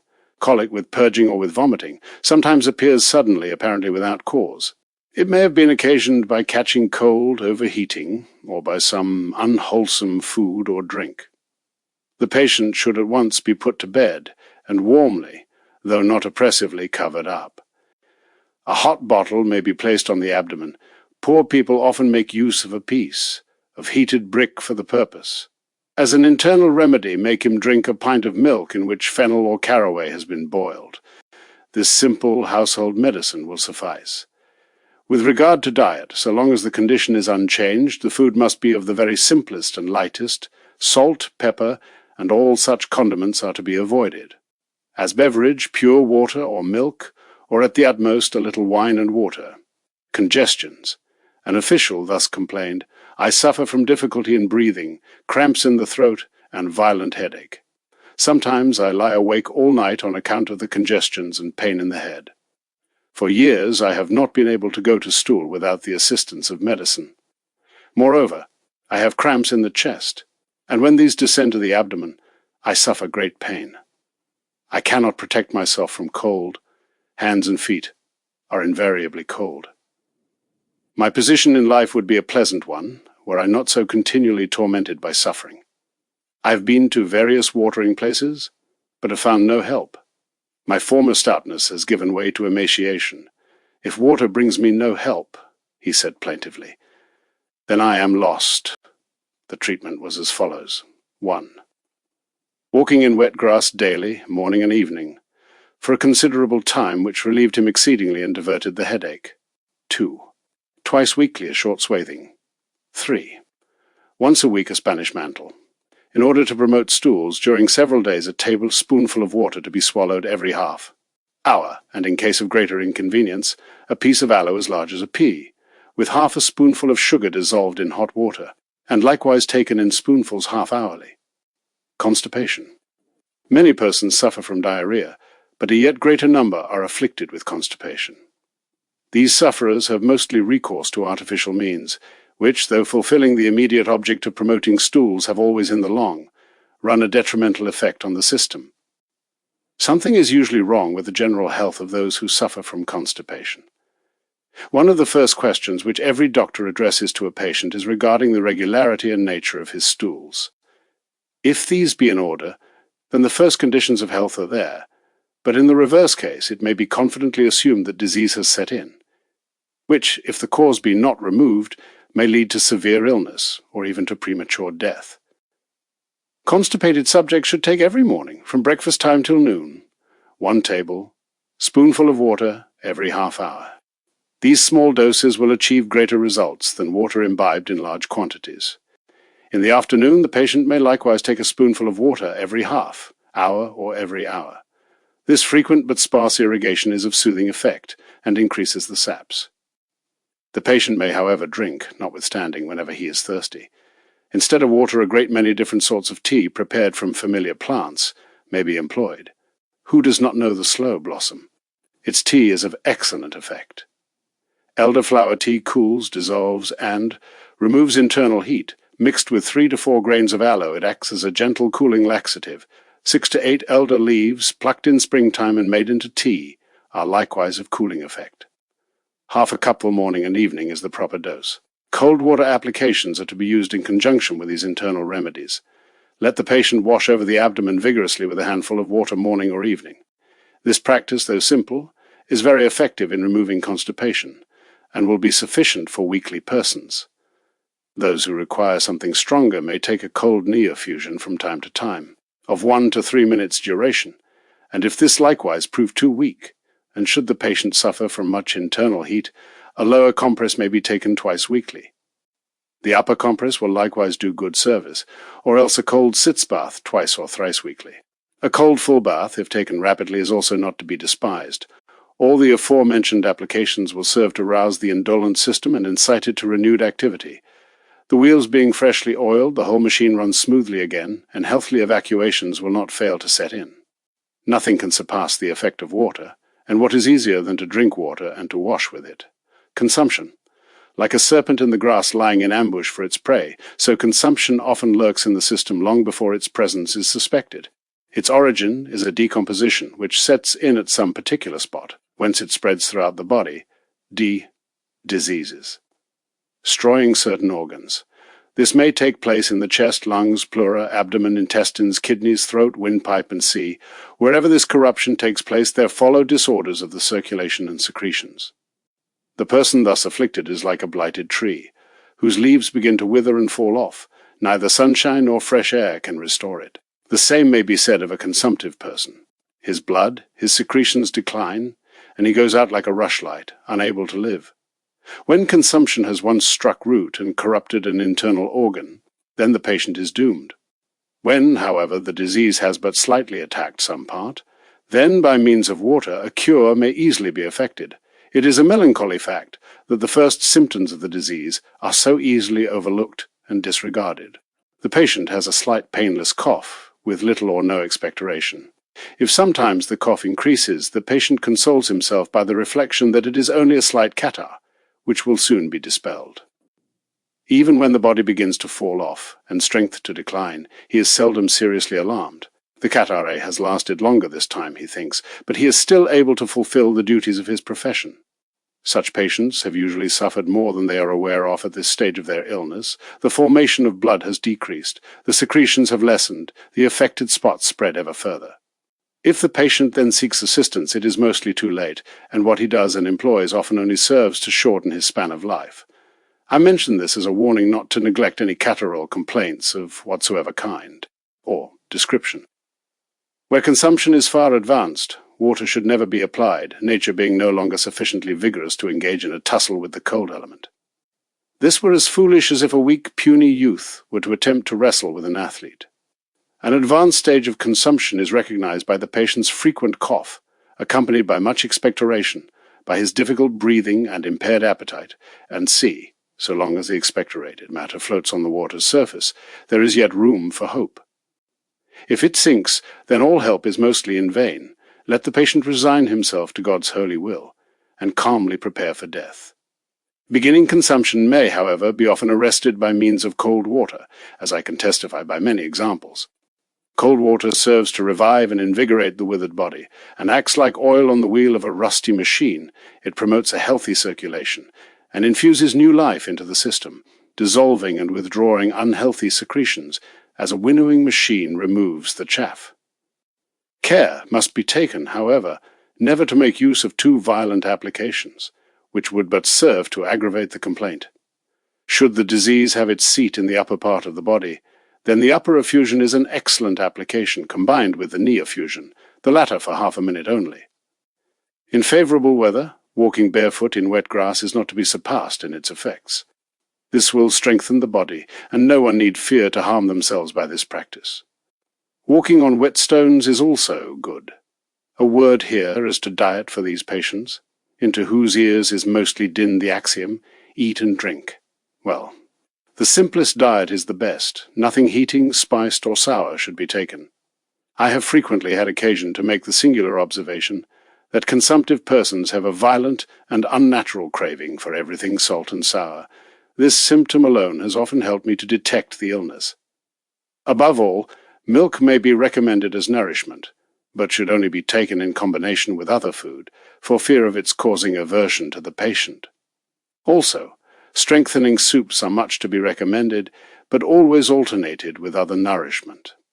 Simple puddings and farinaceous preparations, free from all artifice, may also be taken. Water always remains the best beverage, sometimes mixed with a little wine. Curdled sour milk is likewise wholesome. I do not recommend either beer or wine. Light. A last remark may here find place. In the more advanced stages of this complaint, violent fever sometimes appears, combined with perspiration and shivering fits. These cannot be completely removed, but some relief may be afforded to the patient if he daily wash over vigorously his chest, back, and lower body with fresh water. An excellent schoolteacher had been treated by a celebrated doctor for some time, without result. Not being able longer to perform her duties, she was pensioned provisionally for 3/4 of a year. As at the end of this time her condition had nowise improved, the doctor in his certificate pronounced her to be incurable, and consequently unfit to resume her profession. Some friends, having advised her to try cold water, she took a lodging in the neighbourhood of my parish. At first she was so weak that she could scarcely walk for half an hour. She went through a course of cold water applications according to directions, and was completely cured in from 4 to 5 weeks. She then desired to be reinstated in her situation as teacher, but had considerable trouble in obtaining this, for no one would believe in the fact of her cure. She went in person to the minister, who was surprised at her blooming appearance, no less than at the definition incurable on her certificate. It is now 6 years since she resumed her duties, and has been in uninterrupted enjoyment of perfect health. I do not know what complaint the doctor had found in this patient, and never ascertained whether it was supposed to be decline or consumption. All symptoms, however, pointed towards consumption. The young lady had already lost a brother, whose condition had been precisely identical with her own. It was high time, but yet still time, to arrest the disease. This was done by cold water. The remedies employed were much open air, frequent walking barefoot in wet grass, baths from the slightest and weakest applications up to the last and strongest, all taken cold. To these were added herb teas, and a simple nourishing country diet. A man came and related, "There is something wrong with my chest and throat.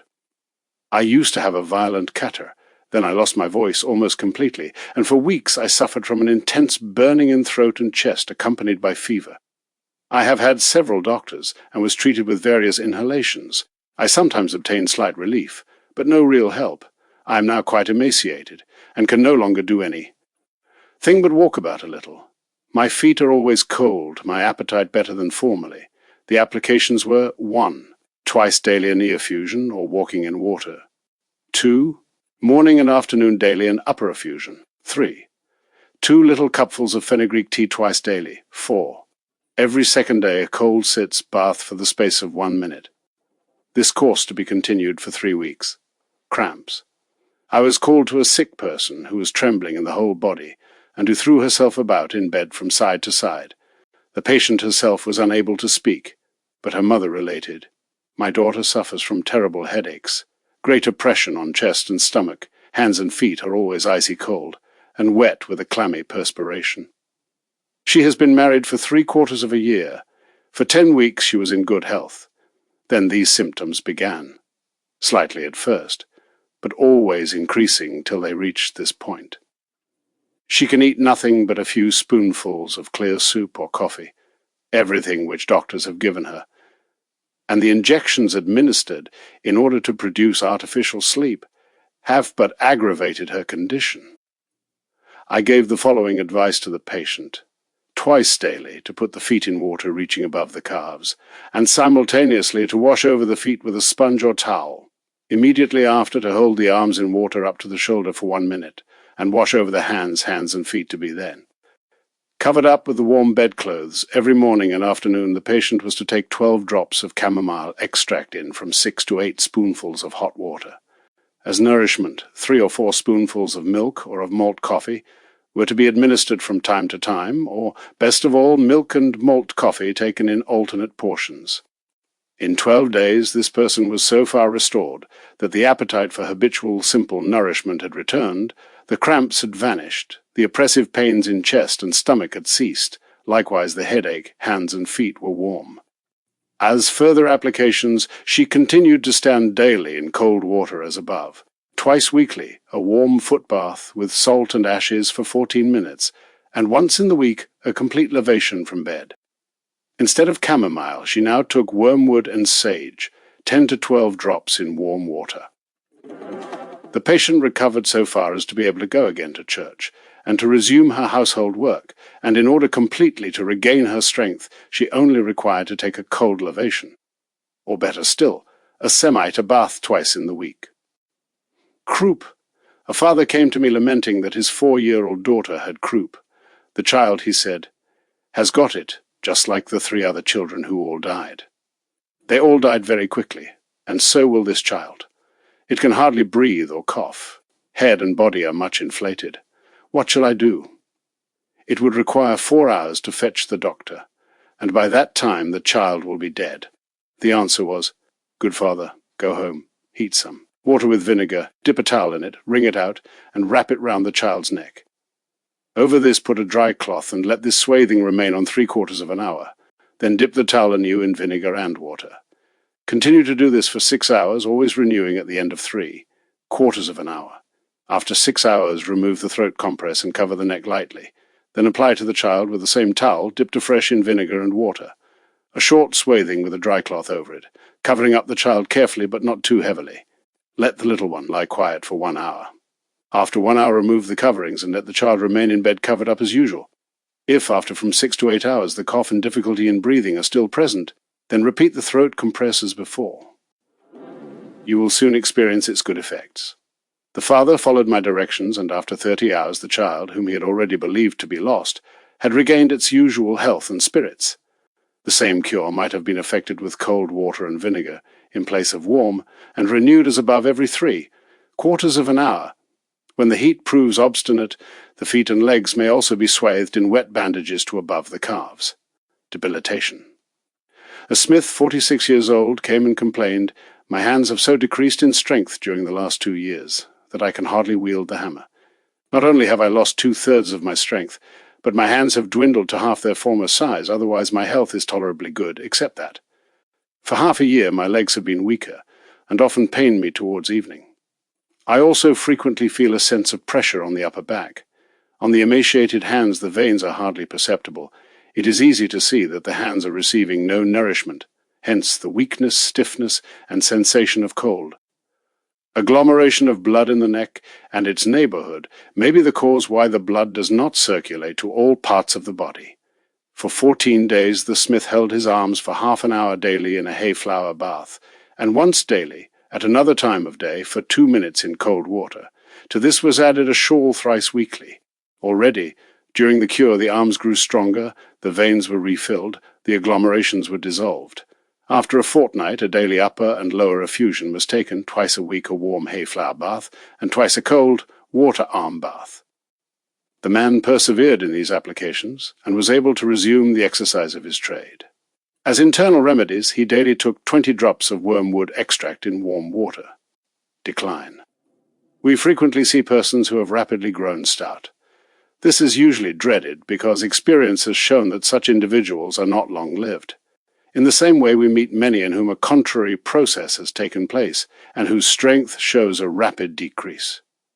These are like the grass on the field, which today is green and tomorrow withered, and what is strangest in the complaint is that persons thus attacked are often unconscious of any serious indisposition.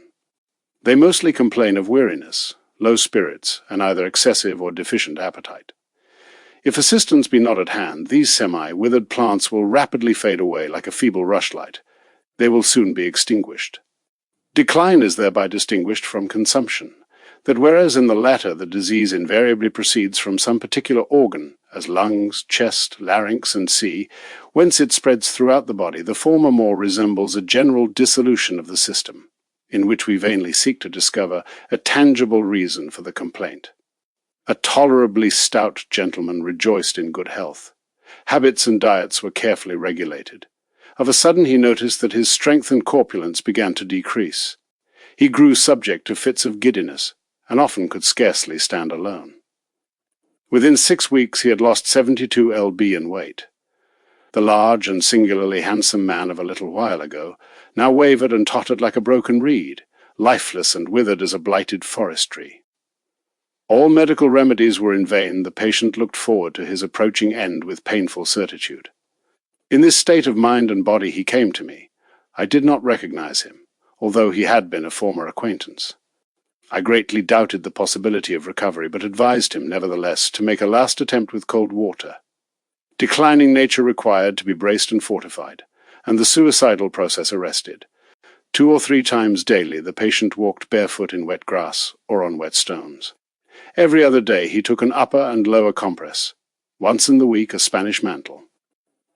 These applications were followed by a semi-bath. Weekly, 1 short swathing, and an upper and lower compress. The semi-baths were then exchanged for whole baths, of which 2 different sorts were taken, viz., cold baths of 1 minute, and warm ones repeated twice over, each time with transition into cold water, of each kind 1 in the week, likewise once a week a complete lavation. As a final cure, and to ward off a relapse, I prescribed weekly a whole bath, an upper effusion with knee effusion, and occasionally a Spanish mantle. The patient's daily portion of beer was reduced from 4 or 5 glasses to 2 glasses, and the diet was ordered to be simple and nourishing. By the end of the first week, improvement was already visible. After 8 weeks, the convalescent was able to resume his daily occupations and duties. As his strength, so also his bodily weight increased, and he is today still a strong, healthy, and handsome man. Delirium tremens. A man, 36 years old, had drunk much beer, eaten little, and during a considerable time had nourished himself almost exclusively on beer. Delirium tremens had already set in, and was so far advanced as to be generally observable. He was also afflicted with rheumatic pains, cramps, and occasional headaches. Though drunkenness is very difficult to cure, yet this patient had the firm desire to be rid of his wretched complaint, no matter at what sacrifice.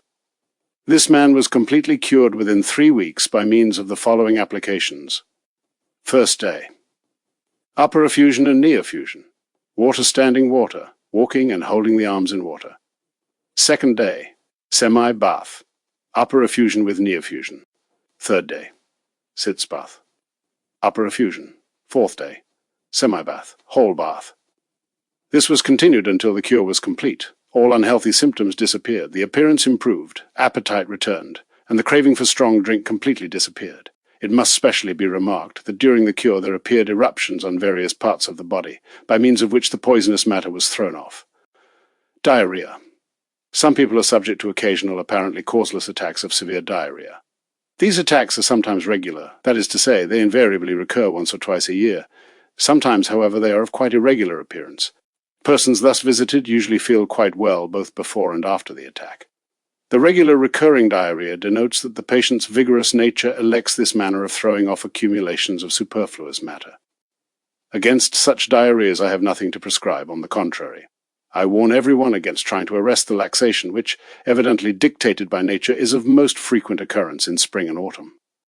The matter stands differently with regard to irregular diarrheas. These, often attended by pain, are a sign of the presence of unhealthy matter in the system, which, if not removed, will prove pernicious. In such cases some internal organ is assuredly affected, and if the complaint be not seen to in time, the patient is not likely to reach old age. Diarrhea is likewise often the precursor of serious illness. In treating a convalescent, it is of the first importance to act upon the abdomen. These applications, however, must be varied and alternated by others directed to the whole body. Violent diarrhea should never be averted suddenly. The unhealthy matter must be removed by degrees, and the internal organs fortified in such manner as to enable nature to reject all further intrusion of superfluous matter or to expel it at proper times. As internal remedies, tea of wormwood and sage, or of milfoil and centaury, 1 to 2 cupfuls daily, or else daily swallow from 6 to 10 juniper berries. Any of the aforementioned will render good service, and will tend to strengthen the digestion again. Should the diarrhea prove violent and obstinate, half a spoonful of juniper extract may be taken twice daily in warm water.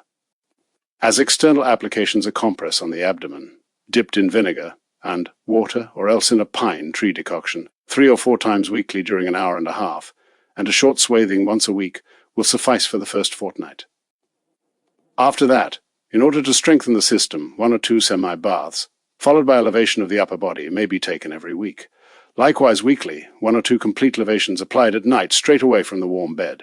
This second course of treatment to be continued for 4 weeks. If, later on, the patient will still continue to take at least 1 semi-bath or complete levation every week, the whole system will be thereby so consolidated and strengthened as completely to banish the original complaint, unless it has its root in some deep-seated organic disease. Diphtheria. Those attacked by this disease should strive 1. To dissolve and remove the accumulated unhealthy matter as rapidly as possible. 2. To act upon the whole system in such manner that the disturbed circulation, which is the surest barometer of fever, should be restored to its normal condition.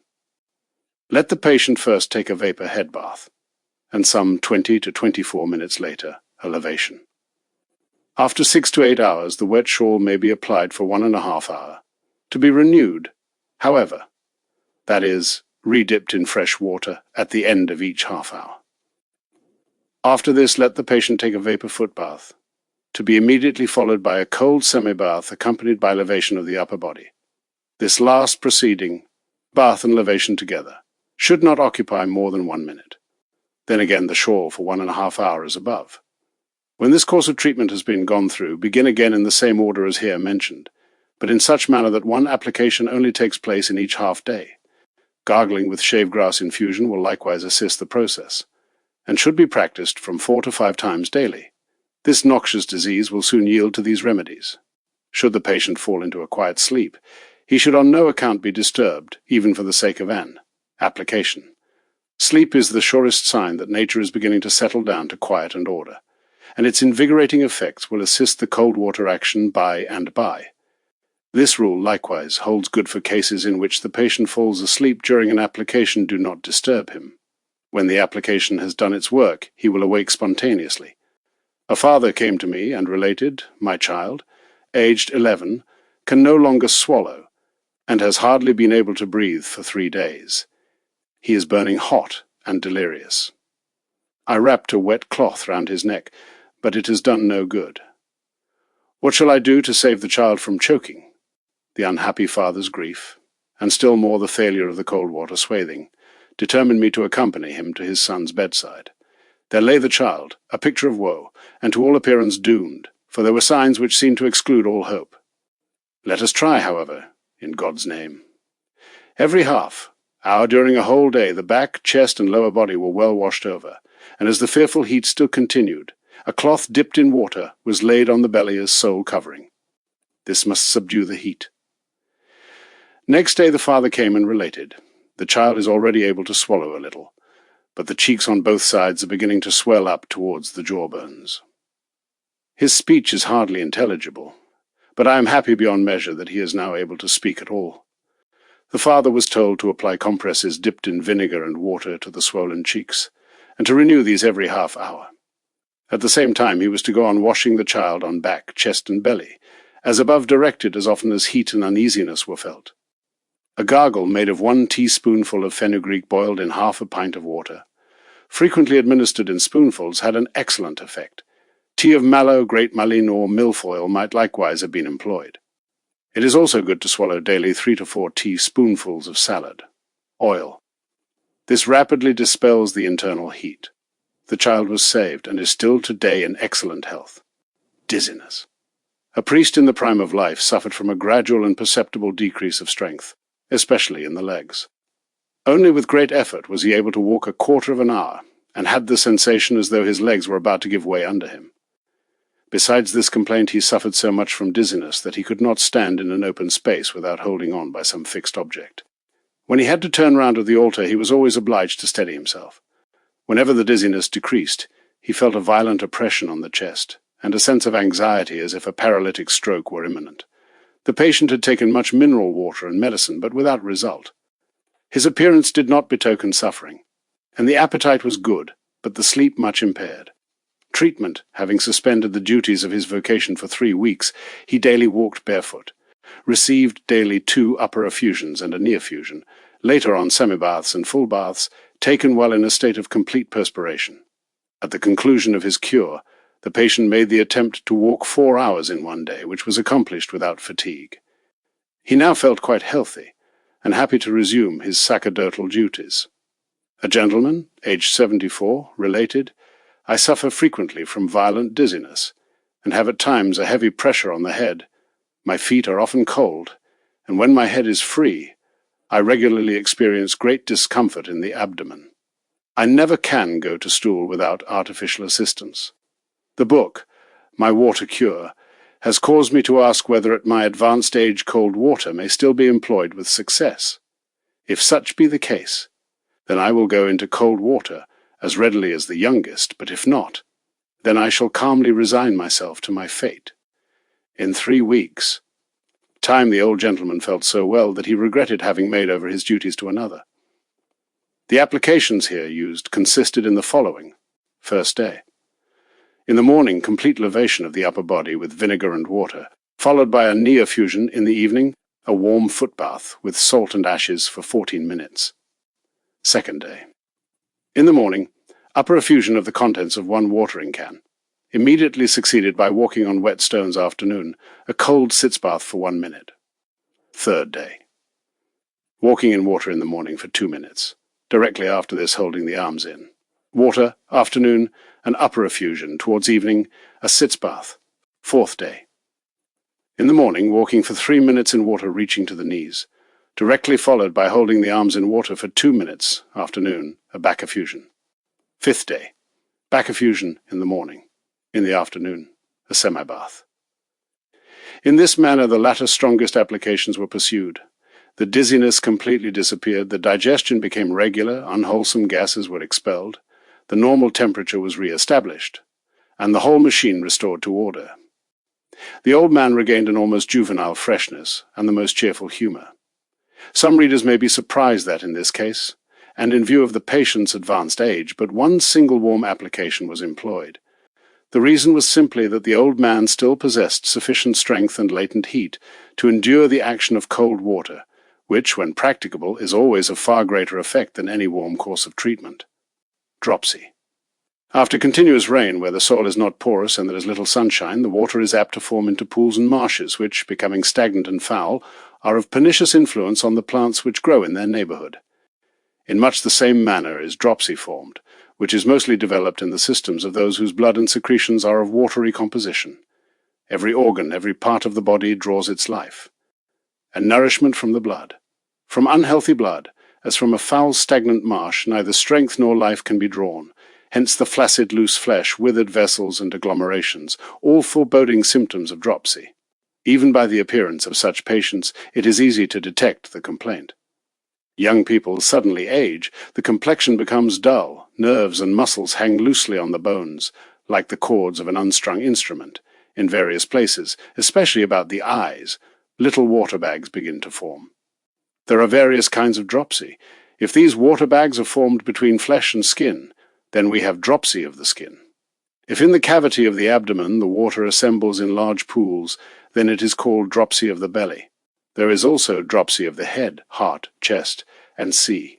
Dropsy is often the consequence of recent severe illness, and is apt to appear particularly after scarlet fever, when the poisonous matter has been imperfectly expelled. When dropsy has spread throughout the body and attained large dimensions, then it is mostly incurable because of the lack of blood. In the early stages, and before decomposition has set in, it is often readily cured, so to say, by pumping out the stagnant water. Some examples will illustrate my meaning. The body of a peasant woman, aged about 48, began to swell up in such a manner that she could hardly walk. Her weakness was very great, and she breathed with difficulty. I advised her to express rosemary in wine, and daily to drink 2 wine glassfuls of this rosemary wine. The wine greatly strengthened the patient, and expelled much water. Furthermore, she daily took a short swathing of an hour and a half for several days, and during 4 weeks 2 semi-baths daily of 1 minute, combined with lavation of the upper body. The peasant woman recovered completely, and was able to resume all the duties of her state of life. A boy aged 12 had apparently recovered from scarlet fever. After 6 weeks he got dropsy, and the whole body swelled up. A shirt dipped in salt water and applied 3 days in succession for 1.5 hours restored the boy to perfect health. A woman aged 54 was attacked by dropsy of the belly. The legs and body were, as I was informed, terribly swollen. The patient's daughter was told to prepare daily for her mother some Danewort tea to be drunk in 2 or 3 doses. Besides this, she daily received a lower swathing of 1 hour during 8 days. During the following 10 days the swathing was only applied every 2nd day, and during the last fortnight every 3rd day. The patient completely recovered in 3 weeks' time. Large quantities of water being secreted through the urine. Danewort root has always rendered me the best services in cases of dropsy of the belly, while rosemary is most to be recommended for dropsy of the chest and heart. An excellent outward application for heart dropsy is an upper and lower compress applied daily. As internal medicine, 2 glasses of rosemary wine should be taken. I must not forget to remark here that warm water, in whatever form, should never be used in cases of dropsy. Neither vapor nor warm baths are permissible, because they would but serve to aggravate the disease, by increasing the flaccidity and limpness of nerves and organs, which chiefly characterizes it. The coldest applications are here always the best. They should not, however, be employed otherwise than in the manner prescribed, when the blood is poor. Then the latent heat is likewise small. Dysentery. Dysentery is the sister of cholera. There is much similarity between these 2 complaints. Dysentery usually begins with violent spasms in the abdomen and excessive purging, the stools being mixed with blood. The quickest way of curing dysentery is to dip a folded linen cloth in hot water and vinegar, and lay it on the body. Of surprising effect as internal medicine is the extract of bilberry, which should be wanting in no household pharmacy. 2 tablespoonfuls of this essence, taken in hot water twice daily, is the proper dose. Should the patient's condition not have materially improved by the second day, the compress on the body may be repeated as well as the medicine.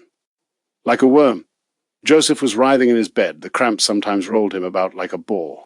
He screamed aloud with pain. More than a pint of blood had been purged from him.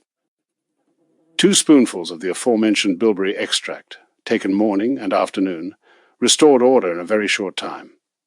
Anna, a woman over 50 years of age, is wailing in fearful cramps. Purging with blood made her fear that she was attacked with cholera.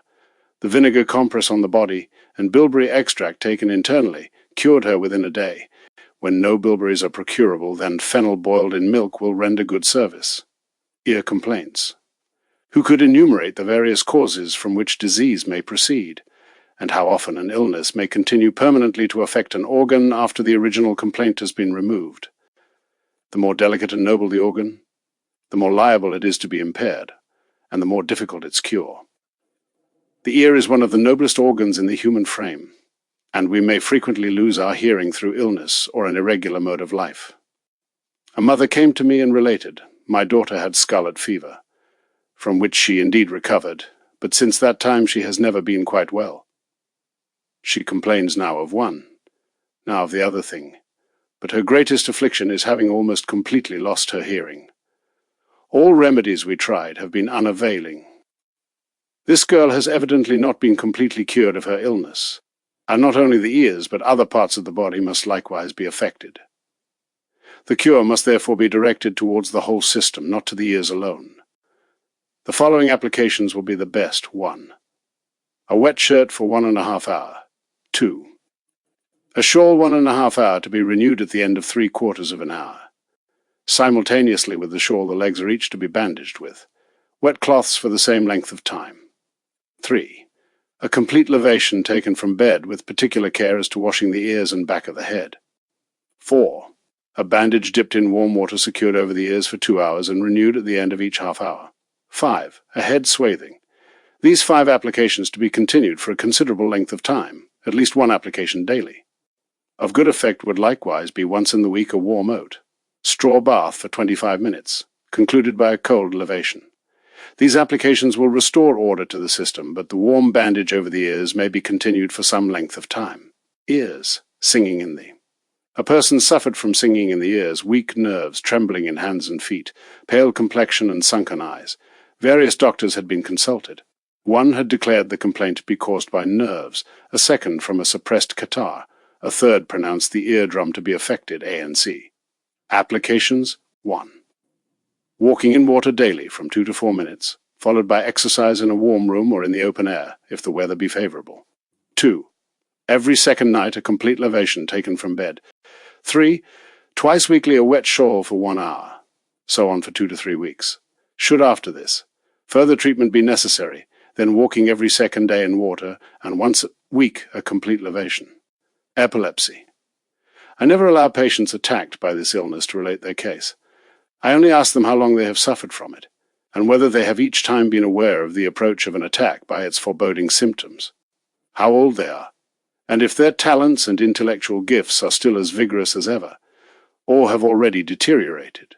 According to my conviction, this illness too has its seat in the blood, whether it proceed from poverty of blood, diseased unhealthy blood, or disturbed circulation. My opinion is corroborated by the fact that eruptions artificially brought out to the surface, and which, so to say, are the blood's exhalations, have frequently afforded relief to the patient, whereas in cases which prove to be incurable, the sufferers are invariably distinguished by a bloated appearance and bluish complexion. If the answers to all my questions were favorable, which is usually the case with young people up to the age of 20, I then considered their epileptic complaint to be a cramp-like condition, closely allied to St. Vitus's dance, and consequently curable. I have been able to bring assistance to many, even such as had inherited the complaint from their parents. If, however, the patient was unconscious of the approach of his attacks, if already weakness of intellect had begun more or less to set in, then indeed the unfortunate sufferers, who mercifully were seldom, aware of the gravity of their condition, had nothing to expect of me. According to these principles I invariably determine the treatment, which was chiefly directed to the amelioration of the blood. Above all, I endeavored to induce the patient to brace and harden his system, especially by frequently walking barefoot. In summer, I let him take a cold bath occasionally, but never for more than 1 minute. In winter, this bath, slightly warmed, lasted from 1 to 2 minutes. Besides this, once weekly a wet shirt dipped in salt water. The eruptions produced by this last application were treated according to the rules laid down under the head of eruptions. I take care to impress on young people the expediency of dressing in a simple, rational manner, and on girls especially the pernicious effect of tight lacing. The usual diet to be simple and nourishing. The occupations and exercises never forced or strained, but always adapted to the patient's means and strength. Eruptions. Under this head we understand all these undefinable skin impurities which sometimes come overnight and are gone next day.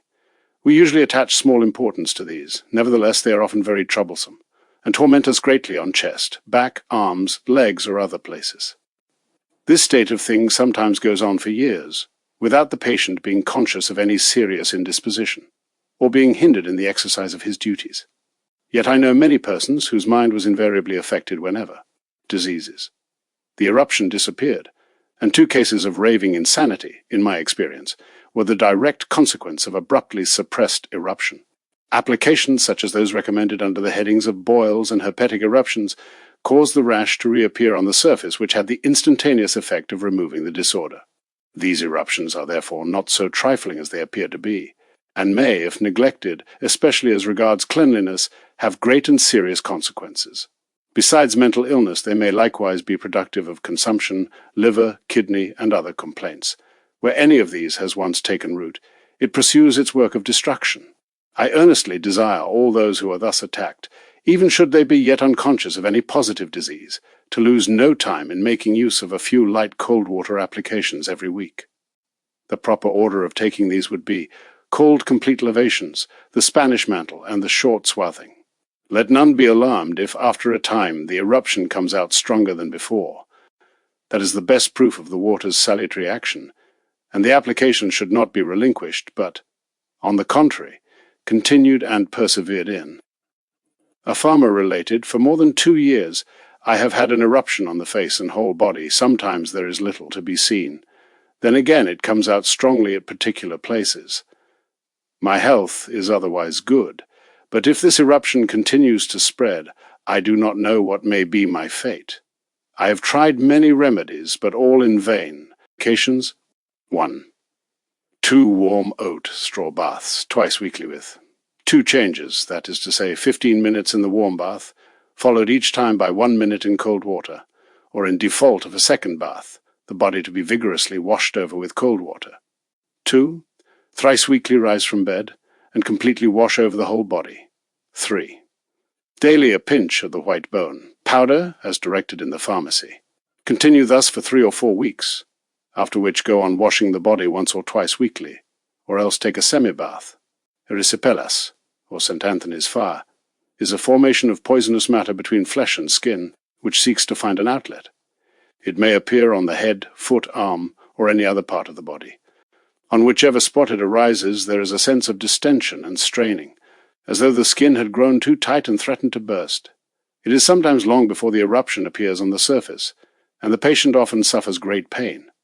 When it breaks out, there first appear isolated fistules filled with a brownish liquid. These increase rapidly, and are so poisonous as to corrode whole parts of the skin.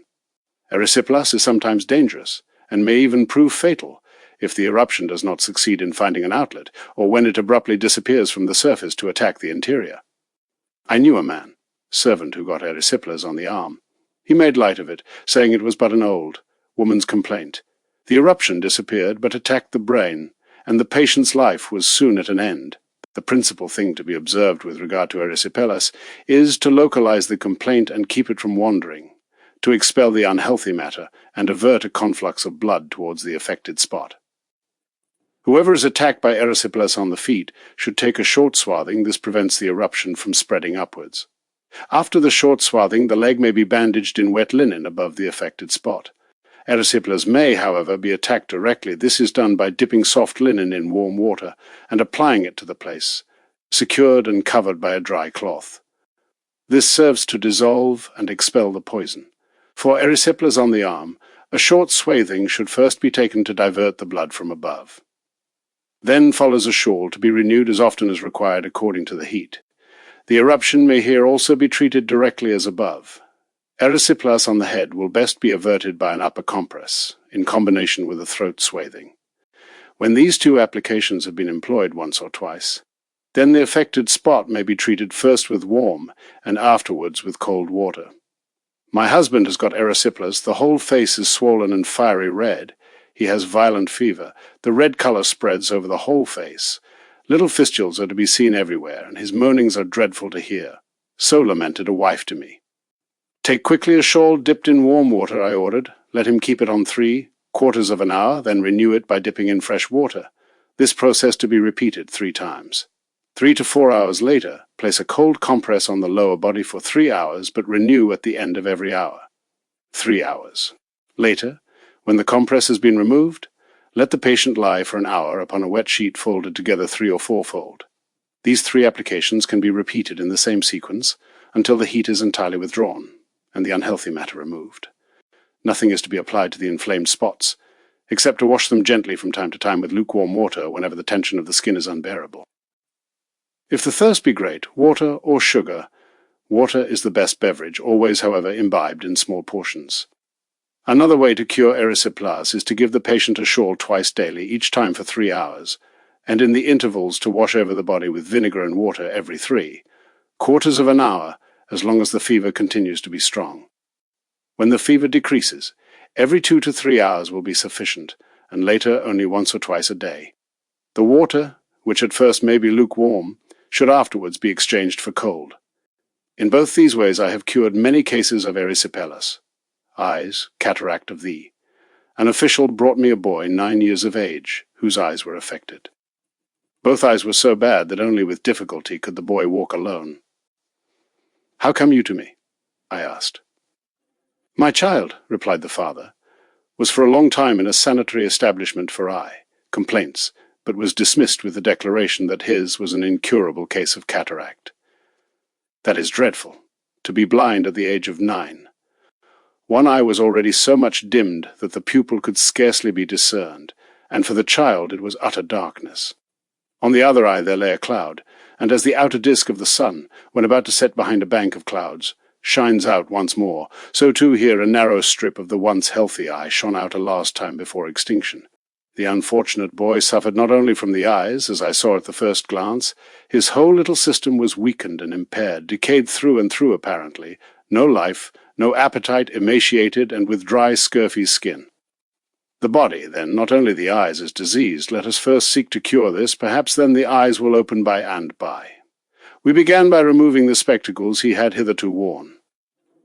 The boy was made to walk as much as possible barefoot in the wet grass or on wet stones, and his back, chest, and abdomen were vigorously washed over once or twice a day.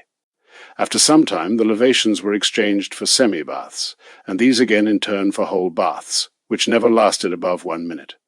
Between these were alternately employed swathings, or the wet shirt dipped in a solution of salt and water, and applied for 1½ hour.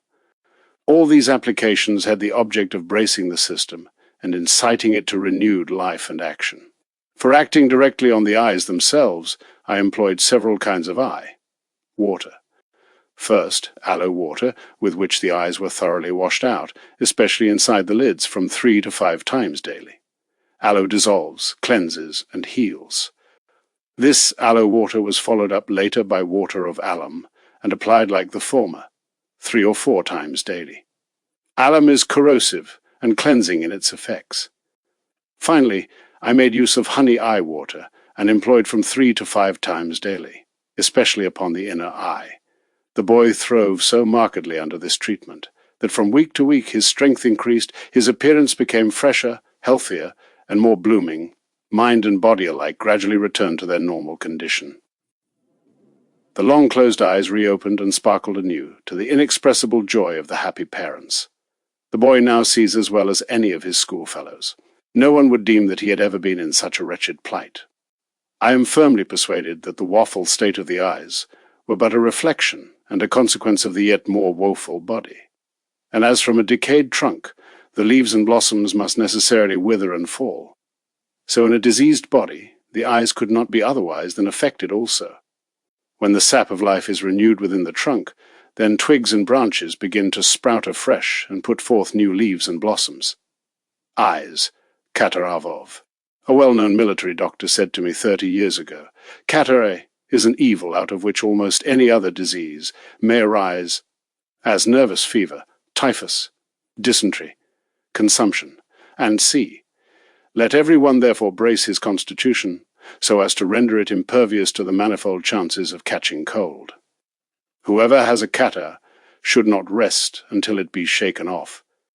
Blindness and misery are synonymous, and every ocular disease must therefore be regarded as a source of misery.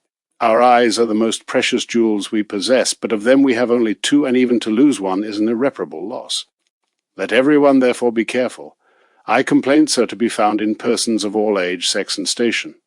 In the majority of cases, the disease proceeds directly from the body. In healthy persons, the superfluous secretions are removed by perspiration, breathing, and other means. But in the unhealthy, these secretions accumulate in the body, head, and sea.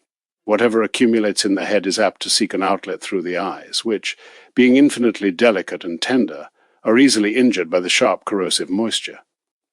This is the cause of the eye, burning from which so many people suffer. Cure is only to be effected by the removal of the pernicious moisture. The eye itself is healthy, and only suffers from its propinquity to the unwholesome matter. Many eyes are affected to the degree of partial blindness. With others it resembles a slight veil or mist. Others again seem to see sparks or dancing specks. All these various effects proceed from the same course. Remove the poisonous matter, strengthen the weakened eye, and it is cured. An example may serve to elucidate my meaning.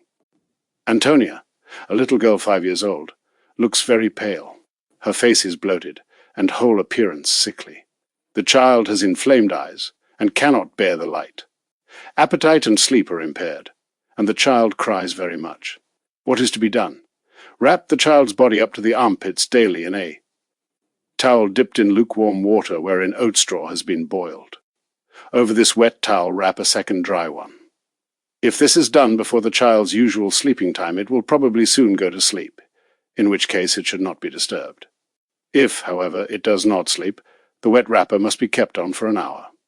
This proceeding to be continued for a week. In the second week, prepare a warm bath with decoction of oat straw, and let it remain therein from 15 to 20 minutes. In the last minute, pour rapidly over the child the contents of a small watering can, of plain not too cold water, and then dress quickly. This cold effusion after each warm bath is very important. The warm bath fulfills the object of dissolving and removing the unhealthy matter, while the cold effusion serves to strengthen and close the pores. Every second or third day the bath should be repeated. The child will soon feel fresher, stronger, and healthier, and the eyes will be clearer. Should the anxious mother desire a direct remedy for the eye, let her take a piece of alum, as large as 4 grains of barley, dissolve this in half a pint of water, and wash the child's eyes with it 3 or 4 times daily. Soon everything will be well. Even when the complaint has been removed, let the mother continue for some time to give the child once weekly a bath, or a wrapping on alternate weeks. William, a boy of 9 years, had an eye complaint. He could no longer read, hardly even distinguish people's faces, and was more than half blind. More than 400 marks had already been spent on his eyes, but neither doctor nor apothecary was able to help him. Not only the eyes, but likewise the whole system was gravely impaired. Hands and feet were always cold, the stomach without appetite, the body emaciated, the whole figure mournful and depressed. In 4 months William was completely cured, both eyes and body. Twice a week he took a warm bath. 4 times weekly a shirt dipped in salt water from an hour to an hour and a half. In addition to this, I made the boy walk frequently barefoot in wet grass, or in the rain. After the lapse of the first 4 weeks, William continued to bathe 3 to 4 times weekly for 1 minute only, and with the temperature reduced, each bath succeeded by exercise. Twice daily he washed the eyes in water mixed with alum. This second course of treatment lasted several weeks. By degrees, as the general tone of the system was restored, so too in equal measure the eyesight improved. The eyes soon looked out of the boy's fresh and healthy face, as clear and sparkling as though they had never been affected. Christina, 24 years old, though fresh and blooming, is yet scarcely ever free from eye complaint. She has too much blood in the head, too little in the feet, for which reason she always suffers from cold feet. Christina takes every day a lukewarm foot bath, mixed with salt and ashes. This draws down the blood from the head. 3 times a week she takes a semi-bath reaching to the armpits, half a minute. At work she mostly goes barefoot. The pressure of blood to the head gradually decreased and stopped altogether, and the eye complaint disappeared. Fever. Anthony comes into the room and relates. With difficulty I have contrived to mount the stairs. My strength is quite broken, and twice I have fallen down. I have also a dreadful headache, and am alternately icy cold and burning hot. Sometimes I feel a stabbing pain, as if lightning were darting about inside my body. Application. Go home, Anthony. Lie down at once in bed, and when you are quite warm, wash over the whole body with cold water, and without drying return to bed. Repeat this washing every 2 hours, and when you begin to perspire strongly, and the perspiration has lasted half an hour, then wash again. Anthony returned on the 3rd day, and related, I feel much better. I have sweated profusely several times. Cold and heat have disappeared, and the headache has ceased. The appetite begins to return. I feel well, but weary. Anthony continued to wash about 10 times within 14 days, and was then able to rejoice in perfect health. He is about 40 years old. Gout. In manuring a field it is bad to heap the dung too thickly on any particular spot, for instead of promoting fruitfulness, this merely gives rise to fetid swamps, wherein nothing can thrive. In the same way excessive and superfluous nourishment of the body produces gout, which is mostly to be traced to overindulgence in eating and drinking. Other causes of gout may be great exertion, wettings, catching cold, and C. Acute gout torments many persons, chronic gout innumerable ones. Some it attacks in the toes, others in the head, some externally, many internally. Persons of simple habits, and who are not over-weakened by the complaint, I can easily and readily cure, but I seldom have any such illusion with regard to the more distinguished class of gout patients. They are a heavy burden, and mostly incurable by water, for they will not obey orders, and suffer alike from effeminacy and dread of cold water. Were it not so, they would be as easily cured as the others. A gentleman of position suffered 4 weeks from violent foot pains. He was cured the first time by sweating, but a year later the complaint returned, and chained him to bed for 12 weeks. It burned much, and he sweated much. But this time the moisture failed to bring relief. He sent to consult me, saying he would do anything in order to be freed from this dreadful illness. In a few weeks the chief cure was accomplished. As water poured upon quicklime inflates and breaks it up, so here too the gout tumours disappeared under the various applications. Later the patient continued to employ cold water from time to time, in one or the other form, and as far as I am aware the former complaint never troubled him again. The reader can learn the applications from the following case. A priest sent a message to say that his feet were burning like living fire. He was almost in despair. What should he do? I advised him to infuse hay flowers in hot water for some minutes, then, pressing out the moisture, to place the flowers on a linen cloth and wrap then well round both feet. After 2 hours he was to dip again the hay flowers in the decoction, and replace as before. It is a matter of indifference whether the hay flowers be applied cold or lukewarm the second time. The sick priest did this for several days. After the first day the principal pains had ceased. In 2 or 3 days he was completely free of suffering. In default of hay flowers, oat straw may be used. I must warn here against a common error. As soon as the feet have ceased to hurt, the patient often imagines himself to be completely cured. It were a great mistake to terminate here the cure, which must be followed up by at least some water applications in order to expel the unhealthy matter from the body. It is best to employ the Spanish mantle 2 or 3 times weekly during the first 3 weeks. In the following month, some warm baths with hay flowers or oat straw decoction, and with 3-fold transition into cold water. A day labourer had acquired a serious gout complaint. 3 times weekly he went into a sack, dipped in a hot oat straw infusion. Twice in the week he took a hot pine tree bath, each time with 3-fold transition into the cold water. Every second night a complete cold lavation taken from bed. After 3 weeks he was nearly cured, but continued to employ the oat straw sack once or twice on alternate weeks with the aforementioned warm bath. Soon, with renewed strength, he resumed his labours, which he is still to day able to perform. Gravel and stone complaint. Gravel and stone are often formed in the bladder or kidneys, those who have beheld sufferers from. Gravel, or have themselves been attacked with this complaint, know how dreadful are these pains. Cure by water is infallible and painless, therefore always the simplest and best. Oat straw baths here occupy the first place. Oat straw is boiled for half an hour, and the decoction poured into a warm bath. In this bath let the patient stay 1 hour, concluding it by a vigorous cold lavation. 3 such baths in the week may be taken. Alongside of these, 2 or 3 short swathings, or else compresses, of 4 to 6 fold linen on the affected parts will do excellent service. Both applications are of course to be taken in bed. These serve to loosen and dissolve the gravel stones in bladder and kidneys and expel them. Teas also play an important part in this malady. First and foremost stands tea of oats. Oats are boiled for half an hour, and of the infusion 2 cupfuls daily are drunk. Of more potent effect is tea of oat straw, prepared like the former. Shavegrass tea is hardly to be surpassed. I will still mention rose hips, of which likewise, when boiled, a very efficacious tea may be made, which, however, must be drunk for some length of time. Experience has taught me that this rose hip tea prevents the further formation of stone or gravel. The aforementioned applications should be pursued for 2 or 3 weeks as directed, and for the subsequent 3 or 4 weeks reduced by 1/2. The blessing of the greatest of all physicians will soon dispel the illness.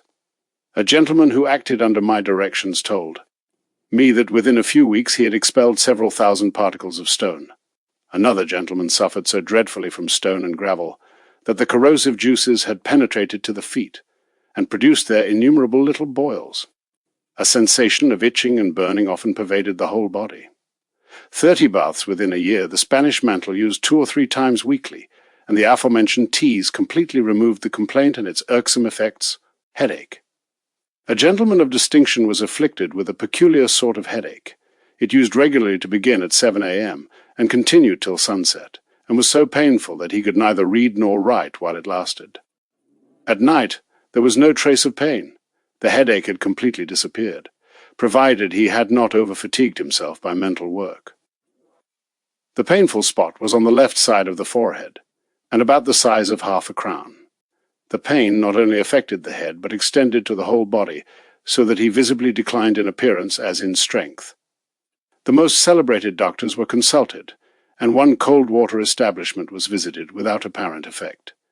A visit to Miran brought him temporary relief, and he deemed himself cured, but hardly had the patient returned to town when on the following morning at exactly 7 o'clock the old headache punctually reappeared, to his inexpressible disappointment and vexation. At last the gentleman, urged by some friends, resolved to consult me. His appearance was sickly and much emaciated. After describing his complaint, he added that he was seldom free from catarrh, and possessed but small latent heat.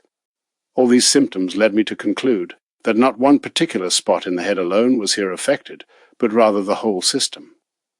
In accordance with this presumption, I therefore directed the applications towards the whole body independent of the head, which received no special attention. The simplest means of hardening, combined with a few lavations, suffice to effect the cure and restore circulation, perspiration, and digestion to their normal regularity.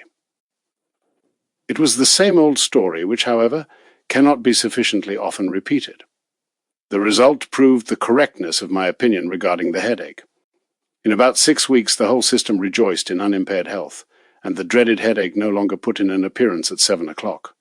A man related, "I am 35 years old, have continual headache, and sometimes feel so weak that I can scarcely bear it.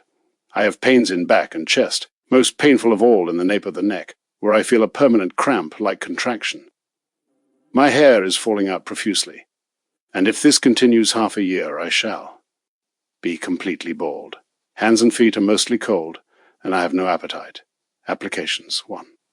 A wet shirt dipped in salt water. 2. Thrice in the week a complete lavation taken from bed. 3. A wet shirt thrice in the week. 4. Daily a pinch of white bone powder. After 2 months the man returned to me, and declared himself to be completely cured. He only suffered occasionally from very slight and transitory pains, where the former violent sufferings had been. His bodily weight had increased by 10 lb. Headache, nervous. A man aged 45 came lamenting to me and began. The doctor pronounces my complaint to be a nervous headache. I can never be without a head bandage. I feel an intolerable pressure on the back of the head, now to the right, now to the left. When the pain comes to the back, then I get violent palpitation of the heart for several hours. My appetite is sometimes quite gone. I suffer so much from giddiness that I cannot walk alone, for which reason my wife was obliged to come here with me. But worse than all my pains are my mental sufferings. I feel so depressed that I often long for death to come. This gentleman was tolerably stout, the complexion sallow, the body much inflated. In 13 days order was restored to the system. The bodily weight had decreased, headache and giddiness disappeared, sleep and appetite had returned, along with good spirits. The applications were as follows. 1. On the first day, an upper effusion and knee effusion in the forenoon, back effusion and walking in water afternoon. 2. On the second day, in the forenoon, back effusion. Later, water walking. Afternoon again back effusion and later knee effusion. 3. On the third day, upper effusion and knee effusion in the forenoon. Complete effusion, and later a semi-bath in the afternoon. The patient, being strong and stout, was able to endure 4 applications daily. Heart complaints, in the restless, excitable times in which we live. Innumerable persons are supposed to be attacked by nerve, stomach, or heart complaints. These are the 3 scapegoats upon which all misdeeds are foisted. These conclusions are mostly erroneous, as experience has taught me, and amongst 100 cases in which the patients believed their heart to be attacked, a very few only this proved to be the case. Heart, though one of the strongest and healthiest organs, may sometimes be momentarily affected by passing influences, just as the healthiest cat will cry out if we pinch its tail. The best clock will stop going if we remove the weights. It were then folly to say the clock is bad. The most wonderful flute gives out no tune if I stop up the holes or allow it to the healthiest heart, can likewise be obstructed in its action if there be present in the body a foe which, so to say, throttles it. Seek out this foe, and rust. Remove certain pernicious influences, and there will remain no trace of the heart complaint. A gentleman of position had suffered for many years, and could only pursue his vocation with great difficulty. An unusual sense of anxiety aggravated his sufferings. The smallest event caused him palpitation, excitement, and fear. Those around him had to be very careful of their words, for unexpected joy or sorrow always brought about disordered action of the heart. The rooms had to be heated summer and winter, and the temperature exactly regulated to a particular degree.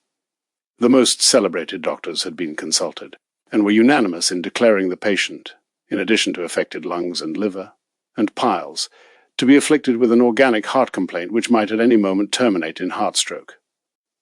Eventually this gentleman died and was dissected. What was the result? That lungs, liver, and heart were perfectly sound, but that agglomerations of fat had formed upon heart and chest. He therefore died from want of blood. The blood came to fail, having been absorbed by the formation of muscles and fat. This was related to me by a doctor who was present at the dissection, and who remarked, "Here we have another instance of science being completely deceived." A young lady came to me and begged for help. She related thus, "I have successfully gone through a course as musical teacher, and have taught music in a convent for 6 years. Now I suffer so much from headache that I can scarcely stand the sound of an instrument, either organ, violin, or pianoforte. Even the altar handbell causes a stabbing pain in the head. The doctors call my condition a nerve and heart complaint. If I had been healthy, I should have been accepted in the convent, but now I am without vocation and almost without bread, and suffer indescribable mental and bodily pain." I answered, "I cannot help you.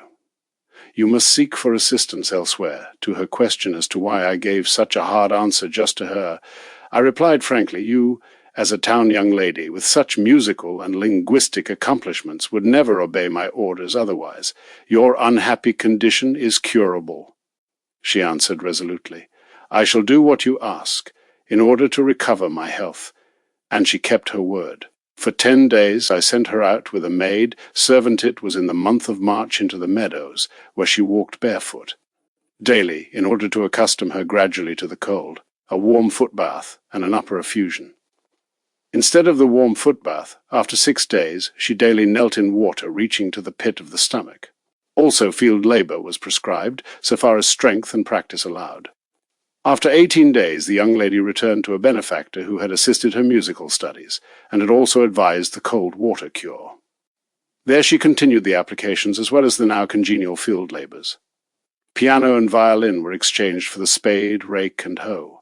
The more the body gained in vigor, in the same measure the heart and nervous symptoms disappeared. In 4 months she was completely cured, and the freshness and health of her childhood were hers again. A theological student came and asked me what he should do. His whole system seemed decayed, and the doctors had declared that, amongst other things, he had a heart complaint. He had wished to become a priest, but with these headaches and palpitations this was out of the question. Everything which he heard and saw seemed to him like a dream. I advised the patient rationally to brace his body. This would do him no harm, for he was well built. Later on he could adopt the profession for which he felt most inclination. After a few weeks he was able to resume his studies, received holy orders in 2 years, and few of his comrades were his match in strength and health. Every morning the young gentleman walked for half an hour in the wet dewy grass, and daily stood in the water up to the pit of the stomach, with a lavation of the upper body. In rainy weather, light works were substituted for his favourite walks in the forest. Later on, by way of strengthening, he received frequent upper effusions daily, 1 or 2, in alternation with semi-baths. Head and heart complaint soon vanished with the gradual increase of his general strength. Herpetic eruptions. Many thousands of men are tormented by herpetic eruptions, whether they choose to acknowledge it or not. These troublesome parasites and vampires are fond of lodging themselves under the hair, on the back, chest, and sea. Sometimes they do not shun the light of day, and fasten themselves like leeches on the arms, feet, and especially between the toes and fingers. These eruptions may either be hereditary, or else the consequence of bad food and beverages, which ruin the secretions, not infrequently too. They are caused by a disordered mode of life. It is dangerous to attack this unclean visitor with violent weapons, such as quicksilver, arsenic, and sea. The eruption may indeed thus readily be subdued, but the consequences of violently suppressing it are often worse than the actual complaint, apart from the injury which sharp corrosive applications occasion to the skin. My rules for healing this disease are as follows. Outwardly, I only permit lukewarm water to be used, in order to wash away the dirt. Everything else can only do harm. Food and drink for these patients should be light and easily digestible, simple, yet sufficiently nourishing to arrest the process of forming new unhealthy secretions and improving the existing ones. Everything acid or salt should be avoided. The water applications are as follows. On the first day, let the patient take a head vapor bath and a lower swathing. On the second day, a vapor foot bath and a lower swathing. On the third morning, again a Spanish mantle and a short swathing in the afternoon. The fourth day should be a day of rest, all applications being suspended. On the fifth day, let the patient remain in bed, and rapidly wash over the body with cold water every 2 hours. Should he be prevented from staying in bed, this may be replaced by 3 lavations in the day, followed up by exercise. The applications are to be modified and gradually lessened in proportion, as the herpetic eruption begins to cease, and the formation of the new skin progresses. Let another remark find place here. Herpetic eruptions are sometimes classified as wet or dry eruptions. For either kind, the same course of treatment is to be observed.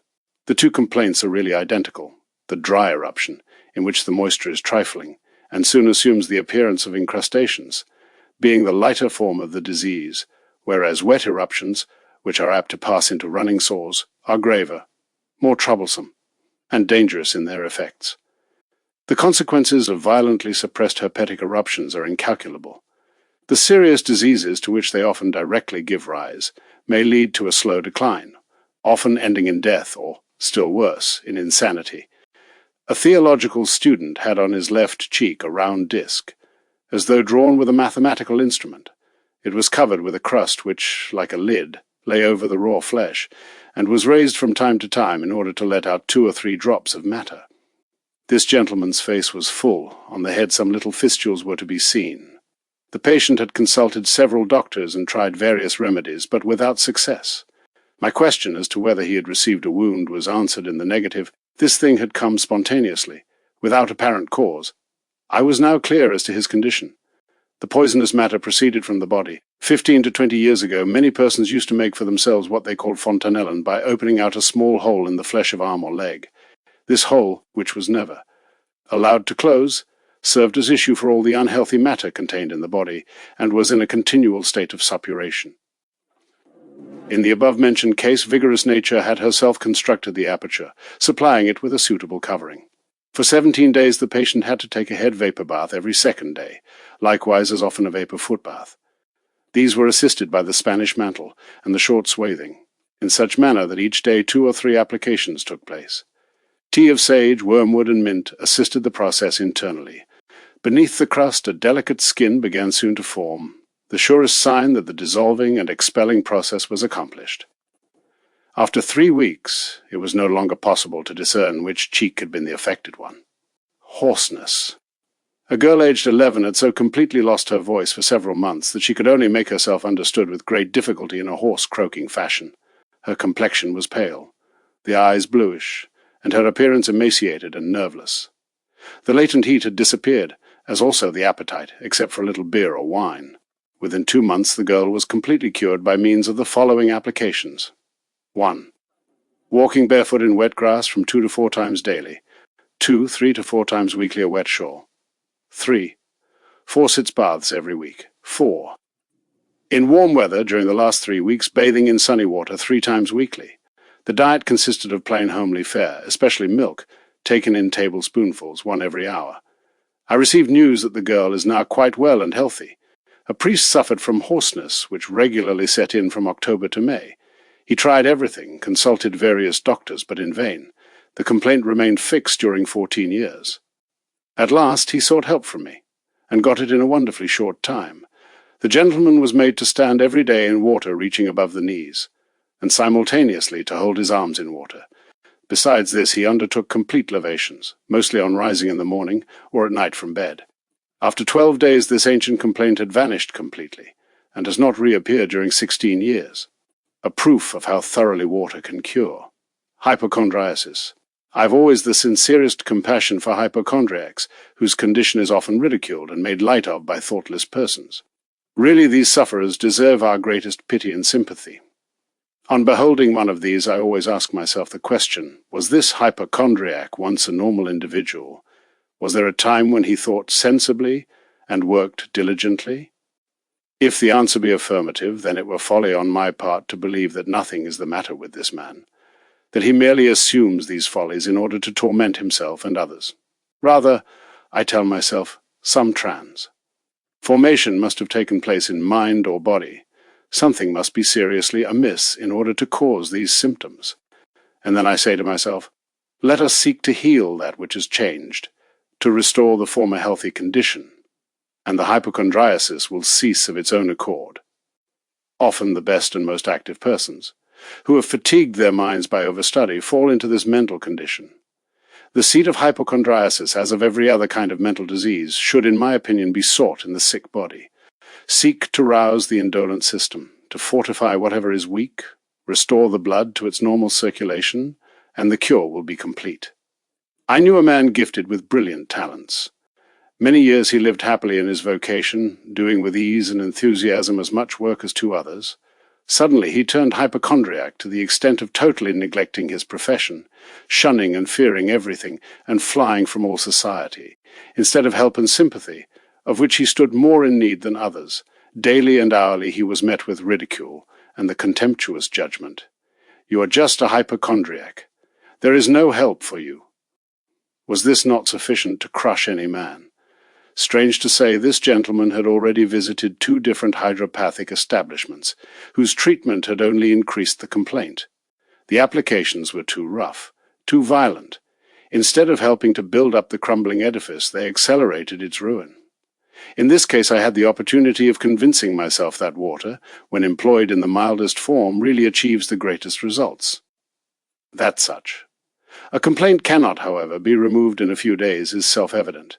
The most suitable water applications consist in complete and partial lavations, in baths, short swathings, and finally in whole baths. Inflammation, general remarks.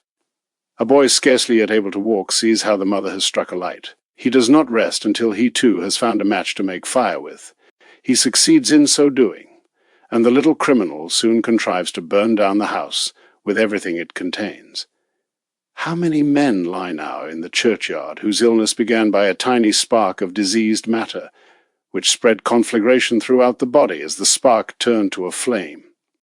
The blood, converging from all sides to the affected spot, acted like oil upon the flames.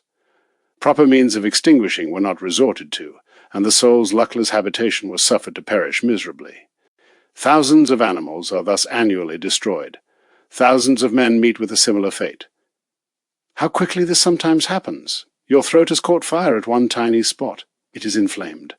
A rough breeze chances to come, and fans the spark to a flame. The veins supply more combustible matter, and in a few hours the whole throat is on fire. Is it not so? What should we do? What do the people do when there is a fire? They give the alarm, and seek to save what may yet be saved. Then, if there still be time, they seek to remove all combustible matter from the neighborhood of the flames, and set to spouting water with the fire engine. These hints we should understand and take to heart. Whenever an inflammation has appeared, we should seek to arrest the conflux of blood to the affected part. We thus can save the yet healthy blood from becoming inflamed. Simultaneously, we must act upon the seat of the evil, in order to dispel the agglomeration of blood. To return to the subject of throat inflammation. Touch the feet and see if they be not icy cold. This is often the case. The blood has left the feet to fly to the seat of inflammation in the throat. Wrap the feet in linen cloths dipped in vinegar and water. Returning warmth will soon be felt. The foot swathing draws down the blood, and already some of the combustible matter has been removed. Then seek to lead back the blood to its proper seat in the abdomen. This is done by placing similar cloths, dipped in vinegar and water, on the lower body. These compresses should be renewed whenever the cloths have absorbed much heat. By this time a good deal of inflammable matter will have been expelled, and the throat itself may be next attacked. Dip a cloth in the very coldest water, and wind round the neck, but do not let the cloth become too hot, which would only tend to produce fresh heat in the body, and so defeat its own end. My 30 years' experience has taught me to reject the practice of Prisnitz and his followers, of keeping on the compress the whole night undisturbed, having frequently found its effect to be more pernicious than salutary. The compress should, on the contrary, be changed as often as it has absorbed heat. The patient's own feeling will usually be the best counselor as to how often this should be done. Influenza.1. Though much has been written about influenza, no remedy has yet been suggested by means of which this malady may be quickly and surely cured. The germs of this illness are believed to be in the atmosphere, and then it is with influenza as with other epidemics which are conveyed by the air. In my opinion, influenza is almost identical with the complaint universally known as grippe among the people. It is mostly caused by a rapid change of temperature from cold to warm, or vice versa. And living as we do in a degenerate age, many persons are apt to be affected by these abrupt transitions of nature. The cold of the atmosphere comes in collision with the body's latent heat, and in the ensuing struggle the latter is often vanquished, more especially by reason of the heavy artificial coverings worn about head and throat. The throat is attacked by inflammation, which spreads to head and chest, finally to the entire body. I will here illustrate the symptoms of this illness by means of an example. A manservant came to me and said, "Yesterday evening I was quite well, and felt not the slightest symptoms of indisposition. Today I am half paralyzed, so that I am scarcely able to walk. My legs tremble under me. I have a dreadful headache, and am quite dizzy. In the throat there is such a burning and stabbing that I cannot swallow." To the man thus suddenly attacked by influenza, I gave the following advice. One at the time when the influenza epidemic broke out, in the winter of 1889-90, Sebastian Kneipp published these directions for subduing the malady. Translator's note. Diseases. Go to bed at once. Wash your neck, chest, and whole upper body with very cold water, and tie a dry linen towel about your neck. Cover yourself up warmly, but not over heavily. Continue to wash yourself in this manner every hour for 10 hours. Then completely wash over the entire body with cold water as rapidly as possible. After this complete lavation, there broke out such a violent perspiration that the patient was drenched with it all over as he lay in bed. And with this perspiration, the last remains of the disease were likewise swept away. The patient had regained his former peasant vigor. Some persons may be inclined to ask how these simple remedies suffice to cure the disease. Listen, readers, the cold had conquered in the throat and occasioned inflammation. Hardly had this formed, then the blood all rushed to the seat of conflagration. There was an undue conflux of blood to head and throat. The extremities were cold and bloodless. By means of the levations, the pores of the skin were opened, a new heat restored, especially through the swathing of the dry towel. This caused an effluence from head and throat, by which means all unwholesome matter was drawn from the system. Internally, a spoonful of water was administered every hour to the patient. This likewise served to dissolve and expel, as washing and swathing with the linen cloth on the upper body. In like manner, the complete levation acted upon the whole body, opening the pores and increasing the latent heat. The warm bed thus removed all unwholesome matter contained in the system, and 18 hours sufficed completely to expel this unwelcome guest. Insanity. Is it not, when someone is afflicted by darkness of the mind? When man is no longer man, but rather resembles the unreasoning beast. 50, 40, 30 years ago, mental diseases were the exception. Today their number is terribly on the increase. The madhouses, however numerous they may be, are crowded, and in some places whole new suburbs have been built outside the towns for receiving the insane. There are, however, many persons afflicted with partial insanity, who suffer much, and whose condition receives little attention and help. In truth, I may say that I have been able to assist a large number of these unfortunates, who came to seek relief and solace of me, and with peculiar love and care I have always felt myself especially drawn to these neglected and hopeless beings. They were not ill enough for the asylum, but unfit for any responsible employment. Indescribable, unspeakable, innumerable, and various are the troubles of these disordered minds. As on a summer day, in the burning heat at noon, the midges swarm most wildly in the air, so the most incongruous thoughts keep thronging and revolving in the heated brain of these poor creatures. Some of them have taken a sudden aversion to their formerly beloved occupation. Others refuse to pray. Fear or hatred of men has taken possession of the one. Hatred of his own self pursues the other. Hankering after suicide afflicts many. And see, the heads and their contents are as different as are the poor individuals from each other. In every patient who came to consult me, in the course of my 30 years' practice, I was able to discover some reason for his complaint. Either the disease was hereditary, or else it was caused by some direct bodily complaint, often, too, from a disordered mode of life. Upon one point I must lay stress, as deceptions are apt to occur. Those who treat such complaints should strive to remain as cool-headed and impartial as possible in judging a case.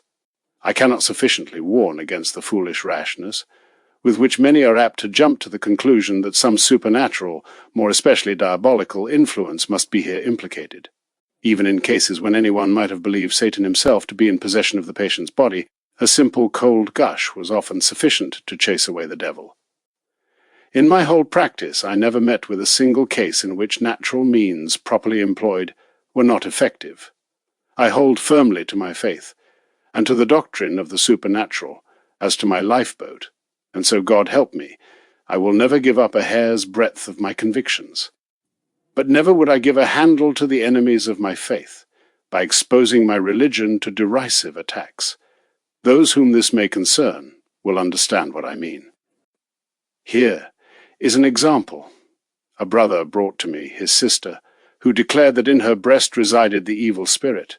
She knew much about the devil, but he knew all about her, even her most inmost thoughts. He governed, led, and commanded her. Her brother was a fool. Stupider still was the priest, and the doctor the greatest fool of the three. Why? Because they always say I should get a new 66. 6. Head, give up my follies and obey them. But if once the devil has got possession of me, continued the patient, then the head is no longer able to govern. I can scarcely describe how violently and wildly the unfortunate girls stormed and railed against the 3 persons she had named.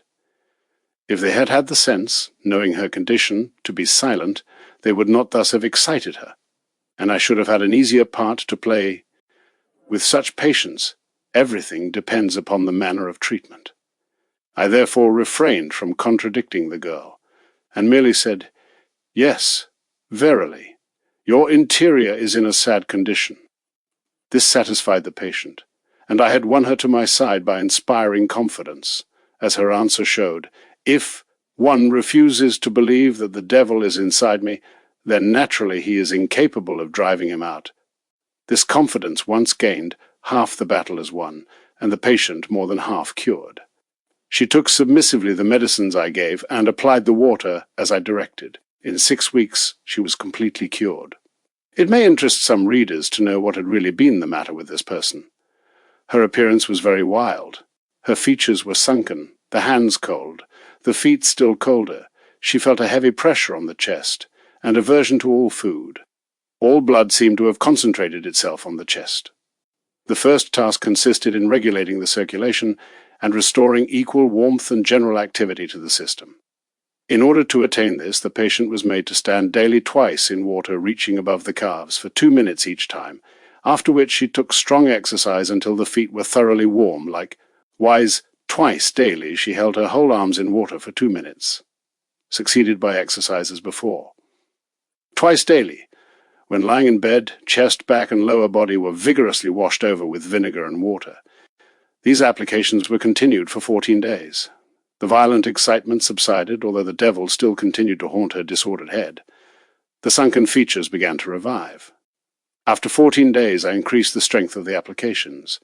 The patient received lower swathings, alternately with semi-baths and the Spanish mantle. These 3 applications were continued for about 3 weeks. After the 3rd week, the cure consisted in 1 complete lavation and 1 short swathing of 1 hour weekly. In this manner the quondam devil was expelled, and the former excitement exchanged for undisturbed peace and calm. Poor parents brought to me their boy, aged 10, and related as follows. As often as the church bells begin to ring, the boy breaks out into the wildest ravings and curses that we have ever heard. He continues to curse and swear till he sees the last churchgoer enter the church, then he stops. As soon, however, as service is ended and the congregation begins to flock out, he begins again to curse, and curses on until there is no one more to be seen. When we pray, then he curses, and when we stop praying, then he also stops. It is fearful, your reverence, whatever we try is of no use, and all admonitions only serve to increase his violence. He once seized his mother in both arms as with claws, and shook her so violently that we never thought a boy could possess so much strength. Many doctors have been consulted, but they availed nothing. He was also blessed, but that only made him curse the more violently. A.N.C. The boy had a singular appearance, an unhealthy complexion, his features wildly distorted, his hair stood on end like a hedgehog's quills. When I endeavored to feel his hand, he wanted to spring at my face. 2 priests who had seen this terrible condition said, "Whoever believes in possession of the devil must say, 'This is it.'" I judged the complaint to be a purely natural one, or was I mistaken? In 6 weeks' time the poor child was completely cured. I made the boy put on daily for 1 to 1.5 hours a shirt dipped in salt and water, and likewise daily caused him to be washed over with a mixture of vinegar and water. This was continued for 14 days. In the 3rd week the applications were as follows. On the 1st day the wet salt shirt as above directed. On the 2nd a warm bath for half an hour, terminated by a plunge in cold water of half a minute. On the 3rd day a complete lavation. So on for 2 weeks further. In the 5th week 1 wet shirt was sufficient, and in the 6th and last a warm bath, succeeded by a rapid cold plunge. The cure was quickly accomplished. The cold body became warm again. The lost appetite returned, and all uncanny symptoms disappeared. Some readers may ask, why does not the pastor employ cold douches for these complaints, such as are in general use for violent maniacs in many madhouses? My humble opinion is that in order to capture a fox, the hunter should not discharge his gun close to the entrance of the animal's hole, but should rather seek to decoy the wily reynard from his lair by means of some tempting bait, as of a fowl or sucking pig. Listen then, dear reader. Where a disease exists, there too must exist unhealthy matter. To dissolve and expel this is tantamount to luring out and capturing the fox. A douche, however, neither dissolves nor expels. When once the unhealthy matter has been removed, then light douches may render good service, and I frequently made use of them. Itch. This disgusting complaint may cause much havoc, both outside and inside the body. A man aged 28, whose appearance resembled a worm, eaten board, once came to consult me. He had failed to find help anywhere, and no one knew what was the matter with him.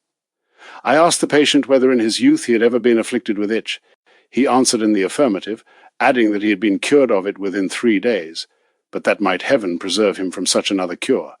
In these repulsive complaints, which more than any other denote the presence of poisonous germs in the system, the rule holds good to expel all superfluous matter from the body. With a view to this, our patient took daily for 3 days in succession a warm bath with fir tree decoction. A thorough soaping did excellent service by opening the pores and removing dirt. After the baths were given, complete lavations at night from bed during the first week, and a fourth warren bath terminated by a cold lavation. In the second week, a warm bath with cold lavation, and a cold semi to bath with. Lavation of the upper body. In the third week, a cold whole bath, and in future every month or two a couple of warm baths. Should the complaint prove obstinate, then the 2 last applications might be continued. Even 1 warm bath taken weekly might render good service. In 6 weeks, our unfortunate patient was cured, and able to select a profession. His health continues to be excellent, and the former complaint has never reappeared. This is the treatment for suppressed itch, which has been driven from the surface to the interior. Whoever suffers from external itch should take a warm bath and rub himself well with sharp soap. The so-called green soap, to be procured in any pharmacy, is best. After a quarter of an hour, let him wash himself over with clean water and common soap. The most effective plan would be for the patient to take a second warm bath, the back of the first, terminated by warm or cold lavation. As itch may often be conveyed by articles of clothing, linen, ANC. Great care must be taken thoroughly to change all clothes, bed and body linen, and see after the bath. If this is not done, all applications will be in vain. In 3 to 4 days, itch may be cured in this fashion. Jaundice. The gallbladder is situated in the liver, and from thence the gall flows into 2 canals. In these canals there sometimes form indurations proceeding from the liver, and called gall. Stones. These may occasion. Diseases. Obstruction in the flow of gall, but sometimes an accident, such as a blow or pressure, may divert some portion of gall from its proper canal and cause it to mix with the blood. This is the origin of jaundice, which also frequently follows after a severe illness, such as typhus fever, and C. Sometimes again the liver itself is affected, and the blood in consequence is diseased and gradually poisoned. If jaundice be produced by any accident, or should be the result of a foregoing illness, it is usually of small importance, but if it be derived from a liver complaint, it will not unfrequently prove fatal. The first signs of jaundice are to be seen in the white of the eye, then in the skin, in the stools and urine. The appetite is mostly impaired, and the taste vitiated. If the liver be sound, then the complaint will not be difficult to heal. As internal medicine, I particularly recommend 3 or 4 spoonfuls of wormwood tea, taken 3 or 4 times daily, or else a pinch of wormwood. Powder in 6 to 10 spoonfuls of hot water. A tea made of sage and wormwood mixed will render excellent service. 6 peppercorns swallowed daily with the food is likewise a good means of promoting digestion. Sobriety in eating and drinking is much to be recommended. Milk is an excellent nourishment in this disease. The best water applications are 2 or 3 times weekly a short swathing, and a complete lavation at night taken from bed. The yellow color often remains fixed for several weeks, but is by no means dangerous. As a stuff cannot be bleached all at once of its color, so it is with jaundice. If, however, the yellow hue becomes intensified, and gradually deepens to brown or even black, if the appetite steadily decrease, if there be a universal burning and itching throughout the skin, and if the emaciation be on the increase, then it is much to be apprehended that the liver is fatally attacked, and that induration or cancer of the liver may have set in. Kidneys, disease of the E. A peasant related, I am as wretched as I appear to be strong and stout. I cannot work, am always inflated, and the difficulty in breathing is often so great that I dread suffocation. In bed I toss from side to side without being able to sleep. My urine is mostly thick and mixed with blood. I have frequently a violent sense of burning in the bladder. I have had various doctors. One of these said that I was suffering from a liver complaint, and had gallstones. A second one declared it to be a distension of the kidneys. A third one found the seat of the illness in the stomach. The following applications were prescribed to the almost despairing man. 1. In the week, 2 warm baths of boiled oat straw decoction. with threefold transition into cold water. 2. 2 short swathings weekly, likewise dipped in oat straw decoction, 1.5 hours. 3. Daily 2 cupfuls of shavegrass tea with juniper berries, boiled for 10 minutes. In 6 weeks the man was perfectly cured. His body is normal, the large belly disappeared. The brown-yellow complexion has given place to a healthy color. He has likewise regained his former strength. 214 diseases. Knee inflamed. A woman 30 years old had a violent inflammation from the ankle to above the knee. The swelling was sometimes very painful, quite hard and hot. The patient employed various remedies during half a year, amongst others a bandage of plaster of Paris for 12 weeks, and a second one for 8 weeks. The condition was so aggravated that she could no longer put her foot to the ground, the knee in particular being acutely painful. As everything had been attempted in vain, she made a trial with infused hot hay flowers bandaged over from the ankle to the middle of the thigh. The pain soon ceased, and when the swelling was reduced by 1/2, effusions were applied to the suffering limb every second day. After 8 weeks, the woman began to use her leg again, and was soon able to resume her hard work. Lungs, emphysema. It frequently happens that people in the prime of life suffer from difficulty in breathing, and have sometimes the painful and alarming sensation of being about to be suffocated. Such persons are often tolerably corpulent, and of habits calculated to increase the evil. The principal cause of the complaint is usually a general weakness of the system, which is mostly languid, indolent, and bloodless. I would compare such persons to a machine whose individual parts are intact, but whose strength is not adapted to the work it has to perform. Further causes of the complaint are almost invariably unhealthy gases which, forming in the abdomen, exercise a pressure upon the upper organs. The first step towards removing the complaint will be to expel these noxious gases, the second to brace and harden the system, and strengthen it by means of a simple, nourishing diet. My 30 years' experience has taught me that this complaint may, if neglected, turn to Bright's disease. A gentleman, under 40 and tolerably stout, used occasionally to have such violent suffocating fits that he lived in apprehension of not surviving 1 or 2 more such attacks. His doctor was of the same opinion. The lack of breath was so great that the sounds produced by the patient in breathing were heard through the ceiling in the lower story of the house. These attacks of breathlessness were tolerably lengthy, and used to leave the patient perfectly weak and exhausted. After he had rallied, he felt quite strong and healthy. Sometimes the attacks were suspended for several days, only to return again with renewed violence. This gentleman had a strong aversion to cold water, and could only be persuaded to have recourse to it when all other means had failed. For 6 weeks he made use of various applications. The cure was so complete that the attacks never returned, and the gentleman has since, it is now 16 years ago, been in full enjoyment of excellent health. For several days the patient took a tea which had the effect of promoting profuse but painless stools. He then made use of the short swathing, upper and lower compress, and finally of the semi and complete bath, each for the space of 1 minute. The Spanish mantle likewise did good service. The applications were most efficacious when employed in the following order. First, the short swathing, which began to expel the gases and to remove and dissolve their causes. Then the upper and lower compress, a continuation of the first application, which likewise tends to strengthen the system. Furthermore, the Spanish mantle, this draws out the latent matter through the skin. Finally, semi-baths to brace the system. A priest had suffered from severe inflammation of the lungs, which had left emphysema behind it, and a violent cough inexpressibly painful to hear. His appearance indicated suffering, the appetite poor, and the strength diminishing.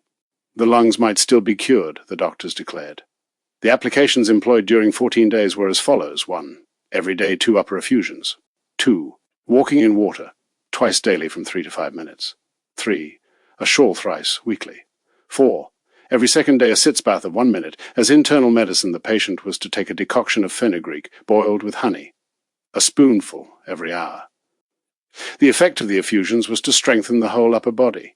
At first the cough grew stronger, and much glutinous matter was discharged. After 3 days, cough and expectoration diminished, and in 12 days only a very little glutinous matter remained.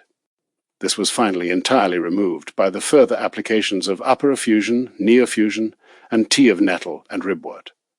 After 3 weeks the cure was complete. Lungs, inflammation of. Margaretha is lying in bed. She has a racking dry cough, accompanied by nausea, and the heat increases hourly. She feels a chest, and at one side. Shin of the lungs to patient be relieved. Sponge is capable of burning stabbing pain and the doctor declares inflammation impending. How can the every child is aware that absorbing and retaining much water? Are there no means existing by which, as water is absorbed by a sponge, so the heat may be extracted from the body? Yes, there are such means, and they lie close at hand. Every peasant woman in our country knows the topfenkers, made out of curdled milk. This cheese, together with a little of the whey, is rubbed to a fine paste, spread upon linen, and applied to the affected spot, from whence the heat and inflammation threaten to spread. I know of no other remedy which has such power to extract the heat. I have seen the greatest heats arrested and extinguished by this means if daily repeated from 2 to 4 times, according to necessity. I am acquainted with many persons who owe their life to this simple remedy. To still the internal heat, the patient should swallow twice daily a spoonful of olive oil. Should these 2 remedies prove ineffectual, and the heat still continue unabated, then water applications may be resorted to. The patient's whole body up to the armpits should be wrapped in a wet sheet, and this repeated twice daily. Or else, the feet can be swathed above the ankle in clothes dipped in vinegar and water, and these renewed as often as they have become warm. The cloths may be replaced by wet socks, with dry ones drawn over them. If the sick Margaretha makes use of this plaster during 3 to 5 days, from the very beginning of the illness she can be completely cured within 6 to 7, or at the longest 9 to 10 days. Other parts of the body may be attacked by inflammation as well as the lungs. We speak of inflammation of the chest, diaphragm, abdomen, A and C. To all of these apply the same treatment as given above, viz. Arrest and divert the conflux of blood, and extract the heat from the affected spot by the influence of cold. I was once called at midnight to a sick man. He could hardly breathe. Cough and retching were very great. In the chest, especially at one side, he had the sensation of being stabbed by knives. I did not prepare him for death, as his relatives requested me to do, but caused him instead to be wrapped up to the armpits in wet linen cloths, and applied a cheese plaster to the painful spot. That relieved him.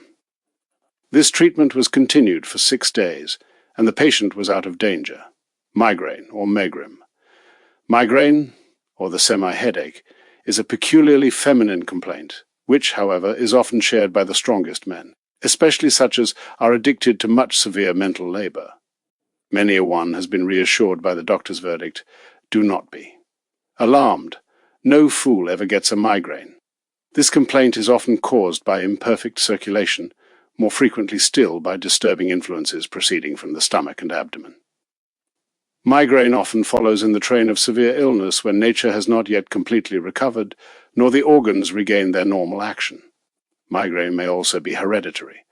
This headache is easy to cure.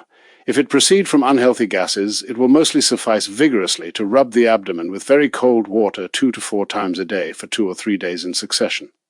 Not only are the gases often expelled by this simple process, but it acts directly on the stools, and not infrequently restores complete order.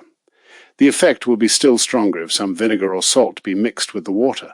Should these applications not prove strong enough, then 2 or 3 semi-baths may be taken within a week. These ought to suffice. The patient may simultaneously take some tea calculated to destroy or expel the gases. Caraway or fennel prepared as tea has an excellent effect. Other little household remedies are not to be despised. 5 drops of lavender oil upon sugar will render the same service. Many have obtained relief from 6 to 8 juniper berries taken at intervals during the day. Nervous complaint. A priest related as follows: in consequence of great excitement, anxiety, and fright, I got a complaint towards the end of July 1884, which declared itself by frequent palpitations of the heart, shortness of breath, and general weakness. The palpitations ceased after some months, but in exchange I got other complaints, violent attacks of asthma, and frequent painful pressure in the neighborhood of the ribs, and sometimes in the spinal marrow. I often experienced the greatest weakness and weariness in all my limbs, and pain in the joints. Constipation and flatulency also trouble me.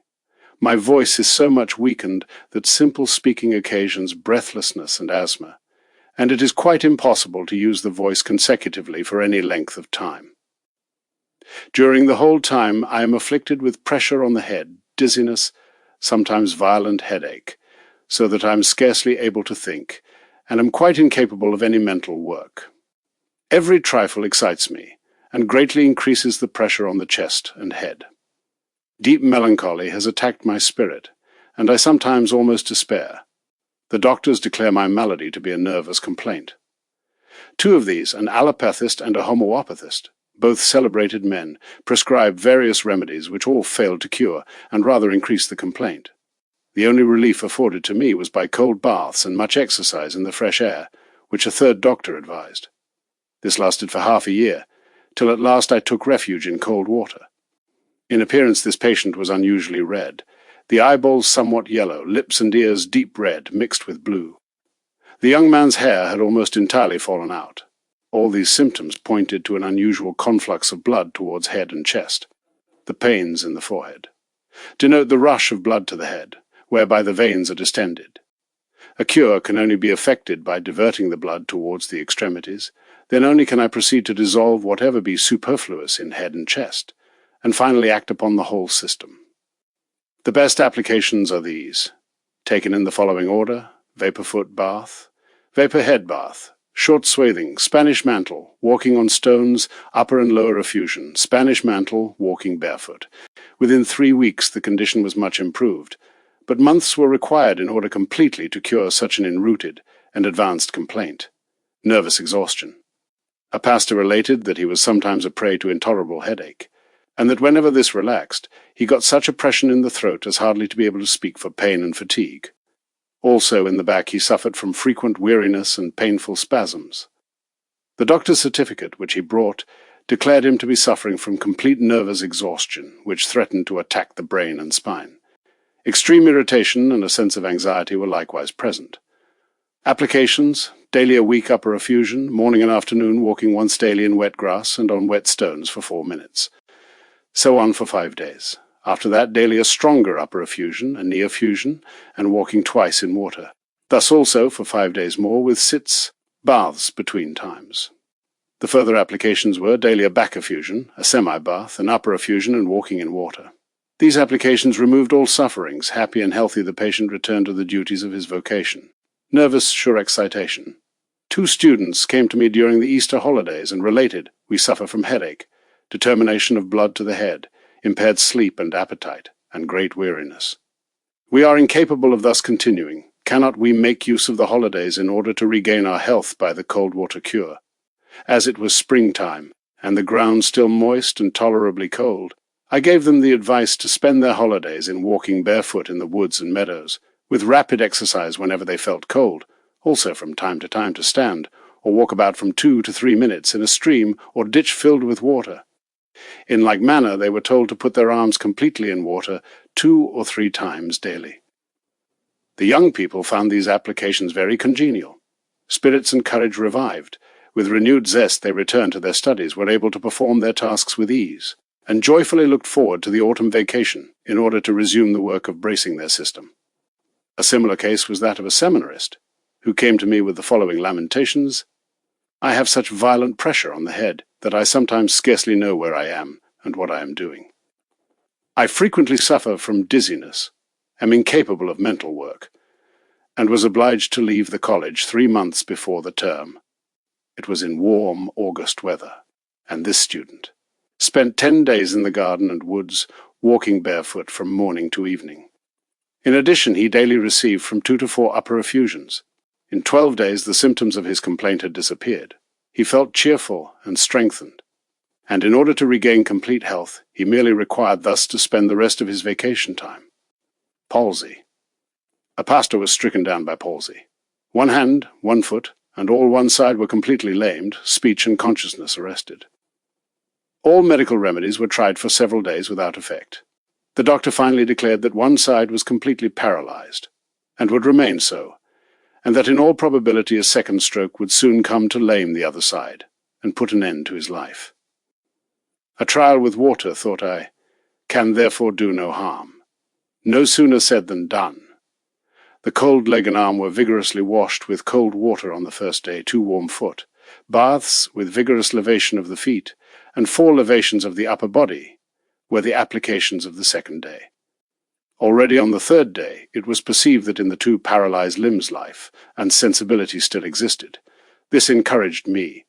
On the 4th day we managed with difficulty to apply a lower swathing to the helpless body for 1 hour, and place the lifeless feet twice in a warm foot. Bath with salt and ashes. This was continued for 14 days.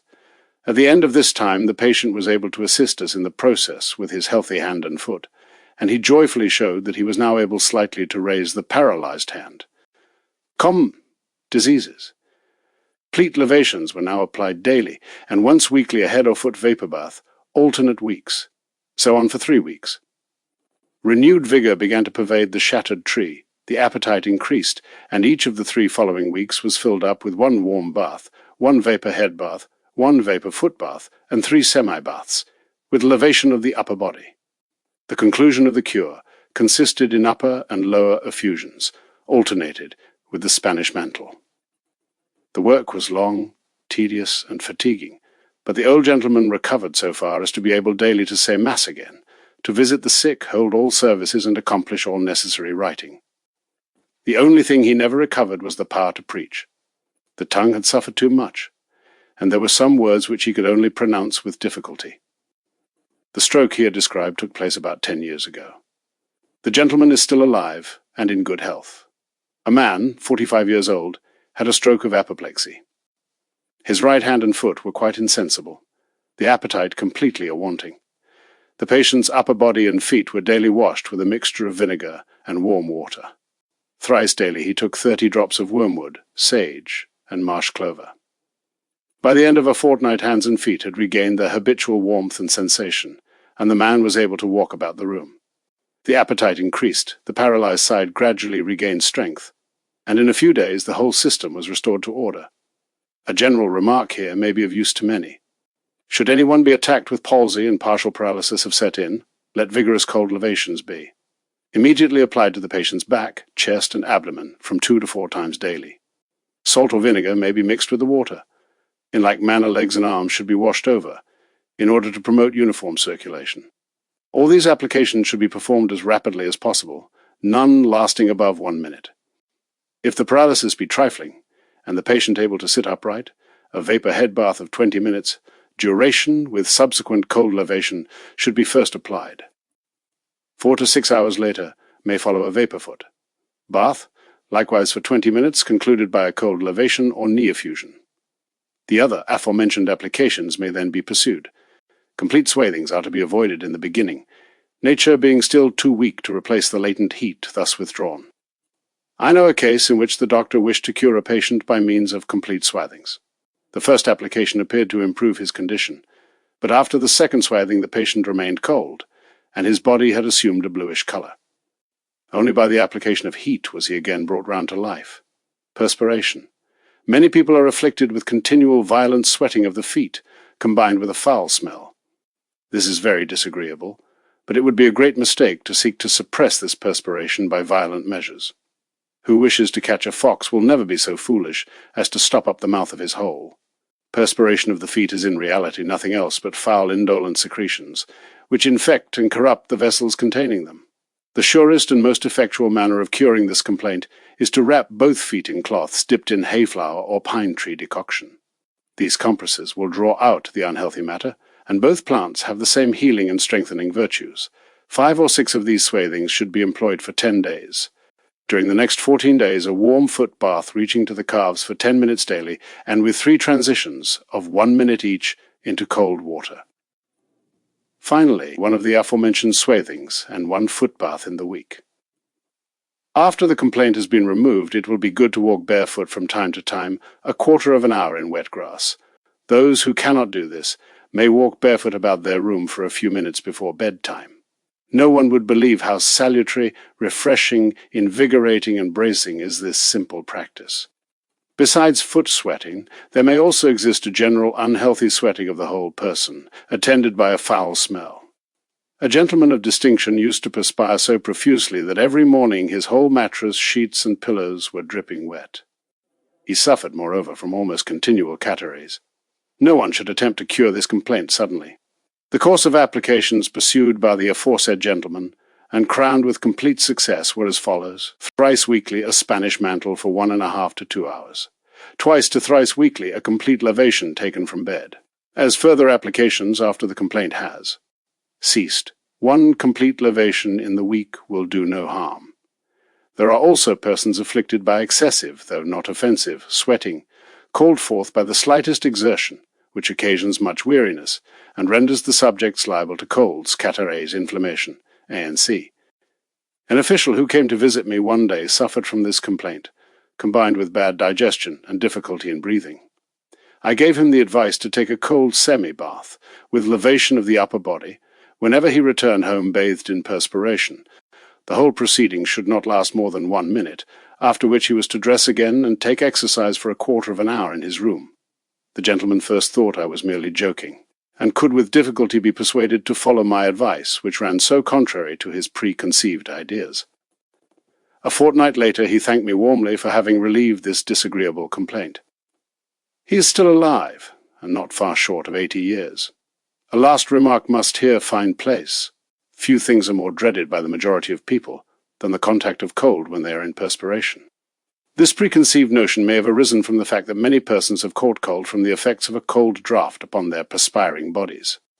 My experience, however, has taught me to hold by the following rules.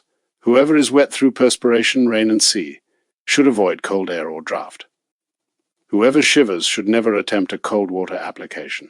Whoever has been drenched by rain should change his clothes as fast as possible.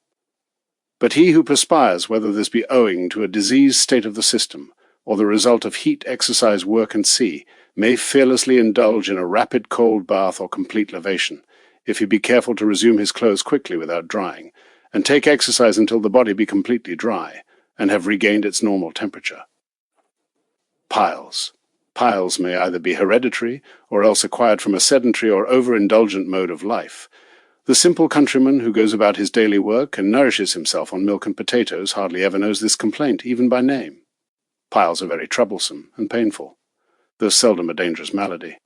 Not only do they cause much itching and burning, but likewise react upon the mind, inducing despondency and low spirits, which sometimes lead to the verge of insanity. But what are piles, and how are they formed? Everyone has seen how the turkey cock's fleshy neck sometimes hangs down limply like empty sacks. But let something arouse his ire, and straightway these sacks will be filled with blood like little red balls. In like manner, piles are nothing else but little sacks filled with blood or slimy matter.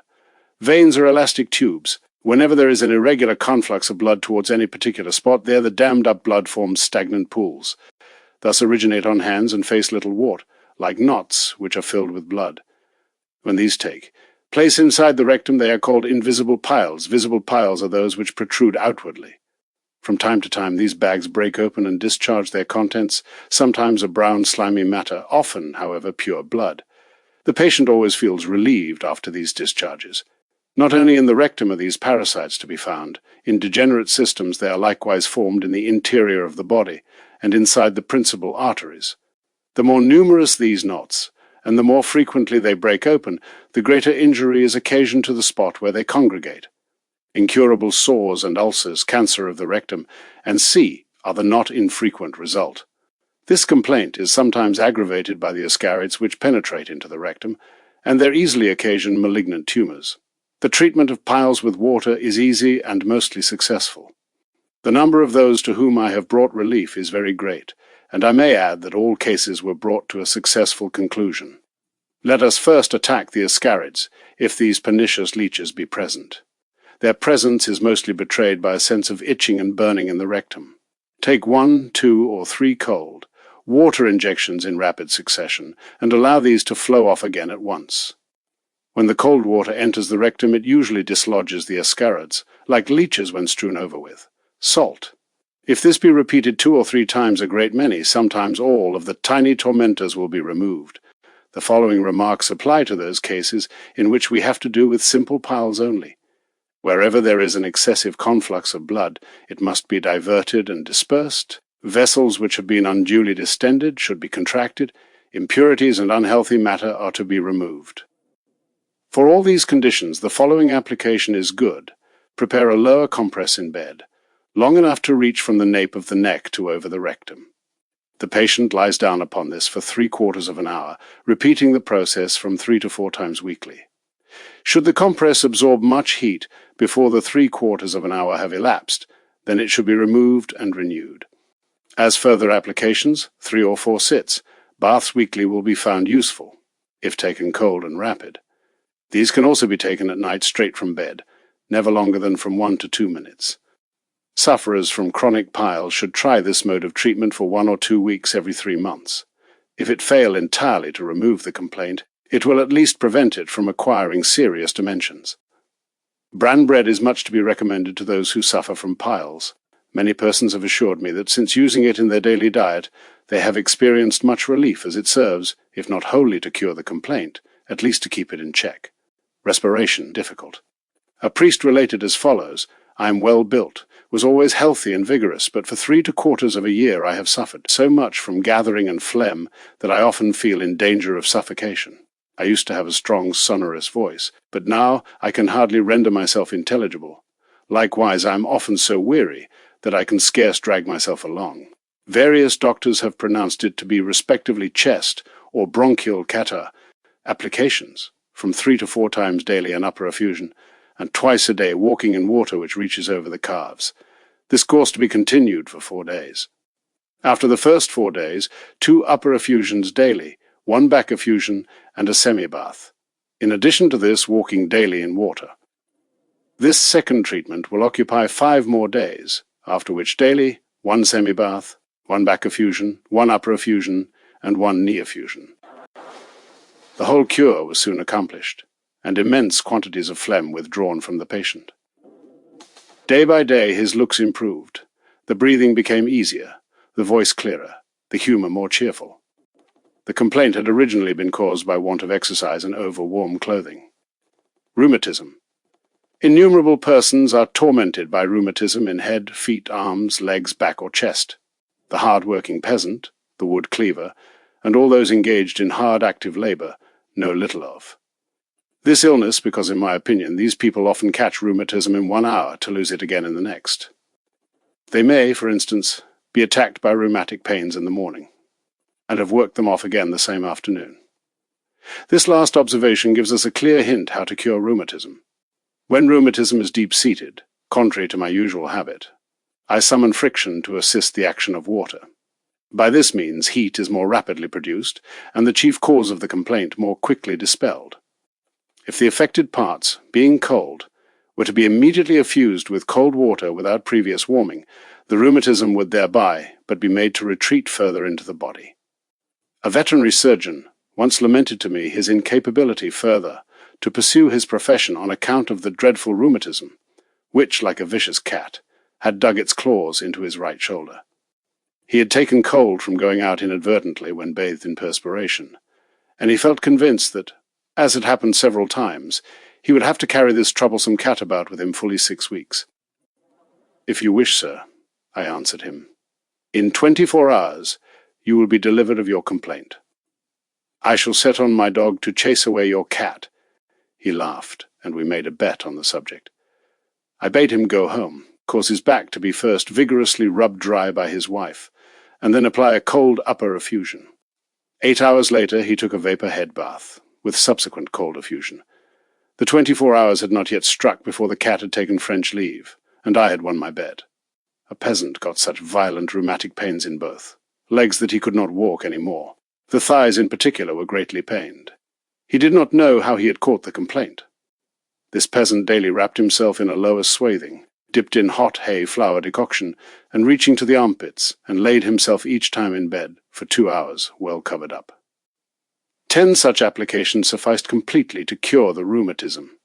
Another peasant could not endure the swathing because of the violent pains in the legs.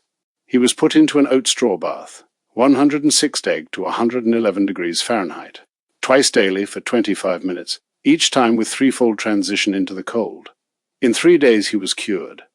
Cases of rheumatism in the head I could relate in plenty. They were usually cured by doing little or nothing to the head itself, but directing warm baths and vapour applications to the legs.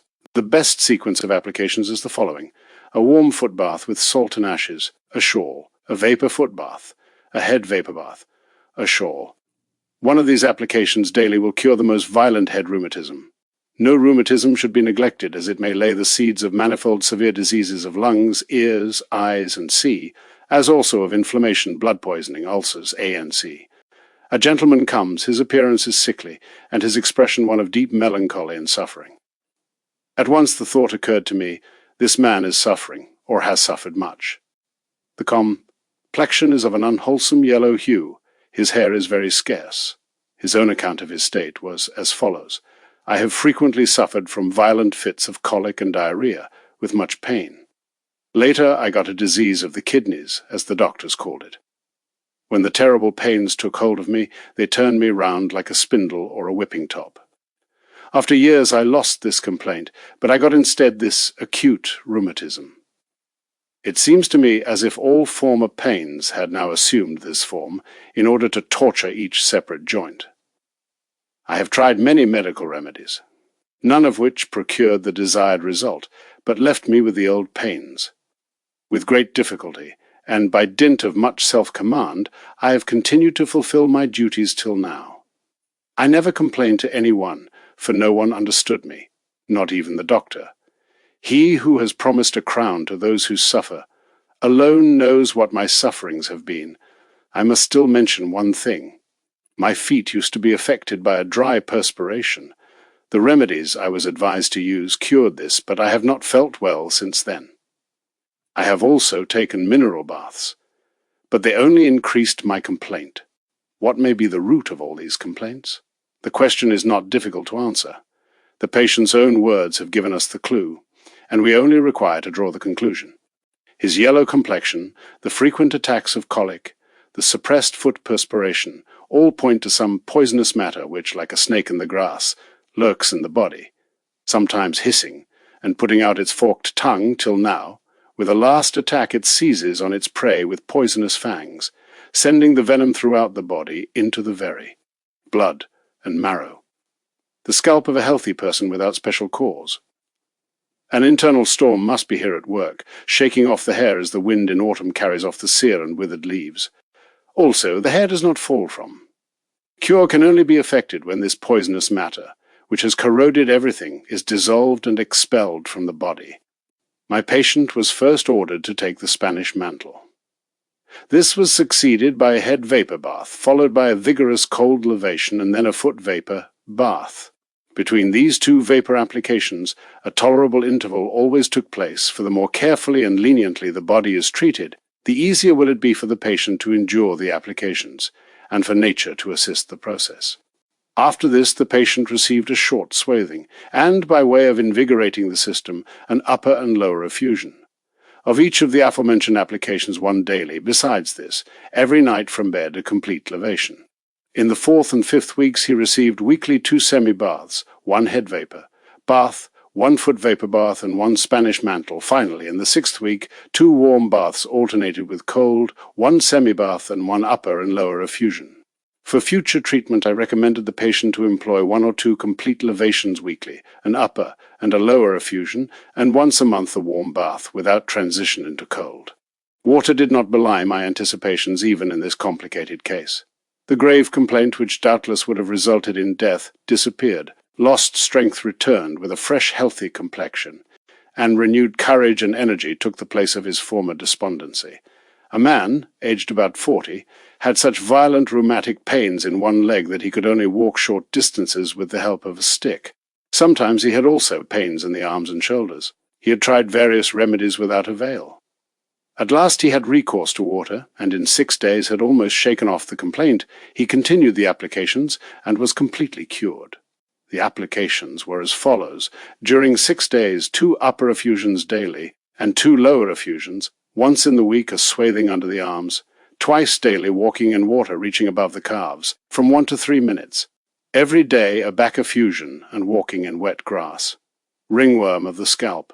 A peasant's daughter related, for 2 years I have suffered from a permanent eruption on the head and face, which is sometimes stronger, sometimes weaker. Under the hair there form many little fistules, from which a sharp liquid comes. My body itches frequently, and I feel much internal heat. I have taken many medicines, especially purgatives, but am not cured. Cold water cure completely restored me within 6 weeks.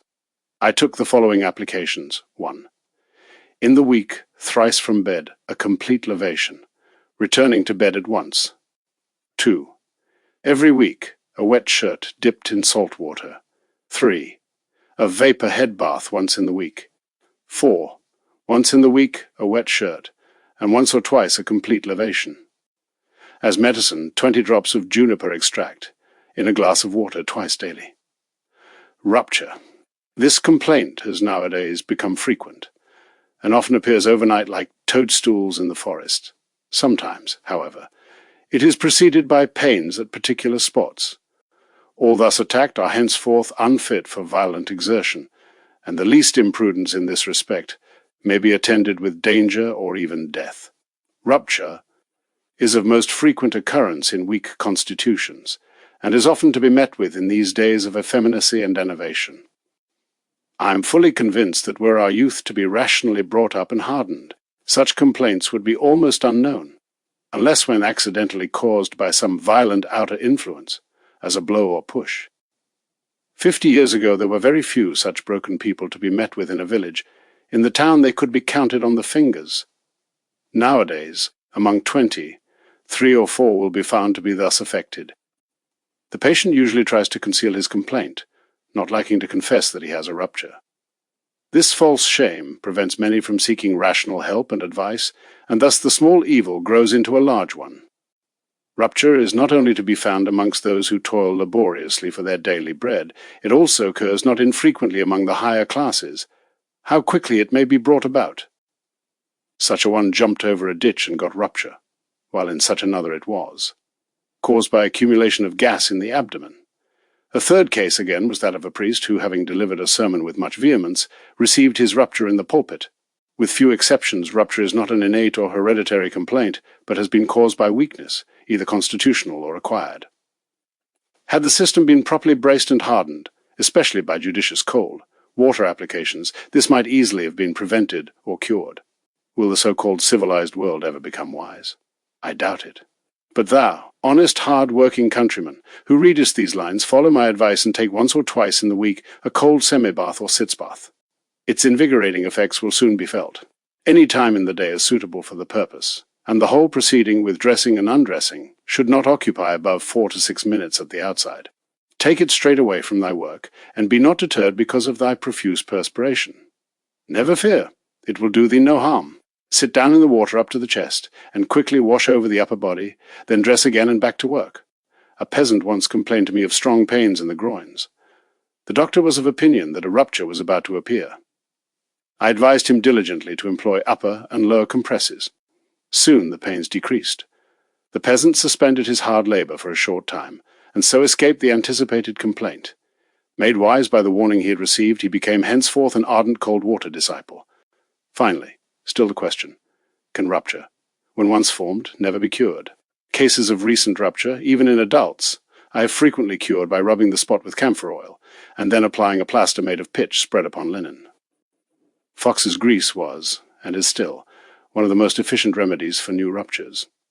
Rub with it the affected spot for 2 or 3 days successively, and apply the pitch plaster as above. In this manner I once cured a rupture that was over 9 weeks old. Children are often subject to rupture.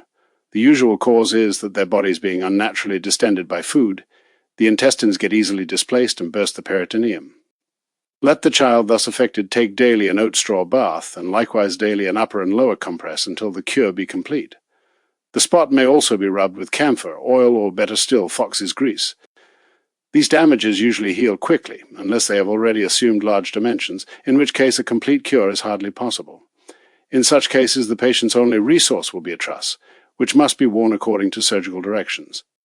Mothers who truly love their children should be attentive to avert and counteract this complaint whenever its first symptoms appear.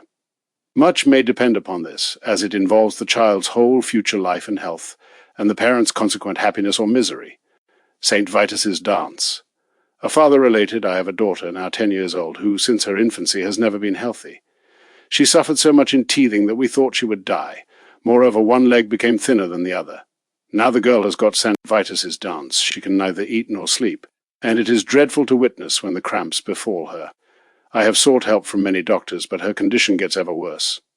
Good man, boil aftermath a half an hour with water. Take plenty. In order that the water may be thick, put in some salt, and dip a coarse shirt in the water. Wring it well out, and put on the child. Then wrap the child in a warm blanket, and let her lie thus for 1.5 to 2 hours. If she sleep, do not rouse her, even should the 2 hours have elapsed. Do so for 8 days, twice daily, then come and bring me news."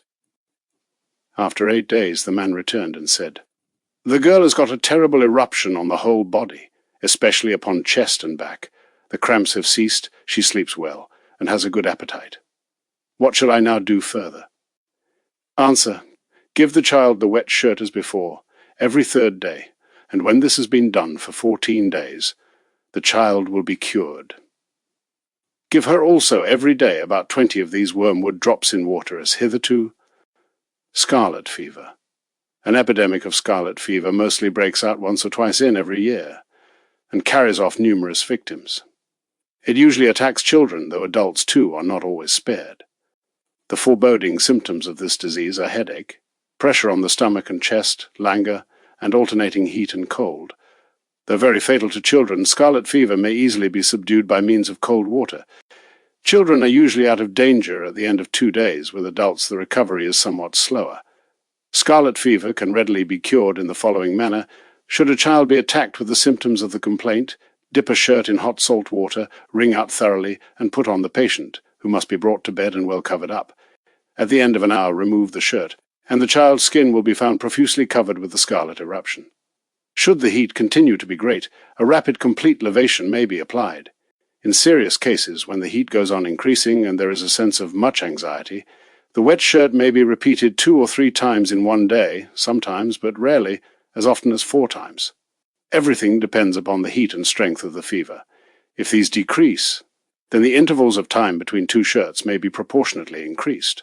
These later applications are to be performed with cold water mixed with vinegar. After removing the wet shirt, dress the child again in a clean linen one. Thus treated, scarlet fever can be cured in 4, or at the utmost 6 days. One remark is important: when the patient feels little or no appetite, food should on no account be pressed upon him. There is usually much thirst, for which water will always remain the best palliative. A little sugar or a few drops of wine may be mixed with the water. Country children usually prefer milk. In general, observe the rule to drink often but always in small portions, and I do not think that a child thus treated will die. Louis, a boy of 10 years, has such violent heat that he can hardly speak. His face is red, and he complains that everything hurts him. The heat, and anxiety being so great, Louis is washed over with cold water every hour for 2 days. On the 3rd day the boy can already begin to eat, and the lavations are reduced to twice in the course of the day. On the 5th day Louis feels quite well. On the 6th he is able to walk about the room, and very soon he has rejoined his comrades out of doors. A girl aged 24, who had always enjoyed good health, was attacked by scarlet fever. The eruption continued to increase for 8 days, reaching a pitch of which there are few examples in the disease. The patient herself demanded to be treated with cold water, in which she had much confidence. She was advised to wash herself over completely with water every hour. This interval was found to be too great, and the heat continuing to increase, she was regularly washed over every half hour for more than 5 days. She hardly took any food, and only drank in small portions. Only after 10 days assiduous treatment with cold water the heat gave way. The eruption began partially to dry up, and had quite disappeared by the 14th day, when the girl was completely restored to health. Sciatica. An official suffered for more than 3 months from violent pains in the left hip, reaching to the ankle. He had tried many remedies, and was finally advised rest and warmth as the only means of cure. He therefore employed warm wrappings, and baths as hot as could be endured, only, however, with the result that the pains increased, while his strength daily diminished. He lost fully half a hundredweight, and could seldom sleep for an hour at a time. At last he took courage to employ the remedy he most dreaded, cold water. He daily received 2 to 3 applications. 1. A back effusion in the forenoon. 2. In the afternoon, upper effusion. In the 2nd day in the morning, upper effusion, afternoon, back effusion. Every 2nd or 3rd day, a semi-bath, walking barefoot between times. Immediately after the first effusion, the patient was able to sleep 4 hours at night. In this way, sleep returned, with improved appetite and a healthier appearance. At the end of 4 weeks, the complaint was of no further importance, and in 6 weeks he was completely cured. A Hungarian professor had suffered 7 years from sciatica, and had visited various mineral watering places, such as Baden-Teplitz and C, without effect. He was cured within 24 days by the following applications every night: a complete lavation, forenoon, upper effusion, afternoon, back effusion. Every second day a semi-bath, knee effusions and sitz baths against constipation. Sleeplessness. A pastor suffered for 9 weeks from sleeplessness. His strength daily decreased and his mind became more and more unfit for exertion. Depression, weariness, and discouragement had replaced his former cheerful activity. Great exertion and annoyance had excited the good gentleman, leaving him with a sense of bitter irritation. Such a condition never fails to bring its revenge.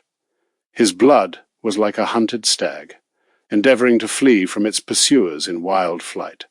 Complete tranquility was restored by the head vapor bath, the Spanish mantle, upper effusions with knee effusion, vapor foot bath, short swathing, upper and lower compress, which course was continued for 12 days, from 2 to 3 applications being performed each day.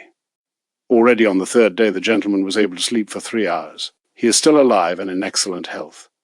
Sleeplessness may proceed from various causes, from disturbed circulation, suppressed or insufficient perspiration, flatulency, ANC. It mostly attacks those addicted to severe and prolonged mental work.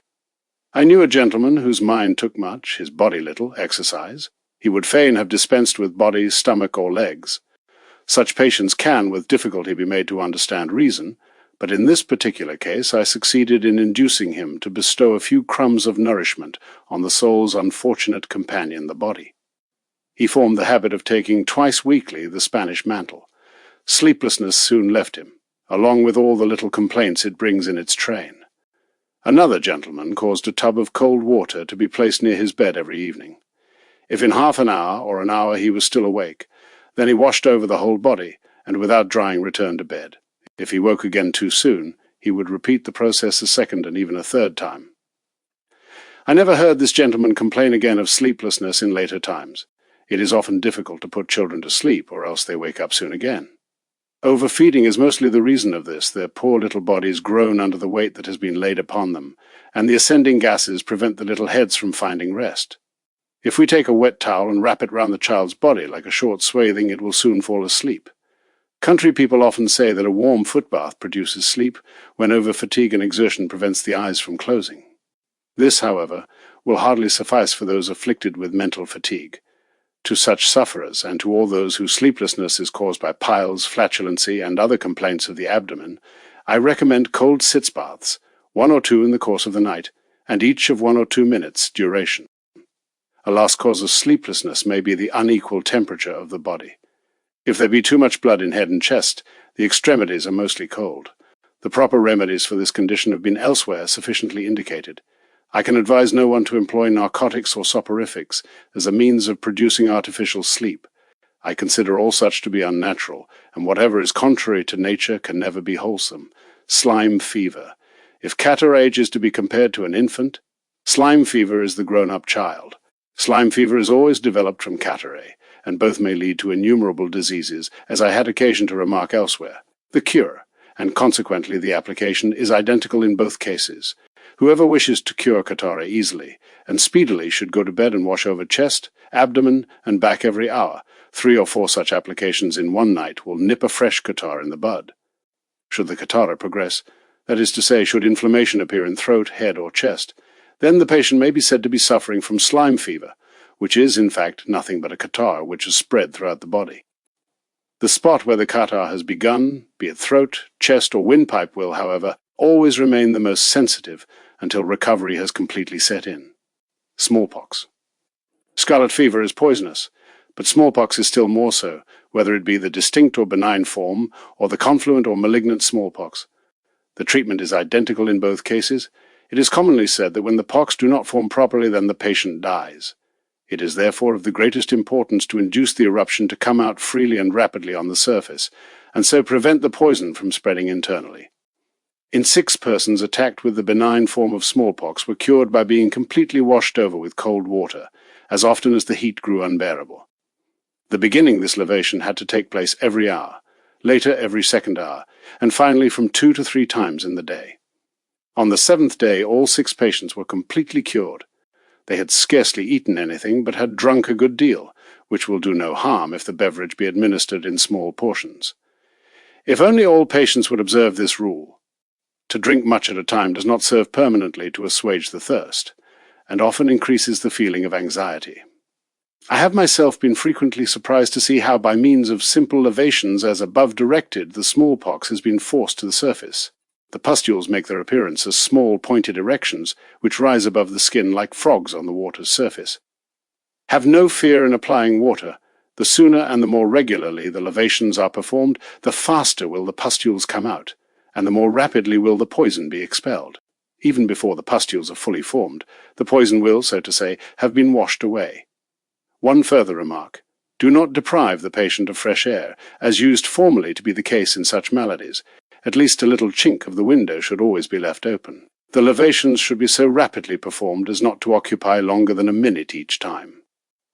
Adults thus treated are as easily cured of smallpox as are children of scarlet fever, and will never be afflicted by those disfiguring marks which so many are doomed to carry about with them through life.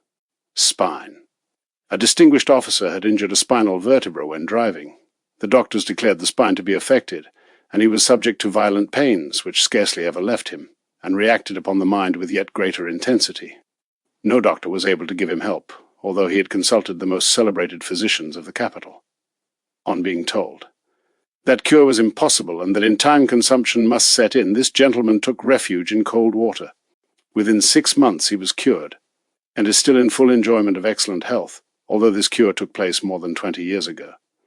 I cannot rightly recall to mind what applications were used in this particular case, but should any of my readers be afflicted with a like complaint, I would advise as follows: thrice in the week a Spanish mantle, likewise thrice a semi-bath, with levation of the upper body, and twice an upper and a lower effusion. This course should be pursued for several weeks. The whole system will thus be invigorated and strengthened, the disturbed vertebra will be restored to rest, and the other sympathetic affections will gradually disappear. I repeat here again that whenever one spot is affected, the entire body, the whole system, shares the pain of each individual little member. Throw a stone into the water, and the whole surface of the pond is moved and disturbed by ever-widening circles. The stone is like the injured vertebra, which sends pain circles throughout the body. Spine, curvature of. A boy, age 16, was afflicted with curvature of the spine. He was treated without result by various celebrated doctors for disease of the spinal marrow. They sent him to a hospital, where he was bandaged in divers fashions, and which he left upon crutches in a still worse plight than when he came there 17 weeks previously. The hospital authorities had declared that nothing further could be done for him. A benefactor presented the boy's father with a copy of My Water Cure, out of which they learned to make applications of water and vinegar, with such good results that at the end of a short time the boy was able to walk tolerably well with the aid of a stick. Hereupon the boy was brought to me, in the expectation that he would be completely cured. In 17 days the whole cure was accomplished. The boy was able to walk again like any other youth of his age, not with the same strength perhaps, but yet with great assurance and without the assistance of a stick, and without pain. The treatment consisted in the following applications. A sort of waistcoat or vest was made of coarse linen stuff. This, dipped in oat straw decoction, was put on at night, with a dry vest over it, and above all a woolen blanket. The wet vest remained on overnight. This was applied every second, and later every third evening. Every day the patient got 2 upper effusions and 1 knee effusion, or else walking in water in a semi-bath. The further applications were every week 2 semi-baths, 2 upper effusions, and once a wet waistcoat. Stomach complaints. Poor stomach! What sins are not saddled on thy back? After heart and nerves thou art verily the chief scapegoat. Ask 100 persons if they be not stomach-ailing. Very few indeed will answer with a decided negative, and yet in the most frequent cases the stomach is as innocent as a new-born babe, and as healthy as a cheerful, frolicking boy. Let some examples confirm our assertion. During a whole year, Amelie has been forced to vomit almost whatever she swallows. She can retain nothing but 3 or 4 spoonfuls of lukewarm milk daily. She consulted several celebrated doctors. The apothecary at last declared that, in his whole pharmacy, there scarcely remained a medicine which she had not tried. The patient was brought to me without previous warning, in a cart which stopped before my house. I could not send away the poor people. The unfortunate patient was much emaciated, her features drawn, the voice broken, a picture of woe. There was no cough, however, only an obstinate stomach complaint, they told me, and I was begged to give her something for the stomach. I told them to be quiet and not to abuse the stomach, which was this person's healthiest organ. The complaint was quite elsewhere. Some of the people were angry, and others laughed. The sick person herself was startled and looked at me doubtfully, as though she questioned my sanity. To have come so far, and in such pain, only to hear this hard and pitiless verdict of a priest. But I cared little. What led me to this conclusion? The patient did not cough, but expelled much air through the mouth. Stomach and abdomen were greatly inflated with gases. In this condition no one can exist, and even the usually patient stomach was forced in great measure to relinquish its functions. The complaint was aggravated by the dryness of the skin and lack of perspiration. The applications were prescribed in the following sequence: lukewarm lower swathing, lavation of the upper body, short swathing, complete lavation, knee effusion, again lower swathing, upper effusion, kneeling in water up to the pit of the stomach, complete lavation, upper and lower compress. Every half day the patient had to take one of these applications in the aforenamed order, walking, besides, several times daily on wet stones. By means of lukewarm swathings, I first thought to make the skin softer, moister, and warmer, and by the complete lavations and other applications to act directly on the lower body. In this I succeeded. The air and gases found the proper outlet. The perspiration and normal action of the skin returned. With the disappearance of the gases, appetite awoke within the now empty space. Blood and secretions increased, and in the short space of 5 weeks the patient was cured. Frederick used at first to vomit much acid matter. Later on he vomited whatever he ate or drank. All means were unavailing, and the doctor defined the complaint as induration and contraction of the stomach. This patient's appearance was not sickly, in spite of the features being somewhat aged and the complexion sallow. Much air was expelled from the stomach, he said. The lower body was sometimes distended like a drum, and a pain in the head was of regular occurrence. Here again we have want of activity in the lower regions, indolence of the bowels, hence the irregular stools, and the accumulation of gases which occasion the pressure on head and stomach. The patient was made to apply daily, for 10 days, a cloth dipped in vinegar and water on the abdomen for 2 hours, daily a warm foot bath with salt and ashes, and twice every night to wash over his back with cold water. After 6 days the condition had much improved. After 10 days the patient employed twice weekly the short swathing, once the Spanish mantle, and every second day a foot, bath with salt and ashes. The third prescription for the last 2 weeks consisted in 3 upper and lower effusions, and 2 semi-baths reaching to the pit of the stomach. In 6 weeks the patient was completely restored. I could quote innumerable such cases, the foregoing may, however, suffice. Stomach cramps. Mr. N has often had pains in the body from having caught cold. Accumulation of gases in the stomach have caused him to vomit frequently. When much air had been expelled, and he had been able to vomit freely, then he felt relieved, and had an excellent appetite. The complaint, however, went on increasing, and began to return shortly after every meal, with such violence that he sometimes was forced to cry out aloud for pain. His feet and hands were cold, and the body shivering. In such cases the stomach is mostly quite innocent, pains and vomiting being caused by the violent pressure of the air upon it. Vomiting merely relieves the complaint for the moment, and a complete cure can only be effected by restoring normal and equal heat, and perspiration of the body, and by regulating the circulation. This was accomplished by washing over the patient, completely with hot water and vinegar 3 times on the first day as he lay in bed, and without drying, covering him up to exclude the air. On the second day the process was repeated only twice, and on the third day once. This proceeding suffices whenever a person who has caught cold gets fever combined with vomiting, and with much air expelled from the mouth. Stomach tumors. Violent vomiting, burning pain in the stomach, and C, are yet no positive proof of the existence of stomach tumors, although these are of frequent occurrence. Such patients should avoid whatever is sour, acid, corrosive, or peppered. Simple diet, and still more simple beverage, have always proved to be the best remedies against incipient tumors. Milk is specially to be recommended. The treatment of external boils and tumors teaches us to do in like manner with those in the inside, An ulcerated finger may be cured by applying to it a linen rag dipped in cold water, and frequently renewed. And why should not cold water, imbibed half-hourly in spoonfuls, render the same service internally? Instead of water, tea of sage or wormwood may be used, or both together mixed in equal proportions. A pinch of aloe powder, dissolved in half a pint of water, may be taken in the same fashion, half-hourly in spoonfuls, but never longer than for half a day at a time, with a pause of 2 or 3 days before recommencing. An excellent household remedy, accessible to the poorest, is cabbage water, viz., the liquid in which cabbage has been pickled. This water will heal the oldest complaints.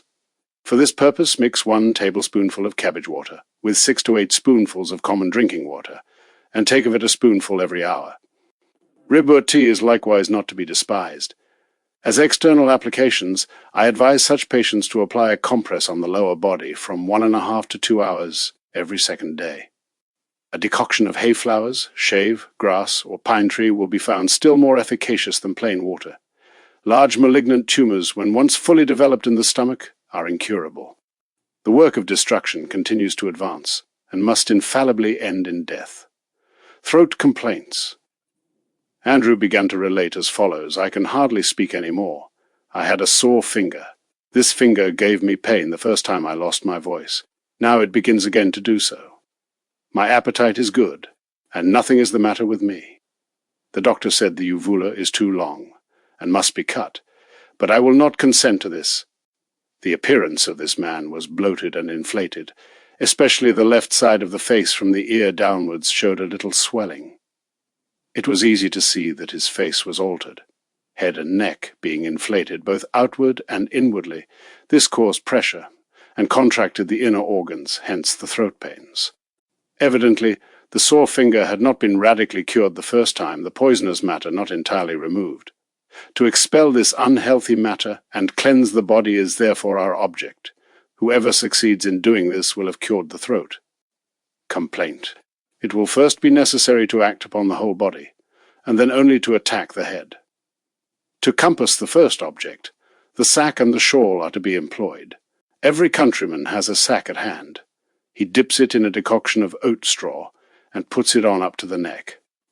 This should be done for 3 successive days, each time for 1½ hour. After the 4th day, let him make use of the sack only. Every 3rd day, let him wear the shawl daily for 1 hour. After 14 days, he may begin to employ complete lavations twice in the week, and once weekly a Spanish mantle. If the uvula be still troublesome, let him take a few head vapor baths, of course on different days. The complaint was entirely removed. A priest related, in the course of the summer, 1887, I used to feel an occasional trifling pain in the throat combined with a slight cough. After prolonged preaching, or sitting in the confessional, my voice became gradually weaker and threatened to give way. The complaint increased in September and October. I got a violent catarrh of the throat, and the doctor considered the point of the right lung to be affected. 3 months. Residence in Meran, gargling and painting the throat, mountain climbing and sea, all failed to cure me. At last, my leave of absence being nearly up, on the 25th of January I left Meran very despondingly, and repaired to Werishofen. The cold water applications, twice daily upper effusion and walking in water, soon brought relief. The pain decreased. The voice became stronger and recovered its former tone, and by Candlemas I was able to hold the service at D and deliver a short address. From the altar. From week to week I felt improvement. In 3 weeks' time my voice was as clear and strong as formerly, and I was able to resume all the duties of my vocation. Typhus. As in smallpox an eruption forms on the surface of the skin, so in typhus we have an internal eruption. According to the seat of this eruption, the malady is designated as typhus of the head or abdomen. In some cases of typhus, outward tumours are also apt to form, but these rarely attain development. There are 3 principal points to be observed in the treatment of typhus. Firstly, that the fever heat should never be allowed to reach too high a pitch. Secondly, to prevent tumours from forming, and dissolve those already formed. Thirdly, as rapidly as possible to remove this poisonous matter from the body. This threefold object is best attained by means of water, which cools, dissolves, and expels. John went to the funeral of his brother, who had died of typhus. He imprudently wore a coat which had belonged to the deceased, and within a few days he too was stricken down by the same malady. The heat was great, and greater still the sensation of anxiety and oppression. John ordered a tub of water to be placed near his bed, and whenever the heat and oppression grew unbearable, he entered the tub for 1 minute. The water reached to the pit of the stomach, and with a coarse towel he rapidly washed over the upper body. Then, without drying, he put on a clean shirt and returned to bed. Each time he felt like born anew. He continued to do this for 3 days, from 3 to 6 times in the course of the day. For this he required no clock, but regulated the intervals of his plunges according to the degree of fever heat. On the first day he bathed 6 times, on the second 3, and the last day only once. In 5 days all danger was past, but now the convalescent's wife was also attacked by typhus. She too had recourse to the water tub, and was likewise cured in a few days. The beverage of both patients consisted of water and curdled milk. They ate nothing until a natural appetite returned, when they partook of bread, soup, milk soup, and a few potatoes. They were soon able to resume their habitual diet. During a typhus epidemic, in which within 5 weeks about 20 persons were treated and saved by means of the aforementioned applications, a little child aged 2 was also attacked by the malady. No one believed that this fragile creature would be able to survive. Whenever it cried or moaned, the mother dipped it in lukewarm water, with subsequent rapid lavation, or she wrapped the little one in a linen sheet dipped in lukewarm water. In 12 days the child was completely cured. The coldest water is always the most efficacious, but I sometimes permit the use of lukewarm water for such patients as are likely to be dissuaded from the cure by fear of the unwanted cold shock. Great panic is generally caused in a school or other such establishment when one of the pupils is attacked with typhus. Without exaggeration, I venture to affirm that if, for instance, of 10 children sleeping in one dormitory, one be attacked by typhus and treated. As above, no second child will take the infection. Contagion is mostly conveyed by unhealthy exhalations of the body. According to our method, however, these are absorbed by the wet cloths, and the germs of contagion are thus smothered in the bud. If the apartment is constantly supplied with fresh air, there is little danger of infection being conveyed by the patient's breath. It is hardly necessary, however, to observe that the evacuations of typhus patients should be instantly removed, and, if possible, emptied out at some remote spot. Ulcers. A poor labourer had for many months an open sore on the foot, a finger long and 3 fingers broad. This man, who was in the prime of life, had great and almost continual pain, and could seldom sleep for more than a few hours. His appearance was very sickly, and his courage exhausted. I advised the patient to apply to the sore a plaster made of boiled fenugreek spread upon linen rags, over this to envelop the whole foot above the ankle with fresh coltsfoot leaves, and then to replace the stocking over everything.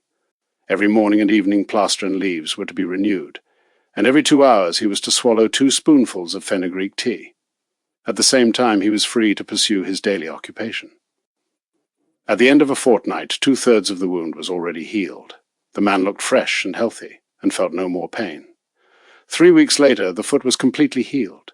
The tea of fenugreek is prepared by boiling a small spoonful of the powdered seeds in a chopin of water for 1 minute, and then straining. An official had long suffered from an open sore on the lower part of the calf of the leg. It ulcerated profusely, and the neighbourhood of the spot had assumed a bluish-black hue. This man, whose age might have been about 45, was strongly built and rather stout, from his somewhat flushed complexion I recognized him to be a beer drinker. The eyes were dull, the whites yellowish, the ears dark red. To my question as to his general health he made answer, "There is nothing the matter with me. My appetite is excellent. I am not a drinker, but I enjoy 2 or 3 glasses of beer daily. My complaint is a purely local one." All these patients invariably complain of the one painful or ulcerated spot, believing the cure simply to consist in healing the wound, whereas the treatment should be just the reverse. To heal the body and remove from it all unhealthy matter should be the physician's first task. This once accomplished, the open wound, which is like the entrance to a sewer, will close of its own accord. If we act otherwise, we thwart nature, and so to say, bind her hand and foot, by closing up the sole egress by which the disease could have escaped. I advised this official for 14 days to take daily a lower swathing for 1½ hour, and twice daily a complete lavation. In addition to this, every week a head vapor bath for 20 minutes. These applications had the object of cleansing the body and expelling unhealthy secretions. At the end of 14 days, the official came again to see me. His general health was much improved. The further treatment consisted in 2 lower swathings weekly for half an hour, and daily 1 vigorous upper effusion. On the sore leg nothing was applied but a simple linen rag dipped in lukewarm water, and renewed 2 or 3 times daily. After the second fortnight the patient came again rejoicing, for he had now a healthy leg on the healthy body. Since that time he has never ceased to sing the praises of cold water. Those who have thus been cured should continue to practice cold water applications for some length of time, in order to hinder any new accumulation of unhealthy matter. Let them select those applications from which they have derived most benefit. As a warning, I will relate the following case. A tolerably stout but very healthy gentleman was afflicted with an open sore on the leg, which gave him much trouble. He had recourse to cold water, and made use of it for 12 days. He could not sufficiently praise its effects, how free and well he felt. If only you would get the troublesome open wound on the leg to close. Whoever does this will shorten your life, I answered, decidedly. This displeased the gentleman, and he left me. This was in autumn. In the following spring he went, as I heard, to a mineral bath, and after returning home, he employed various means in order to induce the wound to close. He succeeded in doing so, and for 6 or 8 weeks he was able to rejoice in his recovered leg. Then suddenly a large tumour began to form in the middle of the back near the spine. The doctor, believing it to be a boil, attempted to open it by means of a sharp incision, but instead of matter they came upon a solid, hard lump. Within 12 days blood poisoning had put an end to this vigorous existence. I might quote many more such instances of similar cases. Urination, difficult. I was once hastily called to a carpenter 70 years of age in order to prepare him for death. He had, I was told, fearful pains, and could no longer make water. I soon reached his house, but I could not fulfill my sacerdotal duties, for the man was rushing up and down the room and crying out with pain. Not a minute could he remain quiet. His wife was also crying and lamenting loudly. I directed her to prepare boiling water with a handful of shave grass, and pour it into the clothes, stool. It must be remarked that the doctor was 2 hours off, and would certainly not have found the man alive. The patient seated himself, and allowed the hot vapour to fumigate the painful spots. I ordered him to remain there sitting from 20 to 30 minutes, and then go to bed. In 1 hour, I said I would return and prepare the patient for death. I came at the appointed time, but found the man lying quietly in bed, and in violent perspiration. Joyfully he informed me that 2 pints of water had gone from him, and he no longer felt the slightest pain. The preparation for death was unnecessary. Next day the man took again a similar vapour application, of 20 minutes' duration. The 3rd day he rested, and on the 4th day resumed his usual work. The man had caught cold, and thus his complaint had originated. It is incredible what help and relief may be obtained from a simple herb in hours of bitterest suffering. It may also be recommended, besides the outward application, to drink daily a cupful of shave grass tea divided in 2 doses. A poor labourer suffered from this same complaint, which increased from day to day. He applied shave grass vapours, but without much effect this time. The vapours alone were too weak, and required to be strengthened by other means. A 4-fold linen cloth, dipped in shave grass decoction, was therefore applied to the affected spot. 1 vapour application, and 1 such compress daily, applied for 2 hours, sufficed to cure him in a few days. Catching cold was also here one, though not the sole reason of the complaint. The water, when voided, showed that much unhealthy matter had been contained in the body. In a similar case I have employed vinegar and water, instead of shave grass, with good results. For all these complaints, as for gravel and stone, an infusion of black currant leaves is excellent. This tea has often afforded relief even in the severest cases. Vaccination, bad effects of. A gentleman relates, I have been healthy all my life. 10 years ago, when smallpox was raging in my neighbourhood, like many others, I had myself vaccinated. I got no pustules, but the vaccinated spot on the right arm remained of a reddish colour, and a small eruption came out round the lancet, cuts. For 8 years I merely noticed that the inflamed spot continued to grow larger, and now at the end of 10 years the moist eruption has become so troublesome that I am sometimes deprived of rest for whole nights. This eruption is stronger now on the one arm, now on the other, and the same change is likewise in the feet. I have tried many remedies, have rubbed the most poisonous ointments on the skin, have taken much medicine, but all in vain. Here the blood and secretions are certainly corrupted, and the eruption is but an outcome of the unhealthy matter. It is therefore necessary to react upon the whole body to dissolve and remove whatever is unhealthy in blood and secretions. Applications. 1. A complete lavation taken from bed 3 times in the week. 2. Washing the eruption 2 or 3 times daily with a decoction of fenugreek, or else with a teaspoonful of aloe powder dissolved in a quart of water. 3rd. Twice weekly, a Spanish mantle. Continue these applications from 2 to 3 weeks. Further applications once weekly or once in the fortnight, a warm bath, with transition into cold. It is also good during this cure to drink tea of wormwood twice daily, each time 3 or 4 spoonfuls. Voice. It frequently happens that a person loses his voice, either wholly or partially, without apparent cause. How can a speaking organ be unfit for use if it be uninjured and free from pain? If I tie a bandage over a person's mouth, he will be unable to speak, and yet his speaking organs are not injured. It would be folly were I to seek the cause of his silence in the throat. I must remove the bandage, and speech will be restored. When idle shepherd boys throw stones into the stream that runs down the valley, and hem its progress with mud and sand, then the water is disturbed from its regular course. It is forced to leave its bed, turning aside to the right or left in order to find a new issue, and sometimes forming stagnant pools in hollows. The same process takes place in the human frame. If we could look into the complicated network of our veins, we should see that just such obstacles are sometimes placed across the passage of our blood, and that agglomerations, swellings of the mucous membranes, and are its necessary consequence. About 12 years ago, there came to me a priest who for long had been unable to speak and had to communicate with his fellow creatures by means of pencil and paper. Various gargles, caustic, electricity, had all been resorted to without the slightest effect. His general health was good, and he felt no pains, neither was there any perceptible disease to be discovered in the speaking organs. But his complexion wanted freshness, and he had a sickly appearance.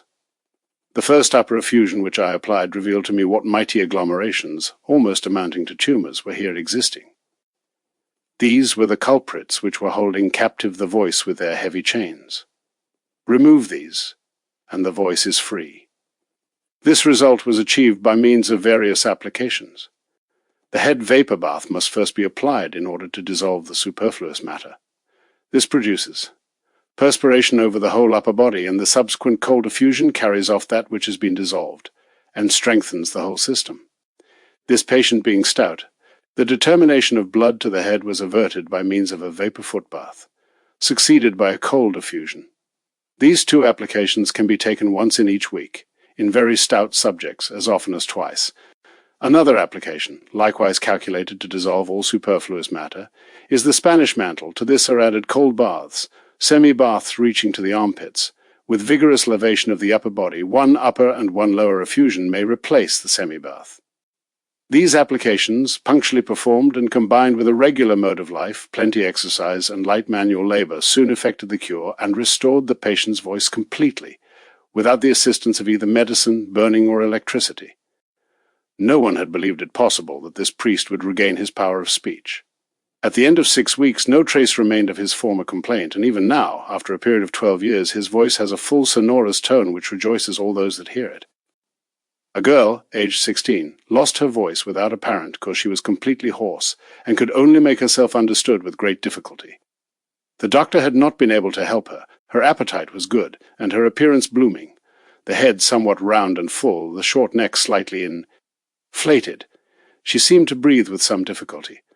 Her feet were always cold. In 6 weeks the girl was completely cured. By what means?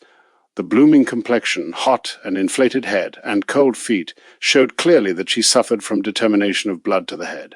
The principal object to be attained, therefore, was to direct the blood downwards and restore equal circulation and warmth. The patient took daily 2 or 3 cold foot baths, succeeded by exercise in the fresh air. She likewise walked daily on wet stones or in damp grass. These applications were calculated to draw down the blood from above towards the extremities. In order to dissolve and remove the agglomerations in head and throat, the Spanish mantle was used daily during the first week. In the second and third weeks it was only applied every second or third day, and later only once in the week. After about a fortnight, in order to strengthen the general system, one semi-bath of 1 minute was taken weekly, in combination with lavation of the upper body. The semi-bath and lavation might likewise have been successfully replaced by an upper and lower effusion. The restoration of equal warmth was therefore the first, dissolution and removal of unhealthy agglomerations the second, and bracing of the general system the third part of the healing process. The body improved in strength, the voice became clearer and more sonorous than it had ever previously been, and was excellently adapted for singing, an art which the girl continues specially to cultivate. Worms. Among the vermin by which our bodies are infected, the ascarides and other sorts of worms are those most calculated to derange and injure the organism. Children are frequently afflicted with them, and if a mother be not careful to notice this, the worms may become very injurious. They are formed in the rectum, and are often caused by eating too much farinaceous food, especially black bread. Worms are usually expelled from below, but may sometimes come out by the mouth. The principal symptoms are great appetite, uneasiness, and pain in the abdomen. When children put their fingers in the nose, it likewise often denotes the presence of worms. The children also look sickly, because the worms rob nature of her proper nourishment. Remedies against worms are 1. Cut up an onion and place it overnight in a quart of water. In the morning, well press out the onion juice and drink this water fasting. If this remedy be used 3 or 4 days in succession, the worms will certainly be killed and expelled. 2. Boil a spoonful of honey in a quart of water and drink it. The worms suck themselves full of this water, and if subsequently a cup of wormwood tea be drunk, they will die and come out. 3. The worm seed is the strongest remedy of all for this purpose. It is the seed of a plant thus named, because of its wonderful properties. 3 large worms came one day out of a woman's mouth. She had been ailing for some time and was taking medicine. 2 spoonfuls of worm seed, taken on 2 consecutive days, had the result of expelling no less than 78 large worms within 3 days. Wormseed is not dear, and can be bought in any druggist's. Of all worms the tape worm is the most pernicious. Reliable medicines for expelling this reptile can now be obtained in every apothecary's shop, along with the directions for use. Pumpkin seeds have, however, been known to have the effect of killing and expelling the tapeworm.